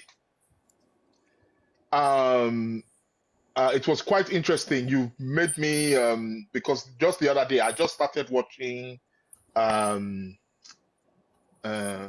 Anikulapo. Okay. The series. I've watched the film, but then this is the series of that, and I was just watching that, and it was quite interesting because it came to a stage where the guy had died and he was about to go to heaven, and the guy said, only that you have to pay back. The thing is, the Igbese is that we all owe something. We all owe a debt. In the astrology chart, it shows there's a particular house that shows what is the house of debt, the debt that you owe. Yes. There are houses or there are parts of the horoscope of the chart that indicate Ayetotiwa. What is it that you are bringing that is perhaps you haven't developed it? or developer dada, and you need to work on it, and you have a debt, and different debts are connected with different things. The debt could manifest for somebody in their relationship. It could manifest for somebody in their money. It could manifest for somebody in their work, iṣẹ́, bóyá with their parents. So it will manifest in various ways for different people. That debt will manifest in different ways for different people. So we all owe a debt. We all have that karma that we have to, okay, ìgbésẹ̀ yìí ó máa san in some way, shape or form. Bóyá through iṣẹ́ ni o, bóyá through kíní ni o. That's why, okay, for example, you see in some relationships, there are some women, not all the time, but there are some women tó jẹ́ wípé their life is solely obligated to the husband. And in many cases, sometimes that is the debt that they have come to pay back. Only nǹkan kan tán fẹ́ san padà. So it's now being paid through the relationship. And their life is solely obligated. That's it. Educate Sacred Planet. Ṣáàtì Kánò ti jẹ fún gbèsè ni. She's killing mosquito. Also, I think when you said Ifa has been dumbed down, I kind of agree with you to a level, because I've seen other aspects of spirituality being practiced. For example, I've seen the process of writing. Normally, this day and age, most of our Ottoman will chat a daily chat along one line. Yeah. The actual process of writing it, when you see the process, the meticulousness, I've seen it done in Tibet before, and every day they have a big chalk or big board where people look with telescopes and write the constellations and stuff. I believe if we had that kind of stuff in Ifa practice, where it would be so talking about, because I understand what you mean, because fine, Ifa tells you what you need to know in terms of astrology, but imagine having that kind of practice inside Ifa. It would just perfect the aspect of astrology. You get the point to me? Yeah, Ben. Yeah, definitely. Kind of you know, there are some other parts about, for example, the mental plane, mentality, how you can train the mind to be able to achieve certain things. I don't believe we fully have that in Ifa practice as well. Okay. Yeah. What I would say is, I feel like Ifa has it, but it may not be emphasized. There's so much things in Ifa that are not emphasized. And those are some of the things. Even I'm willing to put my life on it. I actually know there are some Odu Kiki Toman Ki that when they key, if you pay close attention, you know what? Even the Babalawo or the person don't key fine. I don't think they fully realize it. Some of them, yes. You know the funny thing, to buttress your point, Moti, because when the Taman Sheikh Kifa, I pay close attention to. If I at times I record it to go and re-listen to it again. There was a particular verse of Ifa one time that I heard where the Ifa priest was on Kifa Lonja, but he said something about or maybe Oshumefani or something, and it says the precise date, and that's just to tell you biology. These are the kind of details that we don't pay attention to. There was another Odu Ifa I heard another time where the journey in the Odu. Baba and Kinjo, Owa Kyodu, be attention diomo, like the biological journey of how a fetus and how a fetus. It's in Ifa. These details are in Ifa, but like you said, we don't pay attention to those. Exactly. And we don't take time to study them as the accuracy. For example, pay attention to in Ifa. We have the precise time. Modern science, we believe they were the ones that found out, but we already have that in Ifa. Thousands of long time. Modern science even told us how long it takes before a vulture becomes bold. Check it out. Yeah, definitely.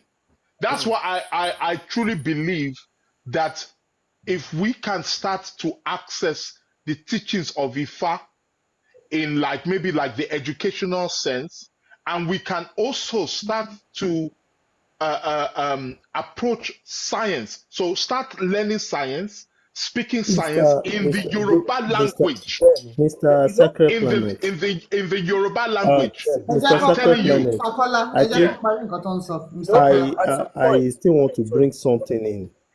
Okay. There are different school of thought and there's different level of scholars that Yes. have discussed issue of FIFA, and sometimes most of these scholars they are not in harmony with their they are sometimes at conflict with each Conflict. other. Okay, No, I fair beg to enough. differ on that one. Yes, Sorry, Mr. their Kola. Okay.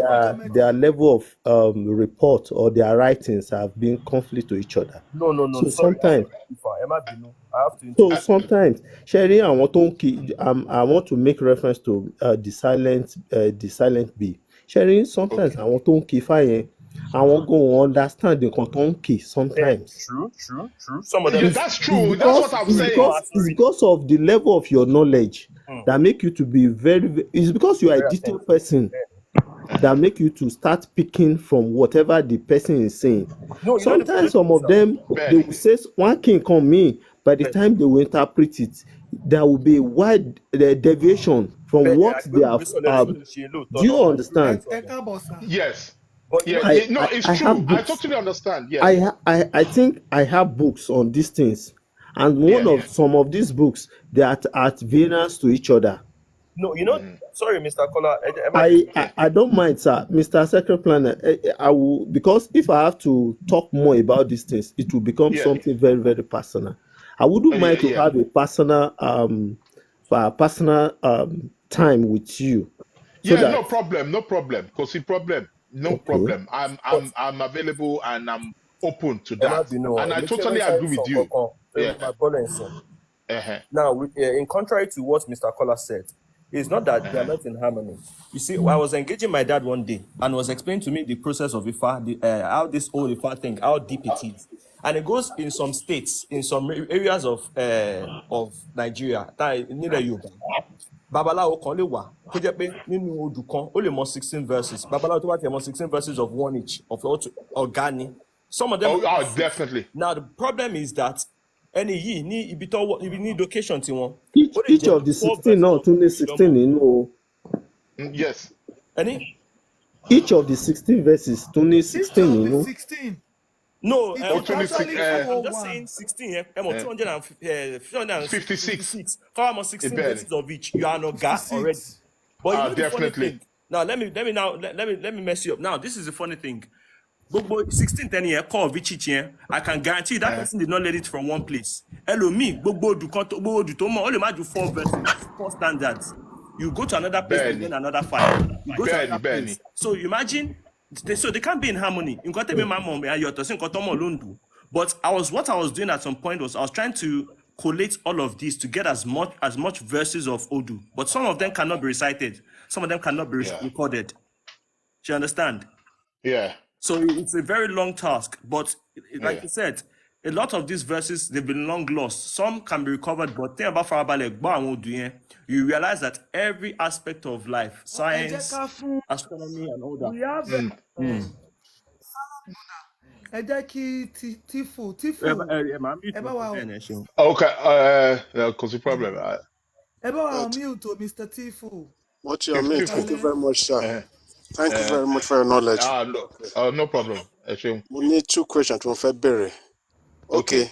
Regarding astrology, ṣé èèyàn lè mọ èèwọ̀ rẹ̀? Then 2, ẹni tí ò mọ time of birth, bó lè ṣe máa ṣe reading ẹ̀? Okay. Entire time of birth ọ̀nà wà. There are different methods tá a máa ń gbà fi ṣe reading fún wọn. Ó máa ń wà laborious. As a matter of fact, if you go on the internet now and put in chart rectification, I know some astrologers want to charge you £500 torí iṣẹ́ wà bẹ́ẹ̀. So ó wà very laborious. Nǹkan tó wà ń bẹ̀ nìyẹn. So, but only methods and techniques tá máa ń lò, other techniques tá máa ń lò, tá a bá ní time of birth. Time of birth yẹn ó fún wa ní very quick, very easy access. So that is one. Then what was the other question? Nípa you said okay, yes, the àwọn èèwọ̀. Yes. Astrology can tell you èèwọ̀ to some degree. It can tell you. But èèwọ̀, Shemo. So for example, it will tell you certain èèwọ̀, things that are good for you, not so good for you. Irú oúnjẹ tó yẹ kó máa jẹ, or oúnjẹ that is better for you. Aṣọ gbogbo, it can tell you. But nǹkan tí mo fẹ́ sọ yìí, ó ṣe pàtàkì.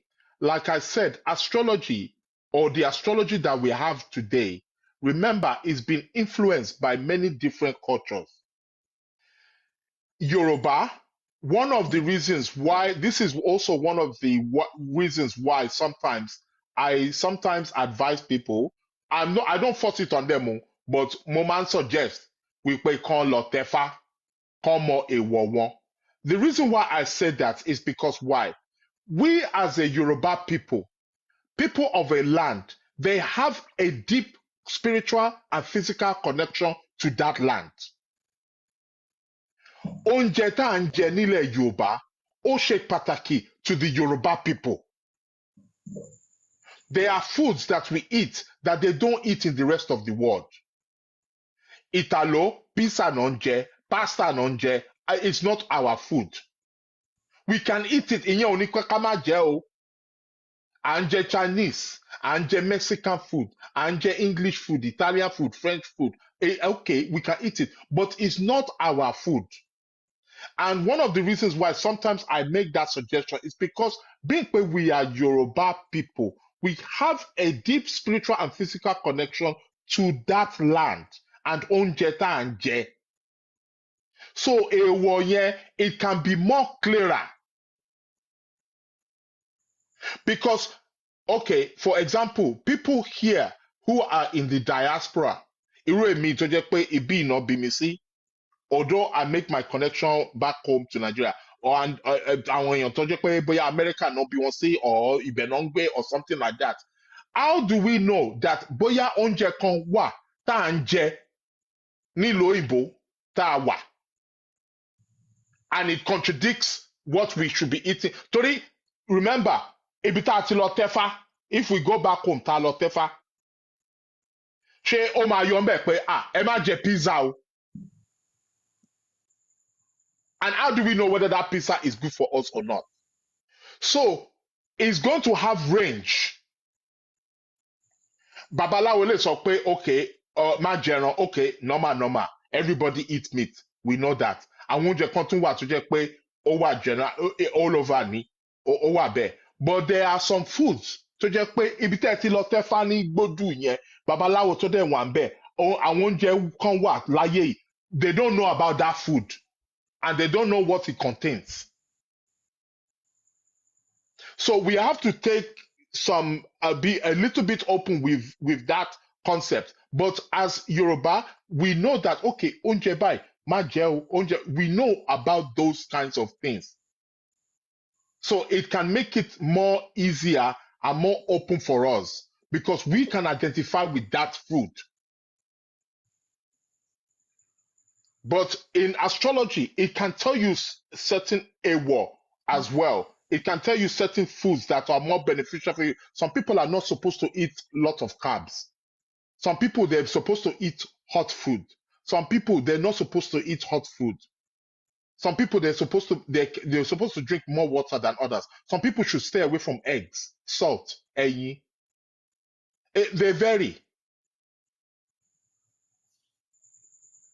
So there are ọ̀pọ̀lọpọ̀ bẹ́ẹ̀. So it will tell you the thing, but it's not like with Ifa. That's why I say Ifa is a more complete body of knowledge in a sense that it can tell you something on a much more spiritual level nípa àwọn èèwọ̀ yẹn. So Thank I you very think much. as Yoruba people, we have that advantage Thank you very much, sir. of Thank you very Ifa. much. So yeah. I see. I see. Okay then. Mm. Drop a So minute. Thank you very no, much. What you follow in anyway, Okay. no, Ẹ no, ṣé no Moti problem. gan message bàbá. so Thank you, Yeah. sir. London let Nice me know why meeting anyway. you. So Okay, okay, no problem, no problem. Okay, okay. even Ali, Ali. Then Ẹ jọ̀ọ́ breaking yeah, transmission. Kẹ́ tó go no further, problem. sir. Ẹ̀yin èèyàn wa, ẹ really need láti consult Mr. Babatunde. Àwa ti enjoy a lot of things from his knowledge. We have benefited a lot. And we're still Okay. learning though. We're still going to consult Ah, him more and more. content. Because imagine wọ́n sọ lẹ́ẹ̀kan pé if you want to sign a contract this month, in the next 3 weeks, you have to put it on hold. So Put it irú on àti hold though. If Yinka you wọ́n can put fẹ́ it ra on ring hold though, light Joe. lọ́la. Àǹtí Yinka ẹ send the commission tèmi tí mi ń owó ring light ká fi jọ ṣílà. So Commission. ẹ ti sódì yìí ti wú. So Bàbá mi ẹ àfa jọ̀ọ́ Ìṣọ̀lá, mo kí ẹ o. ó máa láìpẹ́ tí láìpẹ́ owó Àfàṣọlá yìí. sá lọ ni. Àná ó wà bí, ó wà bí. Ṣé ni mo fi jọ o? Sẹ́yìn ò like owó. ẹ̀dùn ó Ẹ wà má ntẹ́ ń fi bí mò ń ntẹ́ Àfàṣọlá gbádùn lẹ̀ yín o. ìrorò gidi ní bàbá mi Àfàṣọlá ta Bàbá ló máa bàbá sọ̀rọ̀. ẹ Bàbá, ká lẹ́tà ẹ má bàbá, bínú. mi ì tiẹ̀ rí Mò ń bẹ́ẹ̀ yẹn. gbádùn yín gidi ní o. Thank Àǹtí you, ẹ Yinka Ẹ ti ṣeun kú o. sùn lọ. ẹ kú ètò So o. Bàbá ẹ o, jọ̀ọ́ ẹ̀yin èèyàn wa. mo kí yín o. Ẹ jọ̀ọ́ ẹ Ẹ wá ra ṣe CBD o. ẹ Ẹ wá ra jọ̀ọ́ ẹ̀yin CBD èèyàn ẹ wa. ṣàánú mi o. Ẹ jọ̀ọ́ o, Ah, ẹ ra ẹ CBD. support mi o. Ah, Ẹ wá ra A máa ra CBD. CBD yẹn.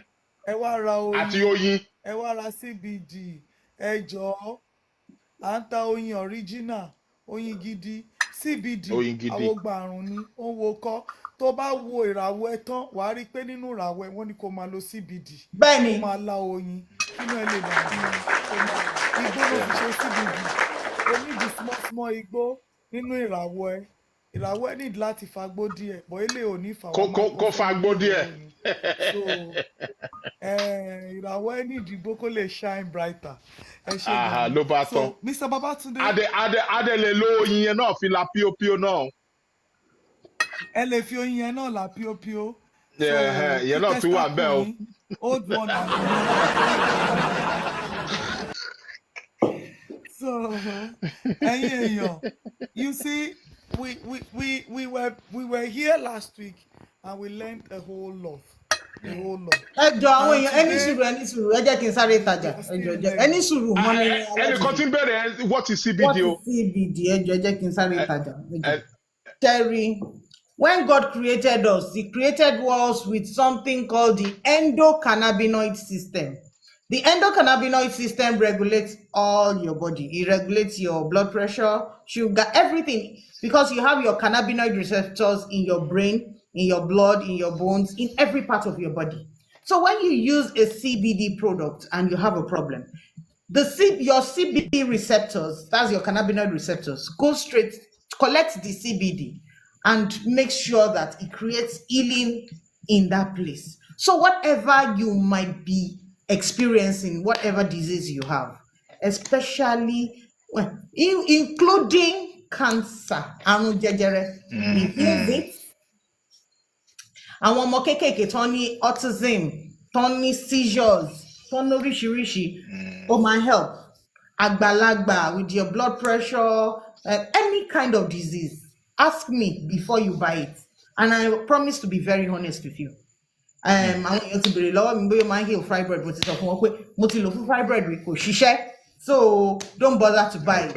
It's not just about the money. I also want you to get healing so that it can promote my work. Ẹ jọ̀ọ́, tẹ́ bá fẹ́ o, ẹ reach mi ní DM. Ẹ ṣé gan ni. Yes, we deliver worldwide. That's no problem. Okay. Àwọn tó wà ní UK. Continue, sir. Sacred planning. Okay, I'll close the problem. So even gan mo fẹ́ padà sí nǹkan tí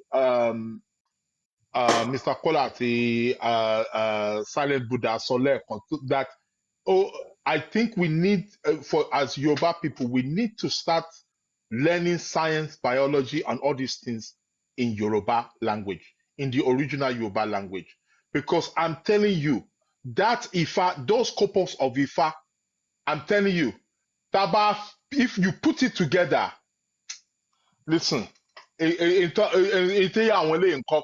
phone at the plane, it doesn't come close. Ben. The information is inside. I'm telling you. And I think also people don't take the time to reflect and meditate on it. Yeah, exactly. And that's what the Eastern philosophers do that we don't do. Yeah, One yes, verse, yes. on a joke of 10 hours, come and recite it over and over Come again. and recite it, come and meditate, Lelori, yes. What they call a mudra. They'll treat like a mudra, and that makes a lot of difference. Yeah. It's similar to one verse or one kini, or repeat it over and over again. Eventually, you ascend or transcend to a different plane where it makes a lot more different sense to you. Yeah, definitely. No. I totally agree. Babala science one nufa. I'm telling you. Definitely. Babala science one be.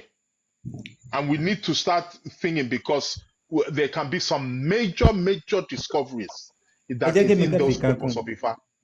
Ẹ jẹ́ kí n kàn fi ẹyọ kan kún. Mo ń gbádùn yín látàárọ̀. Ẹ jẹ́ ká wò nísìnyí. Ifá kan bẹ nílẹ̀ Yorùbá tá a máa ń pè ní ọ̀bàrà. Okay. Ifá yẹn ló represent gbogbo nǹkan tí bá ń bẹ lérí èso. Yálà igi ọ̀gẹ̀dẹ̀ fẹ́ so ni o tí ò tí ì mú ọmọ jáde. Èso tó kọ́kọ́ fẹ́ yọ jáde yẹn ọ̀bàrà ni ó jẹ́ ká mọ̀. Ọ̀bàrà ló represent rẹ̀. Nǹkan tí wọ́n gbìn bóyá kíní yẹn máa wù ni o bóyá kò ní wù ni o ọ̀bàrà ni ó jẹ́ ká mọ̀. Wow. Ilẹ̀ tó lọ gbìn sí yẹn bóyá lè yẹn exist o bóyá lè yẹn máa pa ni o àbí yóò kú ni o ọ̀bàrà ni ó jẹ́ ká mọ̀. Támì bá ń bẹ lára àyàn ọ̀bàrà yẹn ní máa ń represent orí ibẹ̀ lẹ́tì mọ̀ pé orí ní ń fọ́ lágbájá. Wow. Tí ẹ bá ní ọ̀dọ̀ àwọn nígbà tí wọ́n gbé knowledge yẹn pé àti làwa kọ nígbà tí wọ́n gbé wọnú medical lọ wọ́n jẹ́ ọmọ yìí wá pé tí ẹ bá ti fẹ́ treat yàn tẹ́ ẹ bá ti lọ wọlé disease ní ilé kẹfà tó bá ti jẹ́ sí UK ọ̀bàrà ló wà ń bẹ ó yẹ kẹ́ ti mọ̀ pé àìsàn orí ní dàlámù. Wow. Which is wọ́n jẹ́ kó máa yé wa wípé tábà wá ní ká wá orí yẹn lọ níbo ni kíní yẹn ti bẹ̀rẹ̀ ibẹ̀ ni wọ́n ti wá máa trace ẹ̀ lọ pé ìgbà báyìí ló ti bẹ̀rẹ̀ ìgbà báyìí ló bẹ̀rẹ̀. Tọ́bàrà bá fẹ́ fún yín lọ́jọ́ ọjọ́ kan péré lòun nínú àwọn ọjọ́. Okay. Ọ̀bàrà wà ní position release as in wípé kò kí ń draw. A ní àwọn kan tó jẹ́ sí pé wọ́n máa ń receive ni wọ́n máa ń gba nǹkan sára ọ̀bàrà máa ń ju nǹkan jáde ni yóò jẹ́ kí nǹkan yọ ní tó bá ń bẹ nínú ilẹ̀ ọ̀bàrà ni ó jẹ́ kẹ́ ẹ mọ̀ pé kíní yìí yóò yọ tílẹ̀ bá mọ́ bọ̀ ọ̀bàrà ní máa ń represent òye tí kọ́kọ́ máa ń jáde yẹn kó tó di pé lẹ̀ ń mọ́. Wow. So wọ́n jẹ́ ká mọ gbogbo aspect tí Ifá kọ̀ọ̀kan òkè lágbèjúwe tọ́bàrà àti òdì táwọn méjèèjì bá ti ń wọnú ara wọn bọ̀ ìyún yóò mọ̀ fún wa ní táìmù nǹkan bí aago 4 òru. Wow. So bí wọ́n ṣe pín gbogbo rẹ̀ nu tá bá fẹ́ sọ̀rọ̀ nípa ọdún àwọn á máa fún wa ní bí ọdún 9 ọdún 10. So àwọn kí ni a fi mọ time. A fi mọ time a fi mọ gbà a fi mọ báwo ni kíní ìṣe fẹ́ báwo ni kíní ìṣe move báwo ló ṣe ń lọ òkè nínú lọ́dọ̀ àwọn tí wọ́n máa ń ṣe ẹ́lẹ́mẹ́ǹtì àwọn tí wọ́n máa ń ṣe nǹkan ọ̀bàrà yẹn ló represent hydrogen. Okay, yes. So bí àwọn èrò yẹn báwọn kíní yẹn bó ṣe lọ nìyẹn tèmi kan fẹ́ fà níbẹ̀ náà ni pé àwọn kíní yìí náà gẹ́gẹ́ bẹ́ẹ̀ sì ń sọ pé ó contain gbogbo tí ń bẹ nínú ayé bọ̀ yìí máa wá límìtì nílẹ̀ Yorùbá lérí ẹ̀.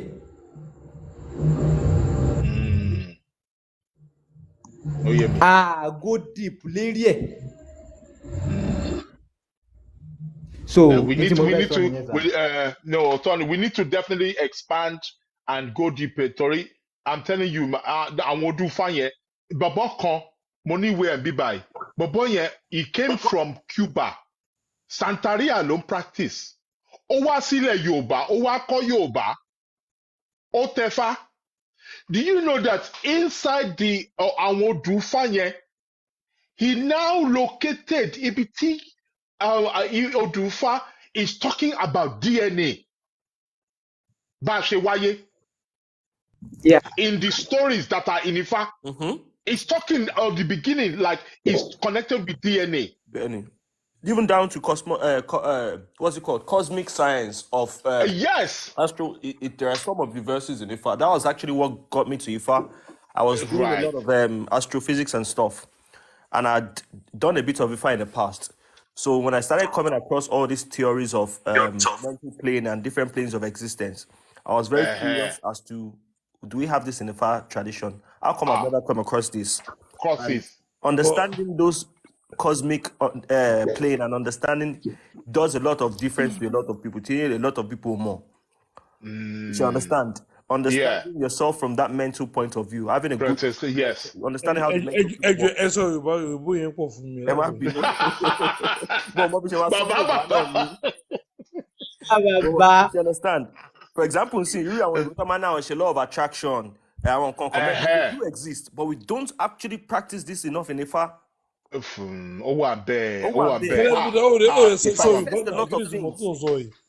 Any? Sorry, Bajo. Silent Buddha. Silent Buddha. Ẹ jẹ́ kí n sọ kinní kan fún àwọn èèyàn. Yes, ma. You know, you said something in the comment section pé a lot of things tó wà nù fa Odufa yẹn ti pọ̀jù. That is why you left. Benny. But now you really wish you know all those things. Yes. That you have learned them. Let me say this. You see, the knowledge you escape to get, you will miss. Benny. You will miss it. Now, to everyone, you don't actually need to know all things. Need láti mọ gbogbo nǹkan. No, the problem is I'm a perfectionist. No. I'm talking generally. Okay, fair enough. You see, in 10 years' time, some of us will look back and say, hey, model opportunity to gain this particular knowledge. And I miss it. If you are still young, if you really want to know more, if you are inquisitive, you are Silent Buddha young, àgbàlagbà ni Silent Buddha Is Silent Buddha 90 years old? Shorty 90. Ẹ má worry. I'm not talking to him alone. I'm talking to everybody. I'm talking to everybody, including myself. So you are telling me that you are àgbàlagbà, àbí you are ọmọ kékeré, so that they can say that I'm ọmọ kékeré ni wọ́n. Ọmọ kékeré ni wọ́n. Silent Buddha. Ẹ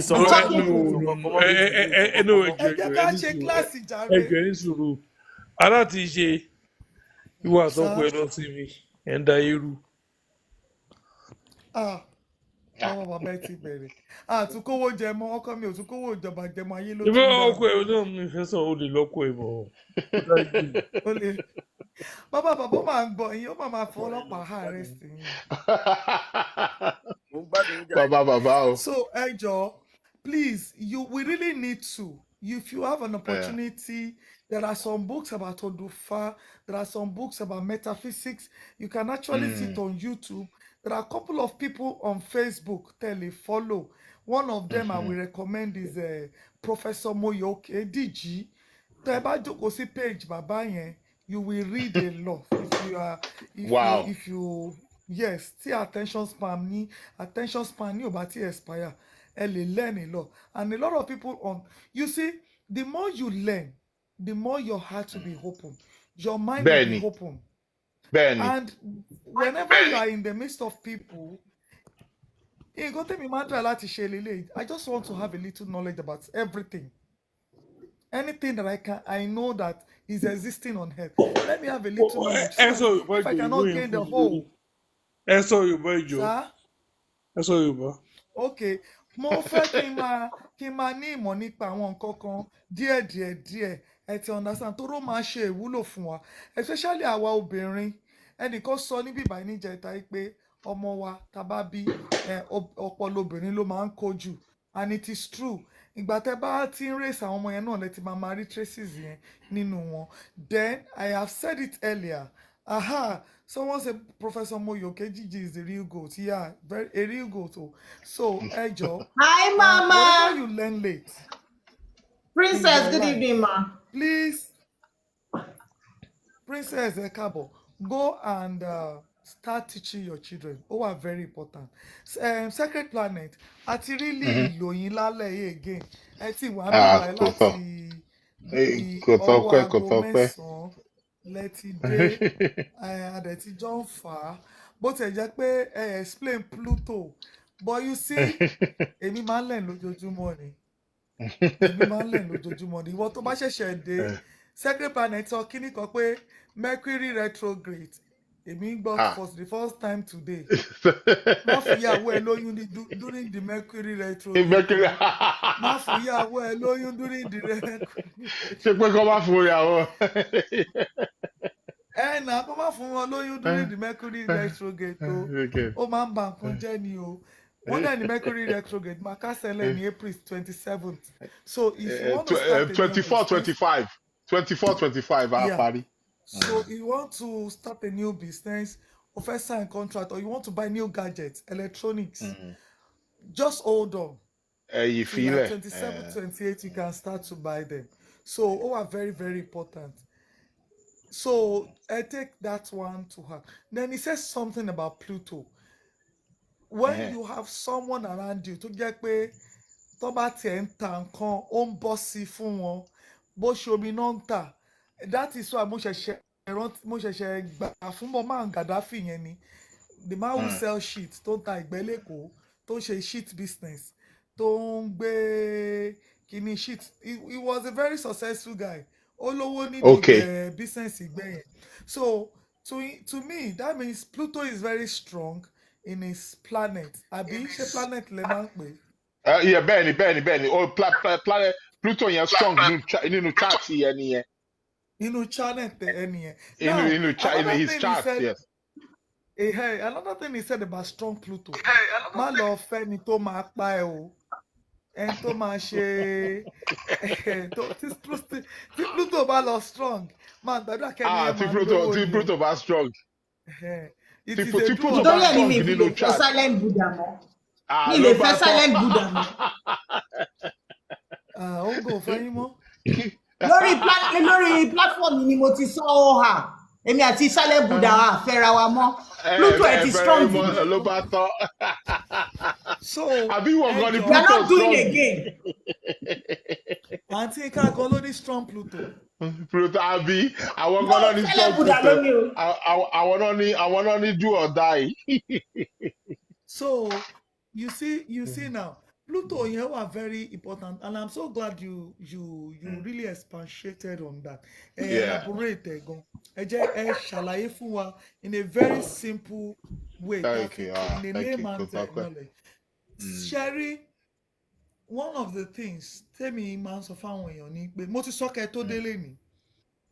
Tí pastor àbí àfà, I'm not sorry to say this, tó bá ní irú ìmọ̀tẹ́ ní tó a wá gbé wọn wá, a lè má enjoy ẹ̀ tó báyìí because a máa fojú ẹ̀sìn wò yín. Ṣó ti yé yín nísìnyí? A máa fojú ẹ̀sìn wò yín. Ṣé rí kí ṣe pé bóyá torí mo rí Àfàṣọlá náà ní irú ìmọ̀tẹ́ nìyẹn, ṣùgbọ́n most of the time tó bá ń sọ̀rọ̀ ojú ẹ̀sìn, torí pé àwọn fi àáfàá síwájú orúkọ wọn, ojú ẹ̀sìn yẹn làwọn èèyàn fi ń wò wọn. Yeah, it's true. Yes. Wọn kò jẹ́ kí ìmọ̀ yẹn káwọn èèyàn benefit. Àwọn èèyàn yẹn náà ni wọn fẹ́ benefit o, torí wọn ò gbé ojú ìmọ̀ yẹn kúrò, nǹkan tó dẹ̀ ń pa wá lọ ní society. So you are neutral and you are straight to the point. You did not influence any of your teaching. You taught us or you shared your knowledge based on what you have taught over the years in the love of your life. So ẹ̀yin èèyàn wa ṣe rí, ẹ má jẹ́ ká dóná pẹ̀lú. Yorùbá sọ pé ọ̀pọ̀ rò ká gbọ̀n. Ẹni tẹ́ ẹ jókòó tá ẹ̀ ń wò látàárọ̀, àwọn ni wọ́n ń pè ní àwòràwọ̀. Ìwọ tó bá jẹ́ Christian, wà á rántí pé nígbà tí wọ́n bí Jésù sí Bethlehem, àwọn awòràwọ̀ mẹ́ta àwọn amòye ni wọ́n lọ fún Jésù ní ẹ̀bùn wọ́n fún ní tùràrí òjìá àti góòdù. So ẹ má bínú, Silent Buddha, you cannot get a discount because you have broken up. He cannot give you a discount code. It's not possible. Ló bá tọ́ kí ló dé tẹ̀ ń bá Silent Buddha jà náà. Àǹtí Ike jẹ́ kí n sọ̀rọ̀ mi náà ẹ má interject mi má já yín ẹ̀yin náà ti ní Pluto tí Pluto obìnrin bá ti lágbára jù ní ìṣẹ̀lẹ̀. wọ́n máa do or die ni o. Pluto Madam Pluto ẹ jẹ́ kí n gbádùn náà let me talk. So ṣẹ̀dẹ̀ rí pé gbà tán mú ẹ̀bùn lọ fún Jésù wọ́n sọ fún wa bóyá wọ́n consult fún ṣùgbọ́n èmi mọ̀ pé wọ́n máa sọ ìrìn àjò Jésù fún ìyá Jésù torí pé wọ́n trace ìràwọ̀ Jésù débi tí wọ́n bí sí yẹn náà ni the same thing náà ló máa ṣẹlẹ̀ nínú Quran. Don't miss it up wọ́n ṣe é tí wọ́n bá ṣe é wọn ò ní mọ̀ pé stage kan wà tó yẹ kán gbé Jésù sá náà. bẹ́ẹ̀ ni Sherry, two is better than one. Bẹ́ẹ̀ni. Thank you sir. So bẹ́ẹ̀ni. kìlì yẹn ó wà very very important ní ìrìn àjò wa. I am saying it again. I am saying it. Let me tell you something. Tó bá jẹ́ pé mo ti mọ iṣẹ́ àwòràwọ̀ láti bí age 11 tí mo ti dá make decision ara mi. Kò tí pẹ́ jù náà ìyá mi. Kò pẹ́ jù. Màá ti di àwòràwọ̀ àbí kí n tiẹ̀ máa lọ ní in that line. And this thing is very important. Ó wà important débi pé àwọn ọmọ tá a bí ìgbésẹ̀ tí wọ́n fẹ́ gbé ọ̀rọ̀ yìí ó yàtọ̀ sí pé ẹ lọ wo àkọsẹ̀jáyé ọmọ. Bẹ́ẹ̀ni. Ó yàtọ̀ sí ẹ lọ wo àkọsẹ̀jáyé ọmọ ìwọ tó bá jẹ́ oníṣẹ̀ṣe àkọsẹ̀jáyé ọmọ rẹ wà very important kọ́mọ yẹn tó pé ọmọ ọjọ́ mẹ́jọ ó wà very important ẹlòmíì ní kẹ́ máa wà ṣùgbọ́n eléyìí náà ìtọ́nisọ́nà ni tó ṣe kókó because ọmọ yẹn ó lè kúrò sàkání yín but tẹ́ bá wo chart tẹ́ mọ ìrìn àjò tó ń rìn ẹ lè máa tọ́ sọ́nà díẹ̀díẹ̀ pé báyìí ni wọ́n ṣe ní kò ṣe báyìí ni wọ́n ṣe ní kò ṣe. Silent Buddha, don't call me baby. Don't call me baby. I'm not your baby. Ló bá tọ́ láàrin ọjọ́ méjì lẹ ti ń jà yìí ìjà ilé o. Ẹ rí i pé knowledge trouble ní knowledge máa ń jẹ́ ọkùnrin àtòbìnrin bá ti ní knowledge ìjà ló máa ń gbẹ̀yìn ẹ̀. Ó ti ẹ̀jà kan túká àjàtúká ní tàgbáàrùn ẹ̀jà ṣe ti rí Silent Buddha, let's see in the DM. We will settle. They are waiting for our downfall. We will settle, don't worry, we will settle. Auntie Ikana, why are you so stubborn? Why are you a cockroach? Female crush, why are you doing this? My female crush, why are you doing this? You want me to call your name so that everybody can know you? It is late already. Mr. Babatunde, everybody, we need to say a big thank you. About me type in the comment section. Thank you for coming separate planning. No, thank you very much. Thank you very much, sir. No, thank you. I want to personally, on behalf of every listener on this platform, to say thank you. Thank you so much. To appreciate your depth of knowledge on issues of life and how to resolve your level of I must say this, you are an embodiment of knowledge. Oh no, thank you. I appreciate that. Thank you. Say thank you to you for taking out time out of your schedule to have an interaction with us. I have looked up to meet you in person. Yes now. I've looked up to London. No, Scotland. Scotland, of course. Edinburgh, Glasgow. One of these days, sir. Okay, no problem. No, my wife is Scotland. Don't worry. Thank you so much, sir, for your time and for the knowledge, sir. Thank you so much. Thank you. There is an announcement we made earlier this week, and I want to go back to the announcement. Mr. Babatunde is a consultant as an astrologer. He consults for you, check your star, check your journey. He will tell you everything tẹ́ need láti mọ̀ nípa ìrìn àjò yín. Please, I am saying this. I am not marketing for him, but it is important. Mo ń sọ. We've He made mention. experienced him. Yeah, he made mention of something this night. Yeah, wọ́n sọ wípé àwọn ti ní client kan, àwọn méjì nínú àwọn client kan, àwọn táwọn máa sọ fún pé ìgbà tó lè win lottery lélẹ̀. Now, let me say something. There is a guy on Twitter named Ekiti. In this last month, he won 400 million naira on more than 400, but 400 million, 80 million 5 times. And I was telling my husband that there is every possibility. Yes. That there is every possibility.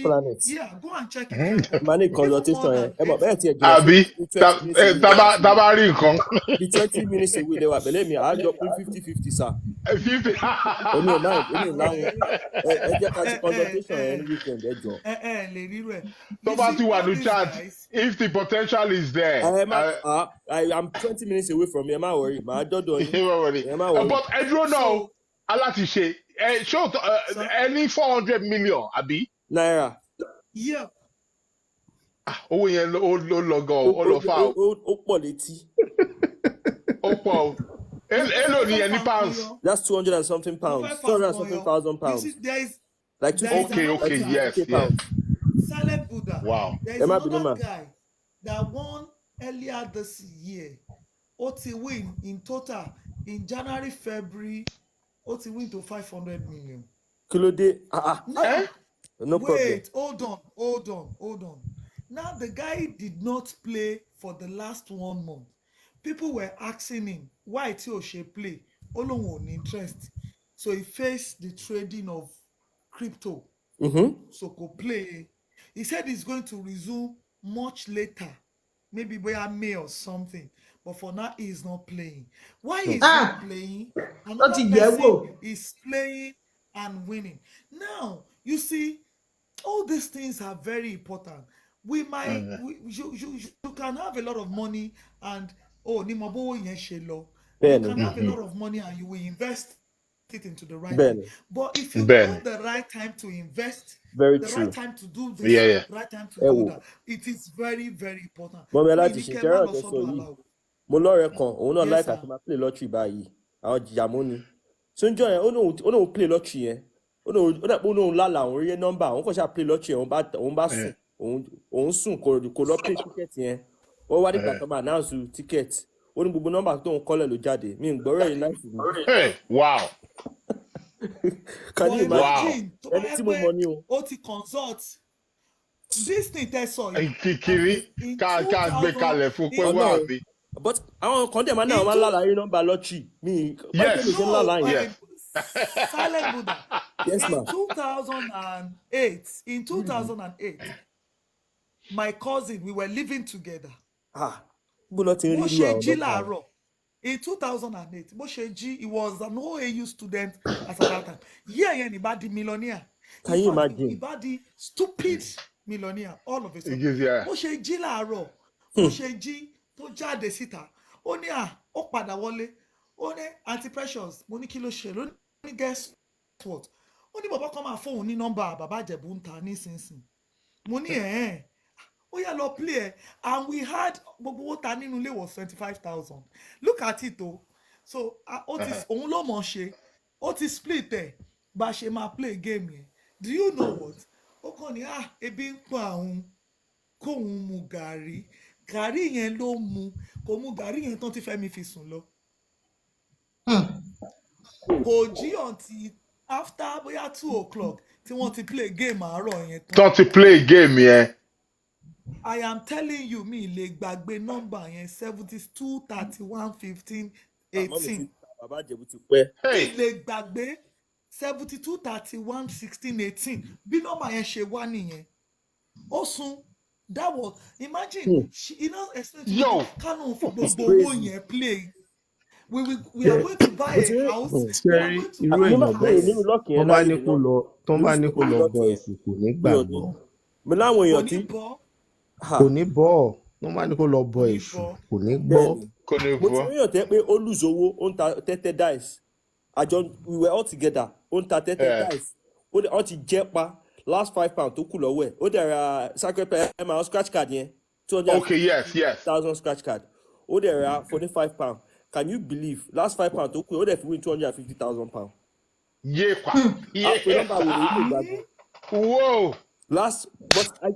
But that was when I understood the meaning of there is no coincidence. Sherry there's no coincidence. £5 nowhere was just predestined. Am I worried? Yes. You would have bought that ticket either with one way or the other. Yeah, exactly. That was the day I realized that what will be. Thank you. Ẹni tí ò ta lótò rí nǹkan kan máa wá sọ́kàn ẹ̀ pé dẹ́n nǹkan tá lé níjà give me lucky dip. Give me lucky. What will be. Mr. Silent bí ṣe rí gbà míì ẹni ẹ lè play kinní yẹn tó yẹ pé àwọn forces around ẹ gan ó lè jẹ́ gan àbí kó gbowó yẹn kán tún gbowó yẹn jẹ́ mọ́ lọ́wọ́. Bẹ́ẹ̀ni. So that is why every good things tó jẹ́ pé style yẹn rọ̀ mọ́ there is a negativity attached to it. But of course. That's why every one of us are seeking for knowledge. Bẹ́ẹ̀ni. Nǹkan yẹn bó ṣe wù kó dáa tó there is something attached to it tó lè ba nǹkan yẹn. Bẹ́ẹ̀ni. Anyway, Mr. Sacred Planet, once again, I don't know. I will reach out to you on your Okay, kò sí problem. I sọ̀rọ̀ baba. Okay, thank you.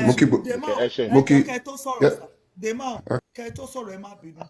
Sherry, it is good to consult Sacred Planet, but make it like a routine. Ask him, how often can you come back? What are the things you will see that will make you to come and ask him questions to help you to check? Ask him if there are guidelines, there are certain things that can help you without coming to him. What are the books you can read to help him instead of you going back to him? Very, very important. Thank you. I have some books that have been written by different scholars with respect to Ifa, Ìṣẹ̀ṣe, and some of them are at conflict to each other. Cherry ìtàn, àwọn ìtàn yẹn ó gbé nǹkan báyìí, ó gbé báyìí, nǹkan báyìí. Sometimes their storyline they are at conflict to each other.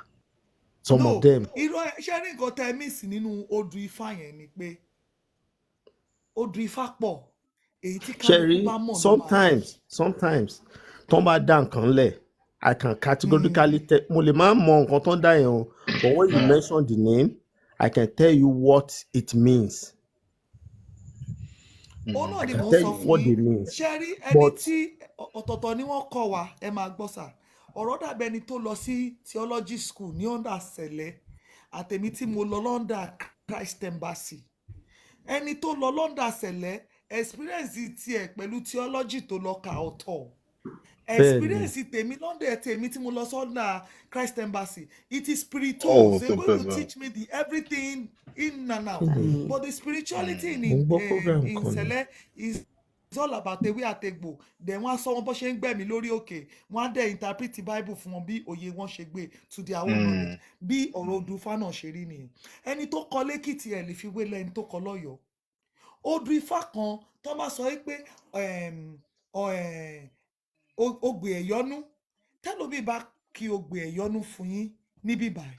Ọ̀tọ̀ ni bárẹ̀kì tí ṣe máa mú tiẹ̀ ìtàn bí ló máa fàyọ nínú ogbè ẹ̀yọ́nú yẹn. Bẹ́ẹ̀ni. Tó jẹ́ pé ọ̀dà ogbè ẹ̀yọ́nú yẹn náà ló wà. Òun ló ṣe dàbí pé àwọn yẹn wọ́n wà conflict sí each other. Ṣùgbọ́n nǹkan tẹ́mi máa ń sọ fún yàn tó bá ti dọ̀rọ̀ onífádé ni pé èyí tó bá rí pé sweet yẹ òun ni kò gbá mú. Thank you. That's it. Thank you. So the man. Okay, ẹ ṣé gan mo kí gbogbo lé. Uncle T, thank you so much. Yeah. May your knowledge increase, and your knowledge only increase when you read more. You may believe nínú àdúrà, you pay for knowledge. So thanks for sharing this knowledge that you have used millions of nairas, millions of monies, and your time, and you are just sharing it with us free of charge here. it's a kudos. I really appreciate that, and I've learned a lot. The reason why I move to Wasuke ni pé mo fẹ́ me, I've come to the age of not believing and not having hope, neither having faith. But I've come to the age of knowing and knowing the fact. So that's the reason why I came, because I believe I know, if I know and I know fact, I can grow very fast instead of me believing what I don't really know. So to Jackie was okay, how do we get in touch with you? How do we No, we put got in my to DM, my phone number me, not a problem. Okay. ká ṣàlàyé fún yín bẹ́ẹ̀ ṣe lè contact wọn ni. You Am see, I he has a structure for people. He has a structure for people in Nigeria. He has a plan for them. He's charging in pound for people abroad. But we now spoke with him. He said, okay, if you want to consult him, contact Antinka Educated Stream. Wọ́n ti reduce owó yẹn, in fact it's less than 50k. As a matter of fact, àwa ti bá wọn rí client that was ready to pay 100k. So when we spoke to him, he said, ká má ṣe bẹ́ẹ̀ yẹn, let's reduce the money, that àwọn lè wá sílẹ̀ dáadáa for less than 50,000, and oribita wà nìyẹn. So the opportunity is for the month of April. Tó bá ti di May, we will move to another Mercury retrograde. Pass. Àti máa bọ́ sínú kí la máa bọ́ sí after Mercury retrograde. Mercury speedy. Mercury smoothie. It will go, Mercury smoothie, I'm all direct. So àti máa bọ́ sínú Mercury smoothness. Owó yẹn máa lè increase there. If you have the opportunity now, grab him, please. Go to him. You see, I said something. Go to him. Just get that. If I have money, I will sponsor him as much as I can. But unfortunately, Kélédùmarè pèsè fún mi. So má worry. ẹ jọ̀ọ́ ẹ bá wa ẹ lọ bá wọn ẹ mọ̀ fáǹfààní tí yín ni. Since the day I consulted him, Ọlọ́run bí ìgbà téèyàn fún mi ní peace of mind ni.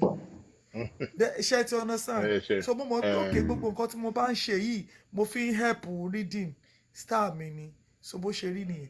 Mr. Babatunde, mo ṣì máa contact yín, mo ṣì máa ní another section. So ẹ máa fún mi ní date àti time. Torí mo fẹ́ mọ̀ ẹ mọ ibi tí mo fẹ́ mọ̀.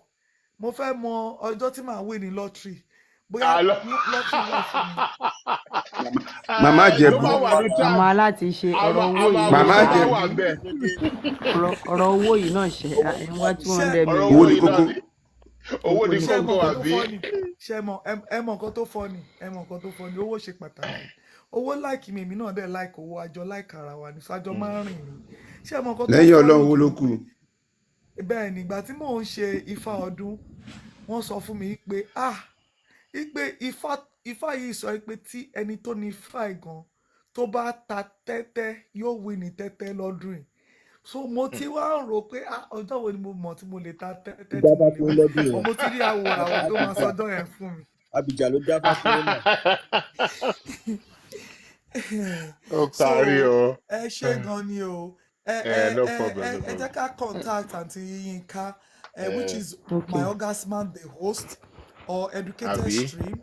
If you are in now, Sacred Planet, àwọn tó wà nílùú òyìnbó, some of them are complaining pé owó yẹn pọ̀. Listen, openly, especially anybody on this platform or through this platform, ẹ má worry pa bóyá pé kíní. Tí agbára yín bá ká, I'm not going to turn you away nítorí pé bóyá ò lówó, mi ń ṣèyàn bẹ́ẹ̀. Nǹkan tó wà lórí website mi ó pọ̀ lóòótọ́, yes, but bí business mi, when I set it up, wọ́n ṣe sọ fún mi pé kí n set it up nìyẹn. So that's how it is. But àǹfààní fún people on this group, ẹ má worry, even gan tó ò bá lówó, if you cannot afford it, I'm not going to say to you pé well, mi lè ṣe fún ẹ torí pé ò lówó. I'm not that kind of person. Mọ́mí alátiṣe ẹjọ́ kéèyàn kankan máa worry nípa bóyá pay price. This is a Okay, public sir. platform, and people might Okay, want sir. to take it for granted. Ẹ jọ̀ọ́ torí Ọlọ́run. Okay. Ẹ má fi orúkọ page wa kẹ́ lọ máa fi take wọn for granted o. Ẹ má bàbẹ̀ jẹ́ fáwọn ẹlòmíì o. Follow, Àwọn follow èèyàn me. fọ́ ni. Okay, okay. See, No, let no, me no. Oh see. yeah, me, oh yeah, me, oh yeah, me, Uncle T. Let me do this. If you want to do anything free with Sacred Planet, ẹ sọ fún wọn wípé let them come through either me or Educated Stream.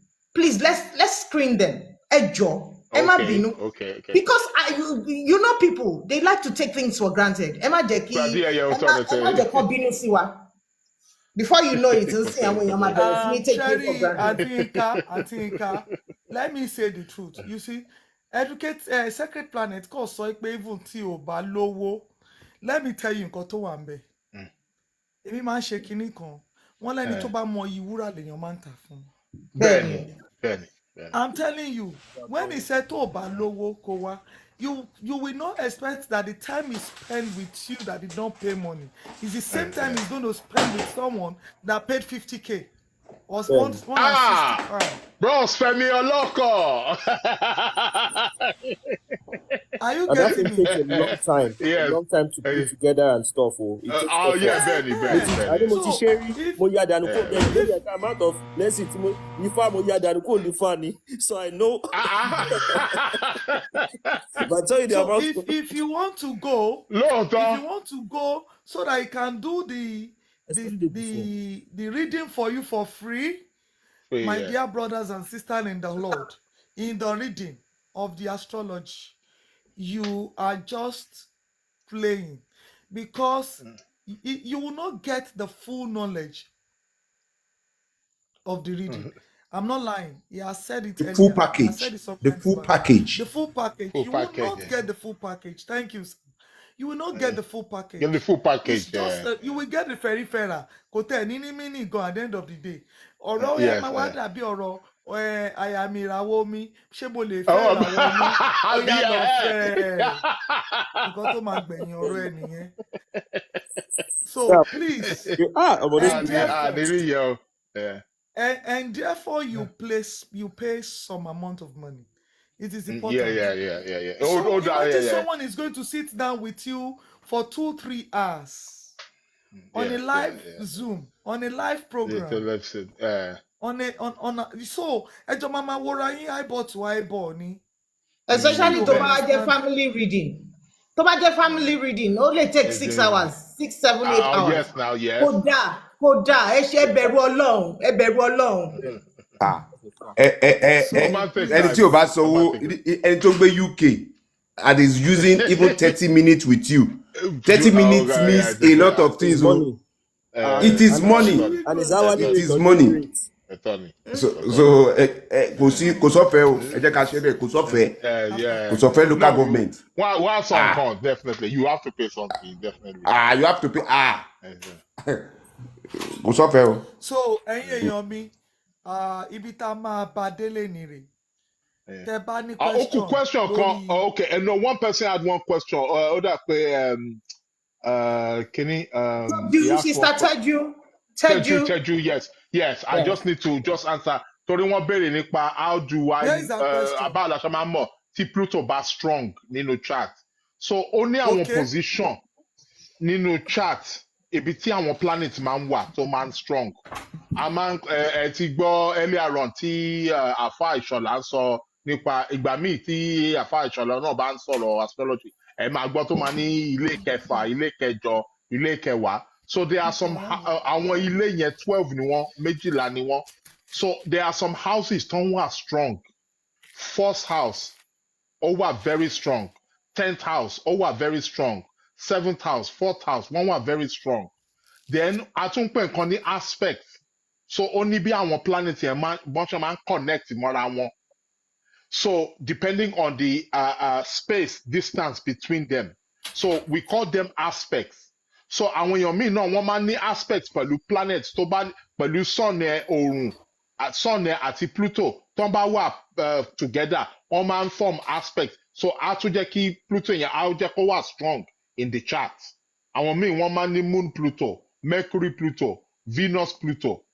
àwọn tó máa ní Venus àwọn aspect bíi Venus Pluto yẹn irú àwọn yẹn ni mò ń sọ lẹ́ẹ̀kan pé kí mi tó bá fẹ́ mi máa pa ẹ́ èmi nìkan ni ló máa fẹ́ to me and you to death do us part kò sí pé mi àwọn tó bá ní Venus àti Pluto mo ṣe máa ní nìyẹn tẹ́ bá ok kí n fún yín ní example bọ̀bọ̀ South Africa ṣé ẹ rántí bọ̀bọ̀ South Africa tó ń pè ní Blade Runner Oscar Pistorius tó pa ìyàwó ẹ̀. Ben.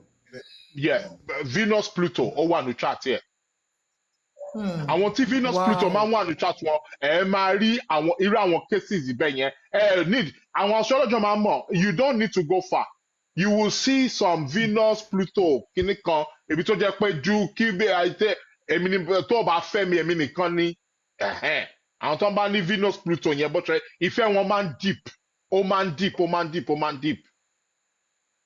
So nísìnyí báyìí ṣé Pluto lówó nǹkan Pluto what? Òun náà ni tí Pluto yẹn bá strong if somebody has it bóyá on the ascendant ó wà ní first house àbí ó wà ní kíní ó wà nínú ilé owó second house tí Pluto bá wà ń bẹ̀ àwọn èèyàn máa ń make owó gidi. Kí lórúkọ second house? Aláti ṣe òmòjú owó lọ ṣá owó ṣá ni aláti ṣe. Second house mo bẹ̀rẹ̀ question ni. No second house yẹn ó jẹ́ àsìkò ó jẹ́ timing tó ń bá bí ẹni yẹn ló máa wà pé Pluto wà ní second house so tí Pluto if you Pluto said Pluto Venus. Pluto Venus àwọn Pluto ṣe rí Pluto Venus people wọ́n máa ìyẹn ìfẹ́ nìyẹn. Mo understand. Pluto Jupiter ńkọ́. Babalá owó buku. That's what I want. No, don't tell us second house. Pluto Jupiter. Pluto Jupiter is the biggest. Yálà ya inspiration, yálà ya inspiration, knowledge burúkú, Pluto àti Mercury, knowledge burúkú. Yeah, bro, yes.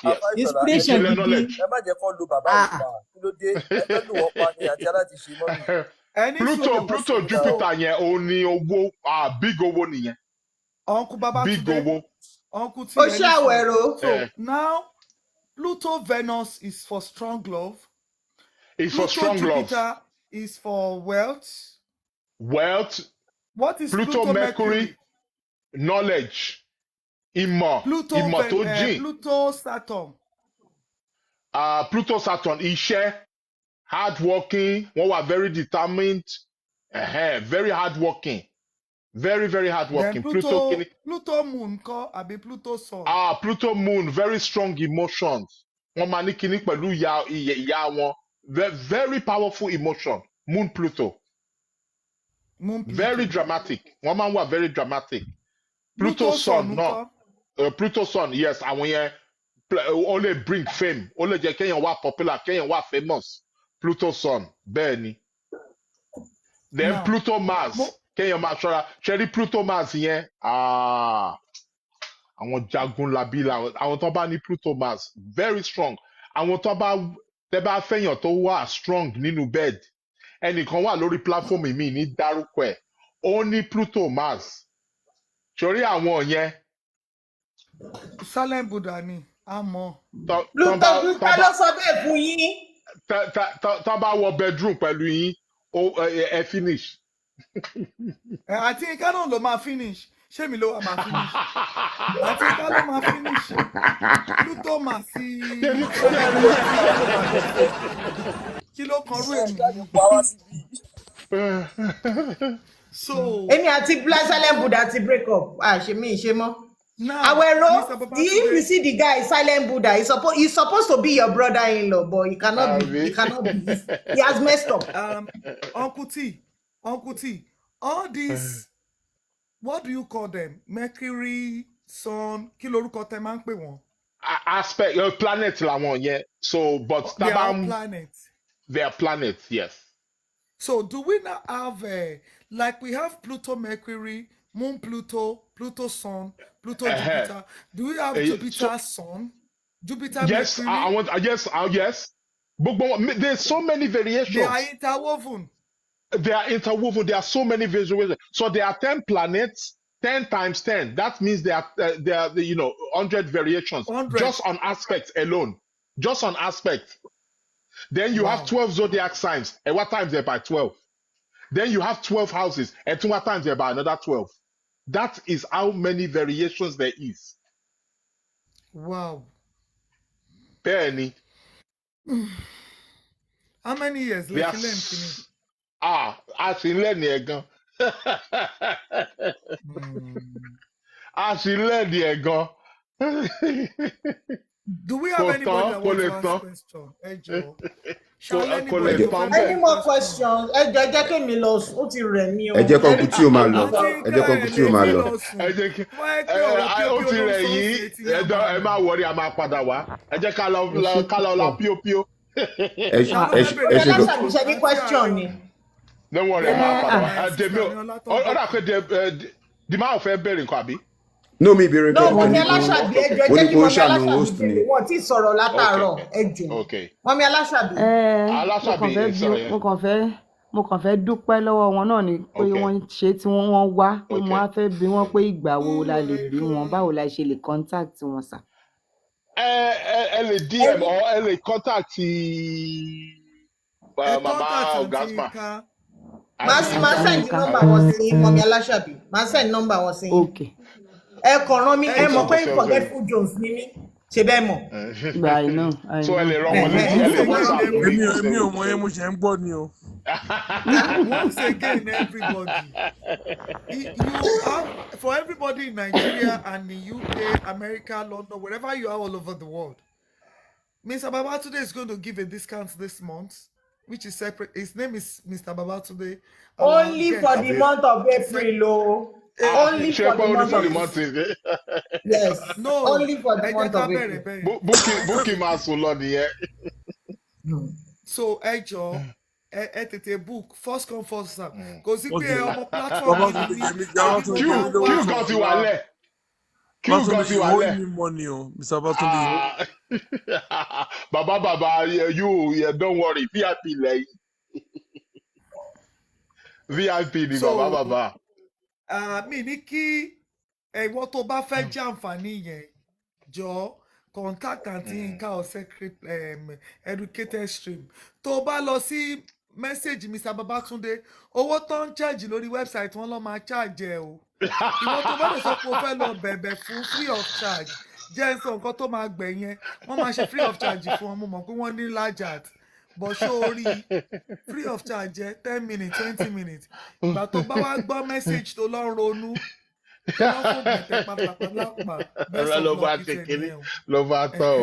So okay, DJ Prince, no everyone, we love you. Problem. Once again, mo fẹ́ apologize fún nǹkan tó ṣẹlẹ̀ lẹ́ẹ̀kan, ẹ má bínú. Gbogbo èèyàn, Sherry platform yìí, we are trying to build it up, and I want you to understand that there will be time we will have disagreements when we are having a discussion. But the maturity comes in play is that we do not take that disagreement to heart. There is a bond, which is Ẹ̀jẹ̀ Yorùbá, the black race, the color of Africa.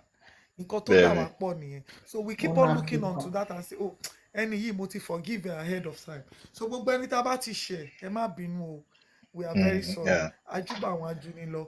Meanwhile, tomorrow, tílẹ̀ bá ti mọ́, program wa máa wáyé again 7 p.m.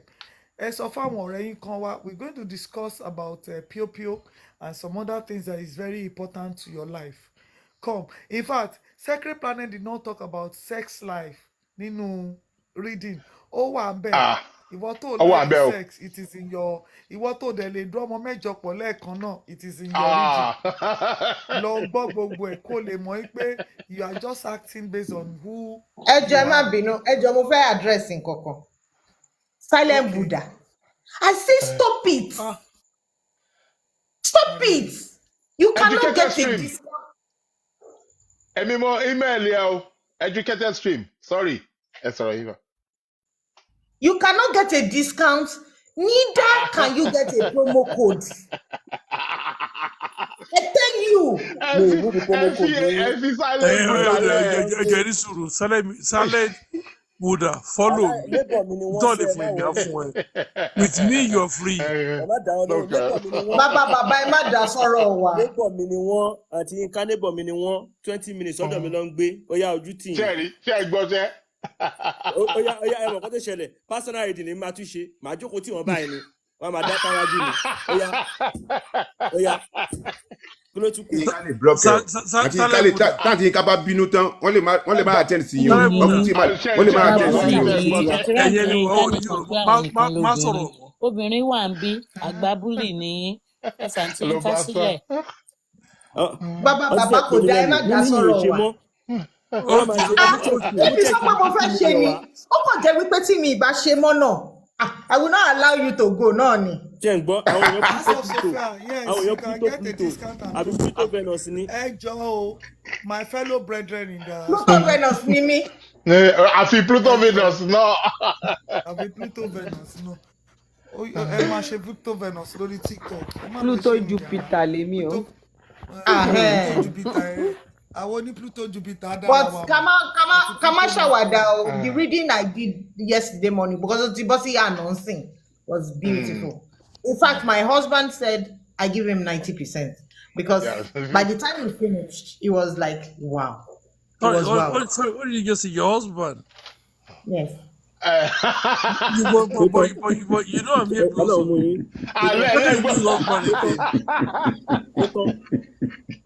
Bàbá ní kẹ́ máa dá sọ̀rọ̀ èmi àti silent Buddha. A máa parí ọ̀rọ̀ wa. But yeah, it's interesting. I mean, not to share a long time ago, and the accuracy is crazy, very crazy. It's crazy. Can you speak Yoruba for crying out loud? Ẹ máa sọ Yorùbá láyé pẹ̀lú bàbá o. And Shemo, they don't tolerate English. After consultation, what you come back for is the guideline. Tẹ́ bá ti ṣe consultation tán, tẹ́ ti ṣe àyẹ̀wò àkọ́kọ́ tán, nǹkan tẹ́ wá máa wá fún ni bẹ́ ṣe máa gba oògùn. Ẹ mọ̀ pé alákọ̀ọ́kọ́ ẹ kọ́kọ́ wá wọ́n ṣàyẹ̀wò fún yín níbo lórí tí ń fọ yín, kí lórí tẹ́ṣẹ̀ ṣe ń dùn yín. So ìpadà wá yín. Bí tó bá ní ìdòyìn àti CBD. Àti CBD àbí. Ṣebí bébì mi bẹ́ẹ̀. Gbogbo ẹjọ́ ṣiṣẹ́ pọ̀ ni. Ẹ má wọrí. Ẹjọ́ ṣiṣẹ́ pọ̀ ni. Bébì mi don't worry. Àbíká márùn lẹ́wọ̀n bébì ẹ̀kọ́ márùn lẹ́wọ̀n. Bébì mi ni. Ẹ̀wẹ̀ má jẹ́ ká fi àwàdà ṣe yẹ̀yẹ́. Ẹni sùúrù Sacred Planet ti rí Gemini nínú orí dè. Wọ́n tẹ̀ sí ní pé mo lè léyàn méjì, mo lè ní mẹ́ta. Silent Buddha, ṣé you understand? Ẹ̀dọ́ rẹ̀ ṣe wọ́n ṣé òfin wọn ṣoògùn owó ni. Àwọn fẹ́ máa yé wọn jẹ́.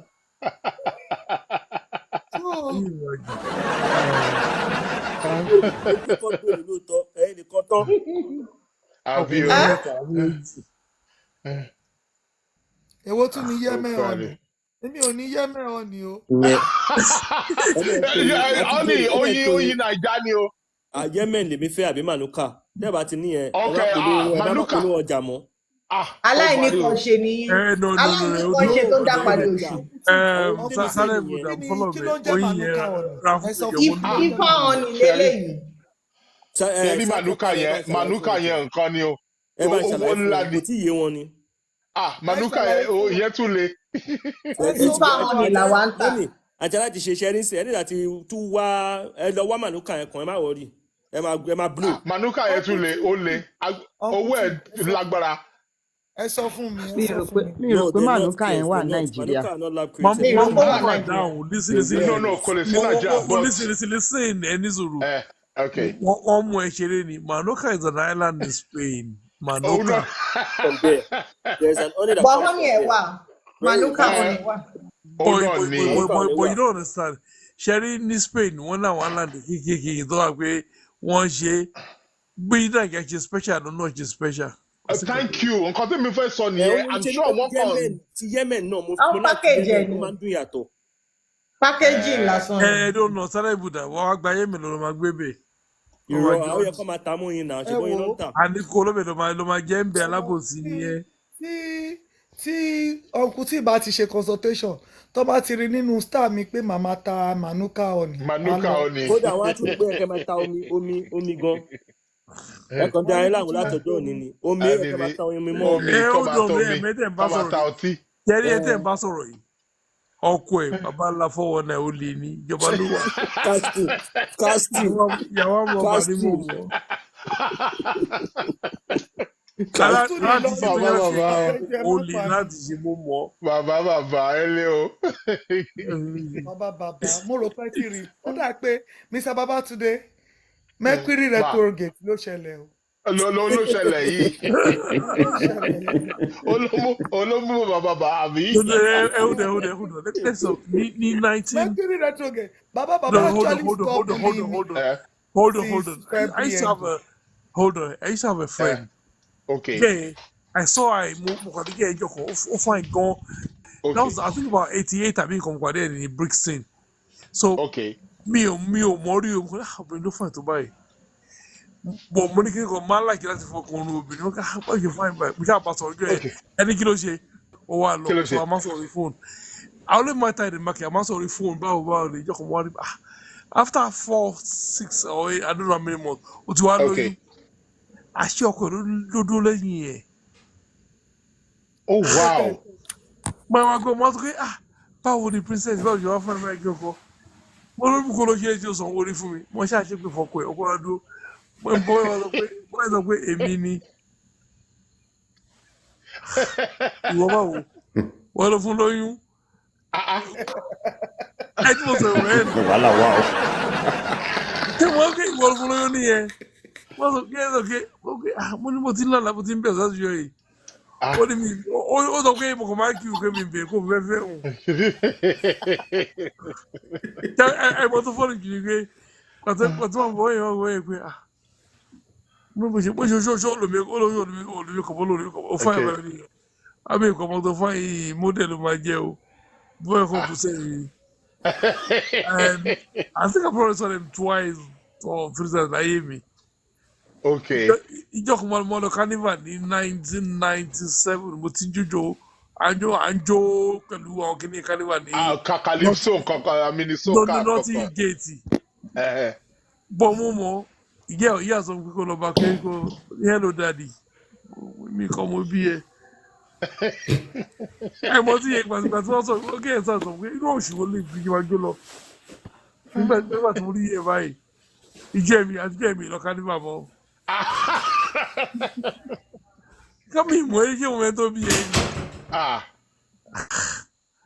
Who the hell are you? Ọmọ ẹ̀ mo ní ọmọ mi ò ṣọmọ mi ò ní ọmọ ẹ̀ yìí. Life is very funny. Funny. Let's just be happy, that's all. Happy? Yeah, it's true, definitely. Ẹ̀yin èèyàn mi, ẹ ṣé gan ni. Okay, ẹ ṣé wọn. Ó lè yọ ẹjọ́ tí omi ṣàwọn àjẹ́ ni. Ó bẹ̀rẹ̀. A kí gbogbo ẹ̀yin tẹ́ bá wa fìfẹ́ jẹ́. Àwa náà tá a ṣe àkúṣẹ́. Wọ́n ní Pluto retrograde happen to you, bàbá. To bàbá àbí. Okay o. Gbogbo ẹ̀yin tẹ́ wà ní comment section Akin Alex Brown. Ẹ ṣé wọn yes thank you mo kí gbogbo yín thank you. Ẹ má ti lọ Mr. Babatunde Mr. Boglo thank you for staying with us Black Mary our darling sister Teju the love of our hearts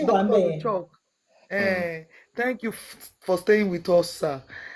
HR princess ẹ kújọ́ mẹ́ta ojú tó rí yín gbó o aunty cares I care about you thank you for caring for us House of Sophia we love you so much ẹ ṣé gan ni Educated Stream our only Mr. Caliber tí ó kọ́ mọ́ the bitter for real thank you for staying with us o sister wa SAS event ẹ kú àwẹ̀ o ẹ̀mí àṣìká o ìyálóde ẹ̀ka lẹ́mà ẹ̀kú ṣẹ́ o ẹ̀kú àdúró tí wa o energetic ẹ ṣé o àdúpẹ́ lọ́wọ́ yín akẹ́jùlọ́mọ our darling sister ẹ ṣeun o ẹ̀dúró àdúró tí wa Mr. Arsenal báwo ṣé Arsenal club tó máa ń lose anyway. Mr. Arsenal ti pẹ́ gan bí o àjọ bẹ̀rẹ̀ ni o practically started together.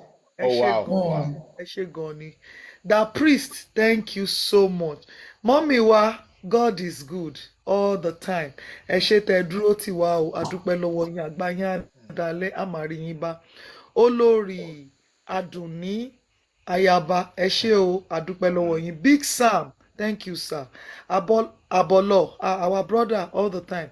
Ẹ ṣé gan ni. Matt Iru, thank you for staying with us. D, thank you so much. Cool Philip, thank you for staying with us. Gides, adúpẹ́ gan ni o, we appreciate you. FM Love, ẹ ṣé gan ni o, àwa náà nífẹ̀ẹ́ yín bẹ́ẹ̀ ṣe nífẹ̀ẹ́ wa o. Skill Workshop, thank you for staying with us. Sisi Aduke 1, adúpẹ́ lọ́wọ́ yín, ilé yín ò ní jóná o. Ọlálékan, ẹ ṣé o, ẹ ṣé, ọ̀nà tẹ́ fi sílẹ̀ ò ní bàjẹ́ o, ẹ ṣé gan ni. Ayọ̀bámi, ayọ̀ yín ò máa dé lójoojúmọ́ ni o. Thank you Sister Saidat, ẹ kú àwẹ̀ o, ẹ̀mí àṣìkà o. Ẹ má kírun, ẹ máa kírun, àwa náà máa gbàdúrà, a máa ṣàdúrà o, a máa bògún, a máa bèṣù. Ẹ ṣé gan ni. Babs, thank you for staying with us. Razak, and this Razak is a Beninese. Thank you for staying with us o, adúpẹ́ lọ́wọ́ yín. Mr. Ọláìtàn, adúpẹ́ lọ́wọ́ yín, ọláwa ò ní tán o. The merciful God, ojúrere Olúwa la máa rí nígbà gbogbo. Van Norman, thank you for staying with us, our brother. Foley 160, ẹ dúpẹ́ lọ́wọ́ yín sir, ẹ ṣé, ẹ kú àdúró tí o. Abídèmí, ẹ ṣé gan ni o, we really appreciate you. Olúwakẹ́mi, ẹ ṣé o, adúpẹ́ lọ́wọ́ yín. Son of Mercy, adúpẹ́ lọ́wọ́ yín o. Energetic, thank you. For everyone in the comment section, baba, mo Bonita dúpẹ́ o. for real. Thank you so much, sis. Mami Alashabi. You're one in a Sister million. Alashabi, ẹ ṣé o, adúpẹ́.